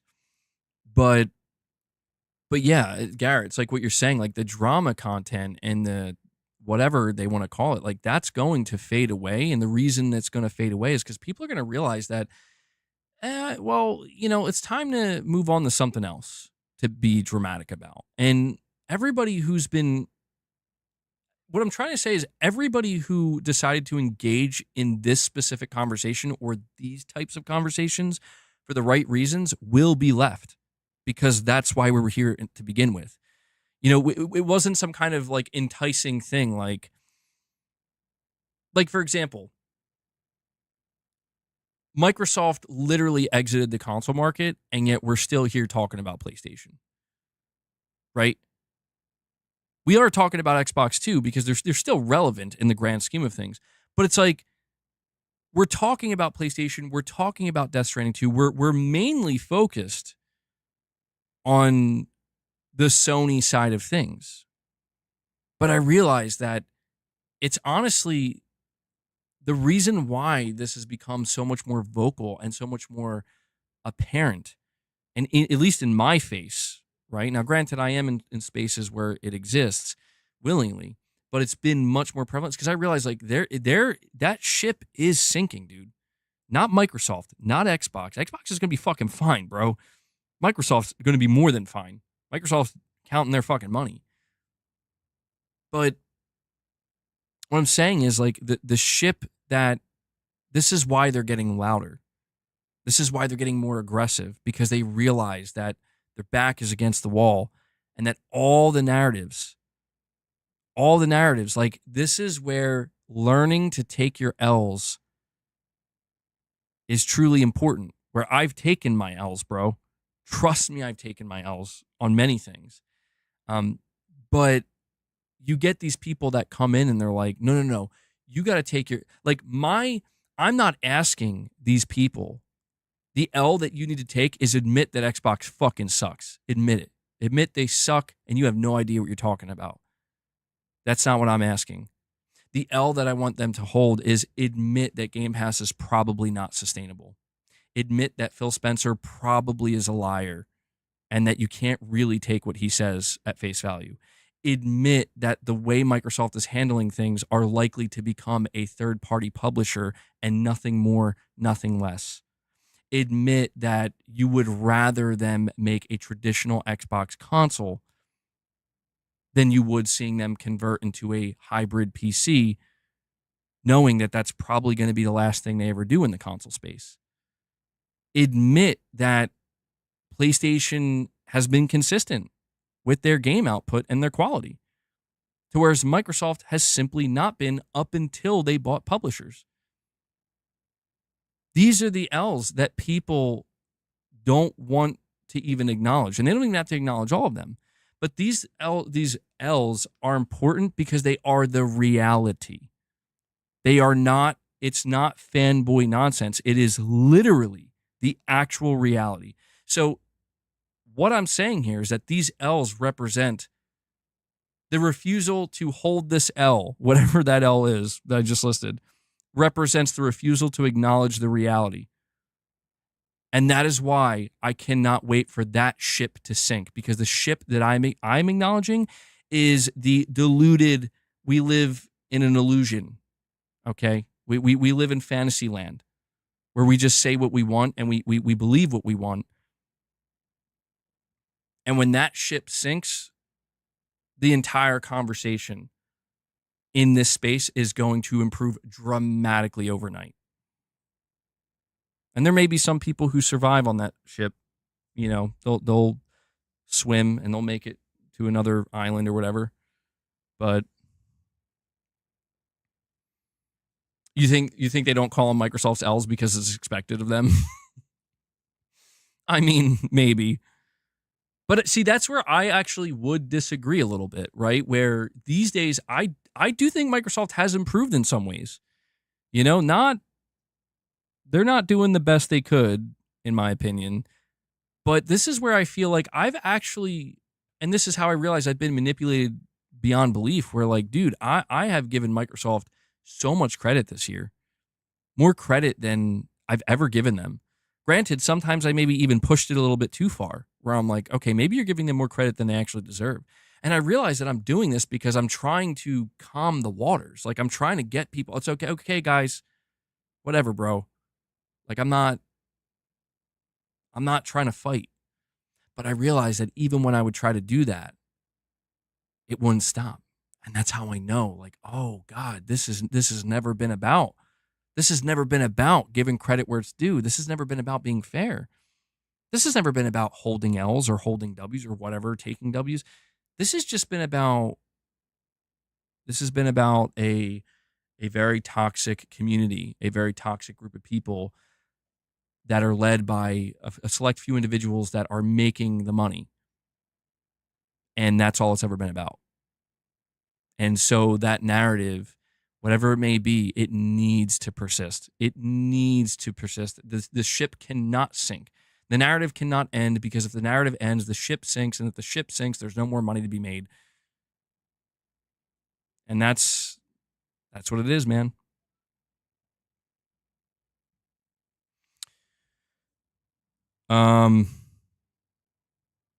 They still want that W payback for E3 2013. I mean, that's fair. I get that. Like, I get that, but that's what I'm saying, man. Like, it's just painful to watch the same people that are like,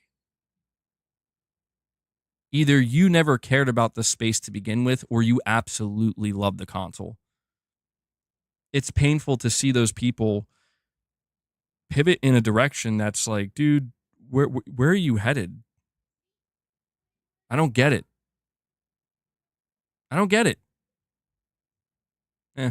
I'm just fucking rambling now, though. I'm beyond rambling at this point. I'm just going on and on.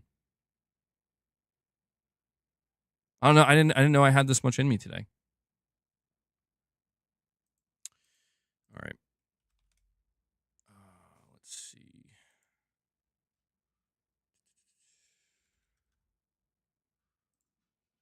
One sec.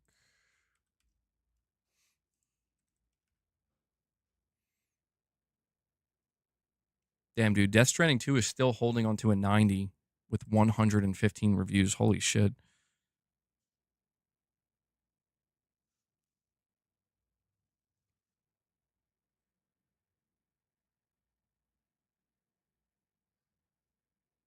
Yeah, you know what's funny, dude? I want to tell you guys this because this is a funny story. It's a short one. There's a person on the internet that they clip me. Like, I mean, they watch me. They watch my content. They can't resist. They can't resist. They watch my content and they clip me constantly. And this person in particular,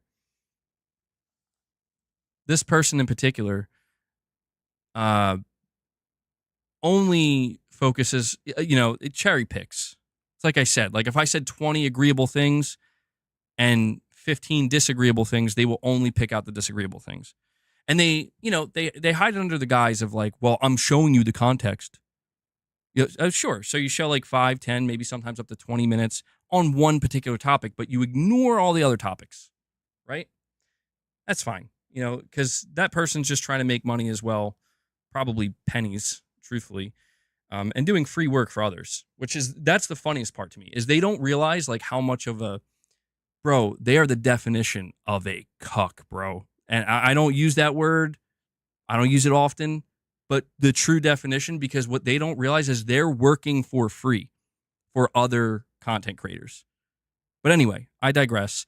Funny story about this person. They used to be a fan of the channel. They used to be on the channel. And I remember back during the classic Press X podcast days, they were on the channel and they would engage. And I remember seeing them in the chat. And, once this whole new, whatever, this sphere of this hemisphere of content, once it started to spool up, I guess they decided that's where they want to go. But I mean, dude, it's just funny to me how like I don't know that these people will reveal that shit. Like they will hide that shit. They're like, they make it seem like they have such a problem, but it's like, you were there, dude. Like I remember you were here. You 100% were here and you were engaged. But one day they realized that the only way they could actually get any type of attention was by behaving differently. And again, working for free for other content creators, which is, I mean, it is what it is, man. It's a sad, lonely life, but people are going to do what they're going to do. And I'll always know. Always know. It's amazing what lonely, jobless people do. Well, as long as they're here watching, bro. As long as they're here watching.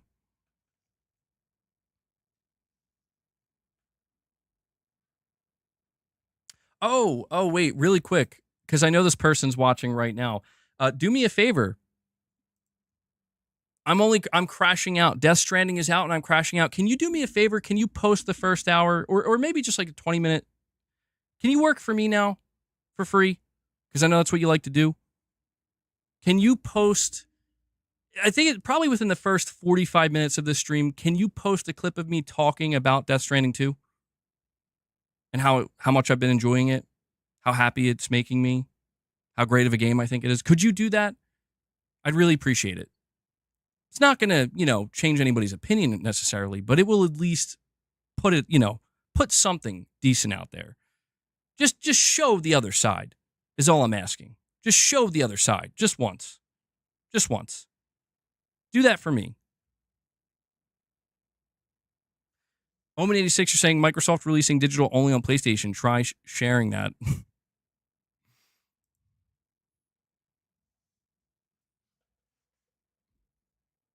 Yeah, I mean, it's like, look, we can talk about the context like 5-10 minutes or something like that. We can talk about that. And that's important. That's absolutely important. You can't just be showing like 20-second clips. That's not good. But when we're talking about hours worth of shows, you know, hours worth of shows. It's like I'm saying, like there's so many other things that are left out. But anyway, I think that's it. That's all she wrote.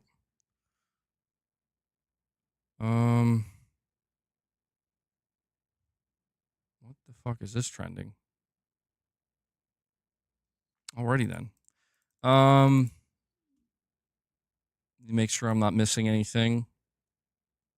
I mean, we gonna go to the 5-hour mark today, boys? You gonna do it? Streamers beefing will never not be funny to me. Go to a gym and spar it out. I mean, yeah, that's probably, I mean, because that's the thing. In reality, that's how it would end. Not necessarily people like going crazy on each other, but you know, that's what happens sometimes. You know, people just gotta get it out of their system. You just gotta suplex somebody, you know? I'm just kidding. You don't suplex somebody. You can't fucking kill somebody like that.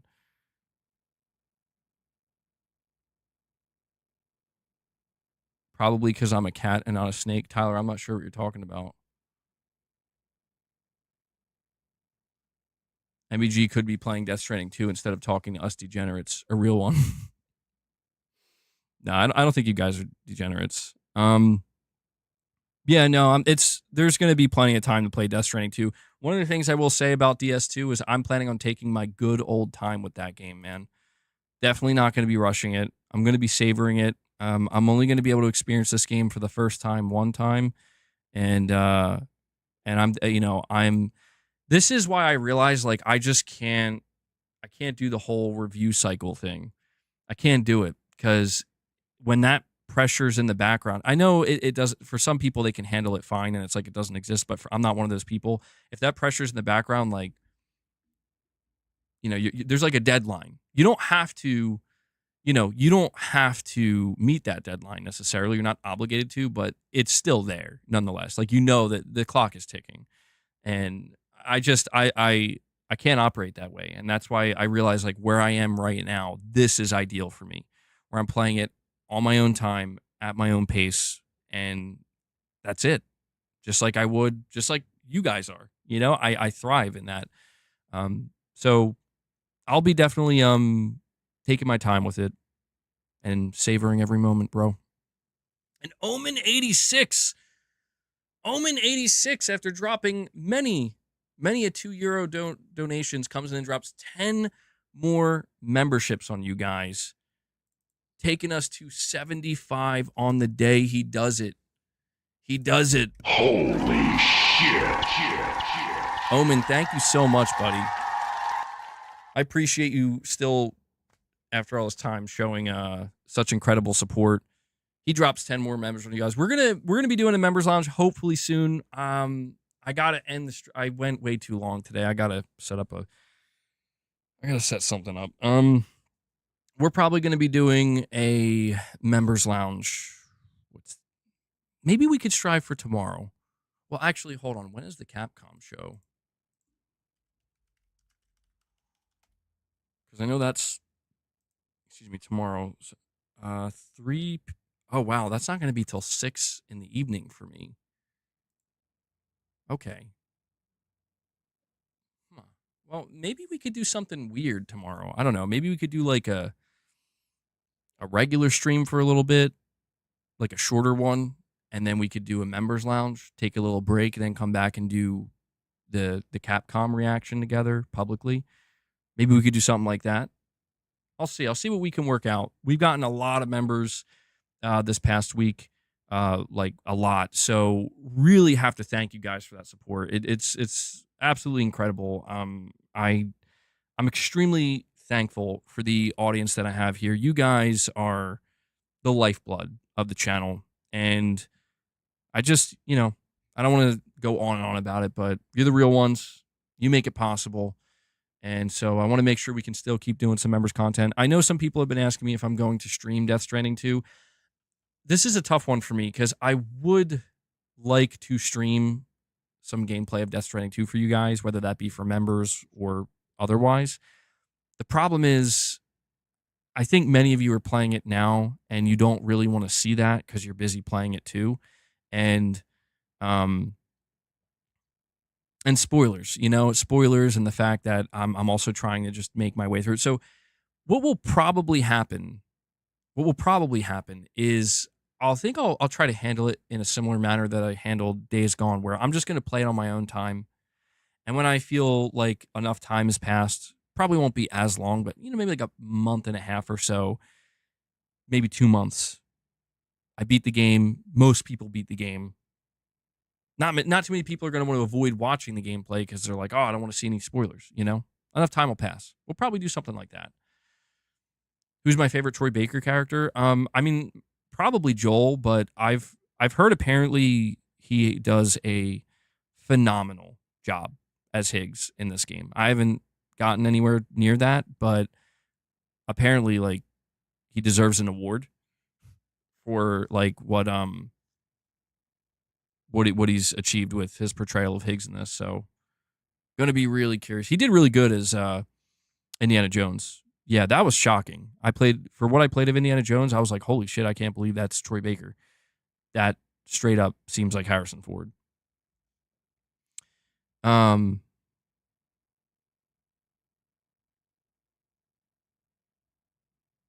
We have let's see. Okay. Oh wait, no. My bad. Nope, we're good there. Don't let others gaslight. I've been gaslit a lot in my life by many people. Use my kindness to their benefit. Yeah, it's a tough thing, man. The world can be rough, but that's another reason why I have so much appreciation for the community we have here, because it's a tough ride. It's a tough ride, and it's not easy for anybody. And I have my moments of frustration and anger, and I'm only human.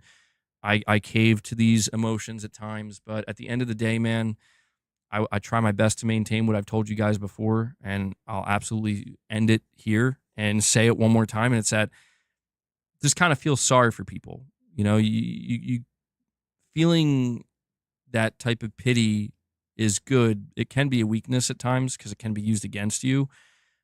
But considering we're talking about the internet, like, dude, I just saw recently, and this is going to get pretty dark. And I apologize. I'm not trying to bring down the vibe, but it was something that I kind of paid attention to because I'm like, fuck, dude, that's bad. There was a YouTuber. Now, this YouTuber, apparently, she was a 29-year-old woman, and she saved foxes, I think, or whatever. I think that's what she did. She saved foxes and like rescued them. I think she made like YouTube content on it. And she recently, I hate YouTube. YouTube sucks because they're like crazy hyper. She self-deleted. God, I fucking hate having to use these stupid terms, but she did. And it was because of the online harassment she got. And I just think that's, there's a lot of sad shit that happens in the world. It's, it's easy to focus on one thing, but I guess, the reason why I pay closer attention to a story like that is because it's like, I feel like I may have some level of insight. Like, I do YouTube, I see the shit that people say and do. And this is where I just hope the people responsible for partaking in that, where I understand there's like an argument to be made about, well, everybody's in control of their own life and they make their own decisions. But it's like, you know what, man, to drive a person to that space, I just hope that anybody who contributed to that is able to actually feel the weight and bear that weight for the rest of their life, because it's like, I understand it's like, well, you got to get thicker skin and whatnot. It's like, that's bullshit. That is bullshit, because it's like, dude, I think people like to make excuses for themselves to justify their behavior and their treatment of others. It's like, well, if you're not tough enough to take it, then that's your problem. It's like, or maybe, just maybe, we could try to be just a little bit fucking better.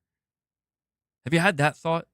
Maybe at all? Is that a thought you're capable of having? Like, maybe don't treat people like they're subhuman, especially over something as fucking stupid and just so low on the totem pole of, she's fucking rescuing foxes and raising them. It makes me sick that, like, people, they just say shit. They just say shit. Excuses of the guilty, man. Like, this is why I'm an advocate for people. And I know it's easy for me to say this because I'm sitting here on a camera talking into a mic. So for me, it feels very real. You know? It's okay, Corey. I understand. It feels very real, right? For me, because I'm not.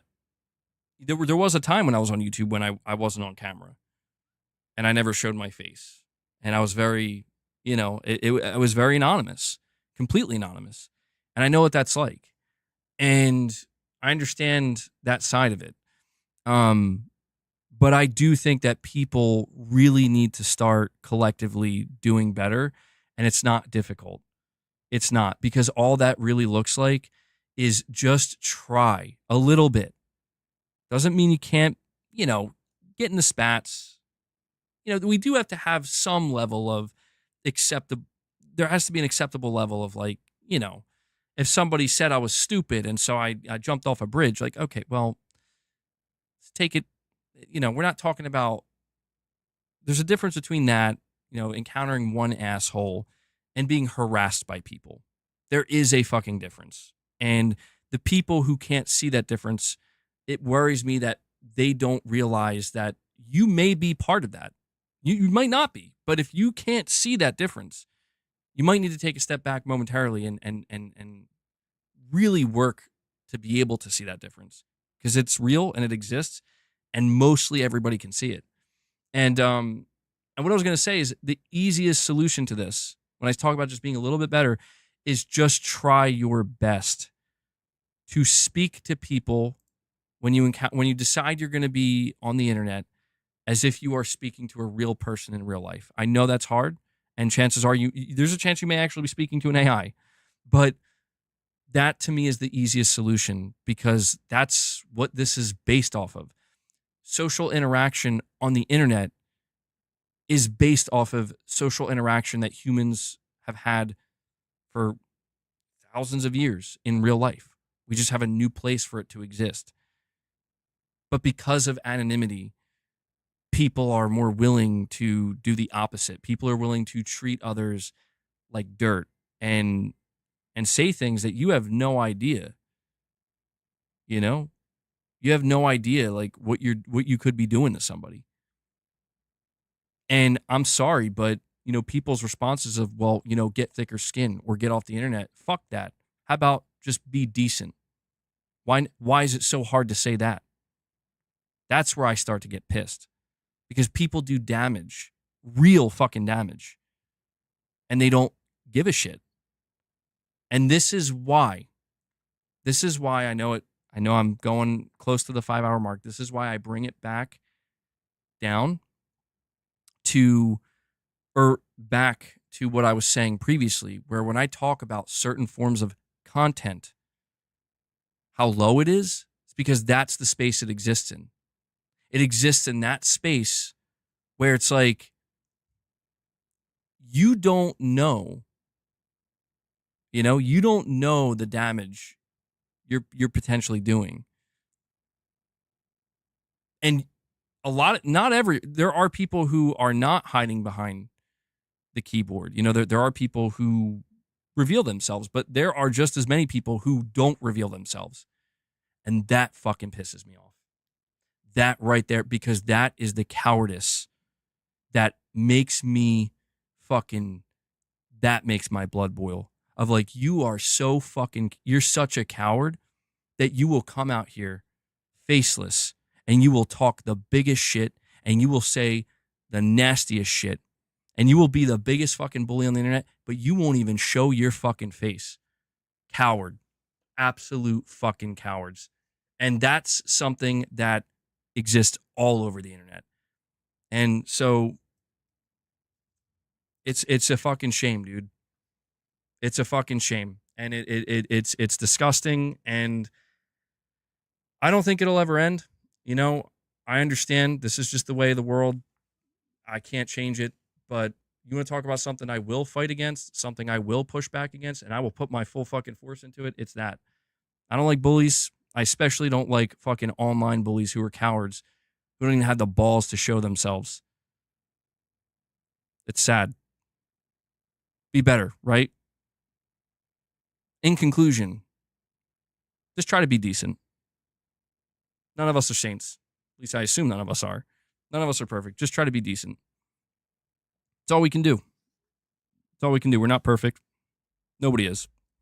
But anyway, with that said, Garrett, I'm glad to hear you're a decent degenerate. See, you're trying. With that being said, though, guys, oh my God, Ghetto God, that's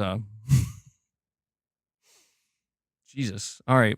Well, sorry to end it on such a heavy note, but you know, you just come across stuff sometimes and you think about it, you ponder it, you wonder what's really going on out here. But yeah, I have some Death Stranding 2 to play. Tarnish, thank you so much for that. Before I go, I want to thank everybody for their incredible support. Didn't know how today's stream was going to go, but we ended with 75 members. Omen, thank you for the memberships. Corey, and also Shadowlink, Silent Spartan, dropping a 50 bomb earlier. Anybody who dropped super chats, direct donations, you guys fund the channel. You guys make it possible for me to do what I do here. Support me, support my family, and I mean, really, what more could I ask for? You guys are awesome. Thank you so much. I don't deserve this community, bro. We have some good people here. So, the only thing I do want to apologize for is I swear, well, I didn't know this was going to be a 5-hour stream. I swear I came in wanting to be a little bit more concise and coherent with my topic discussion. So we're going to work on that. It's a process. We're going to get there. But that's it. Also want to give a big shout out to Devil Shooter, who does the timestamps for the stream. I'm sorry to drag this one out so long today. But if you guys see him in the comments, show him some love, give him some thanks. He does a great service. Is this one staying up? Yeah. No, I'm gonna be working really, really hard not to remove any streams or anything like that. I've run into some issues more recently because I've been playing songs and stuff, and I got, dude. Even, by the way, Corey, even that Chrono Trigger song, it was like a week late. I ended up getting copyrighted for that too. I'm like, what? The only music that I haven't gotten copyrighted for, truthfully, is the Metal Gear music. I'm like, I don't know what's going on with that. I'm thankful for that, but yeah. So yeah, that's true. Night of Cypher, that's true. All right, guys, enjoy the rest of your day. It's still 97 degrees where I am, so goddamn. Hopefully my PS5 Pro doesn't melt. Check out the community tab. Hold on. We got to check the community tab before we wrap it up. I'm going to regret this. Oh, unless you're saying that to check it in a little bit. Yeah, by the way, I appreciate seeing you guys active in the community tab. There's been some funny stuff in there. Go check that out. Go join the community if you haven't. For tomorrow? Okay. All right, Gaming Survivor. All right, that's it. We do what we can as degenerates. Absolutely. All right, guys. That does it. I said that like 4 times. I'm just going to end the stream. I'll catch you in the next one. Till then, take care, everyone.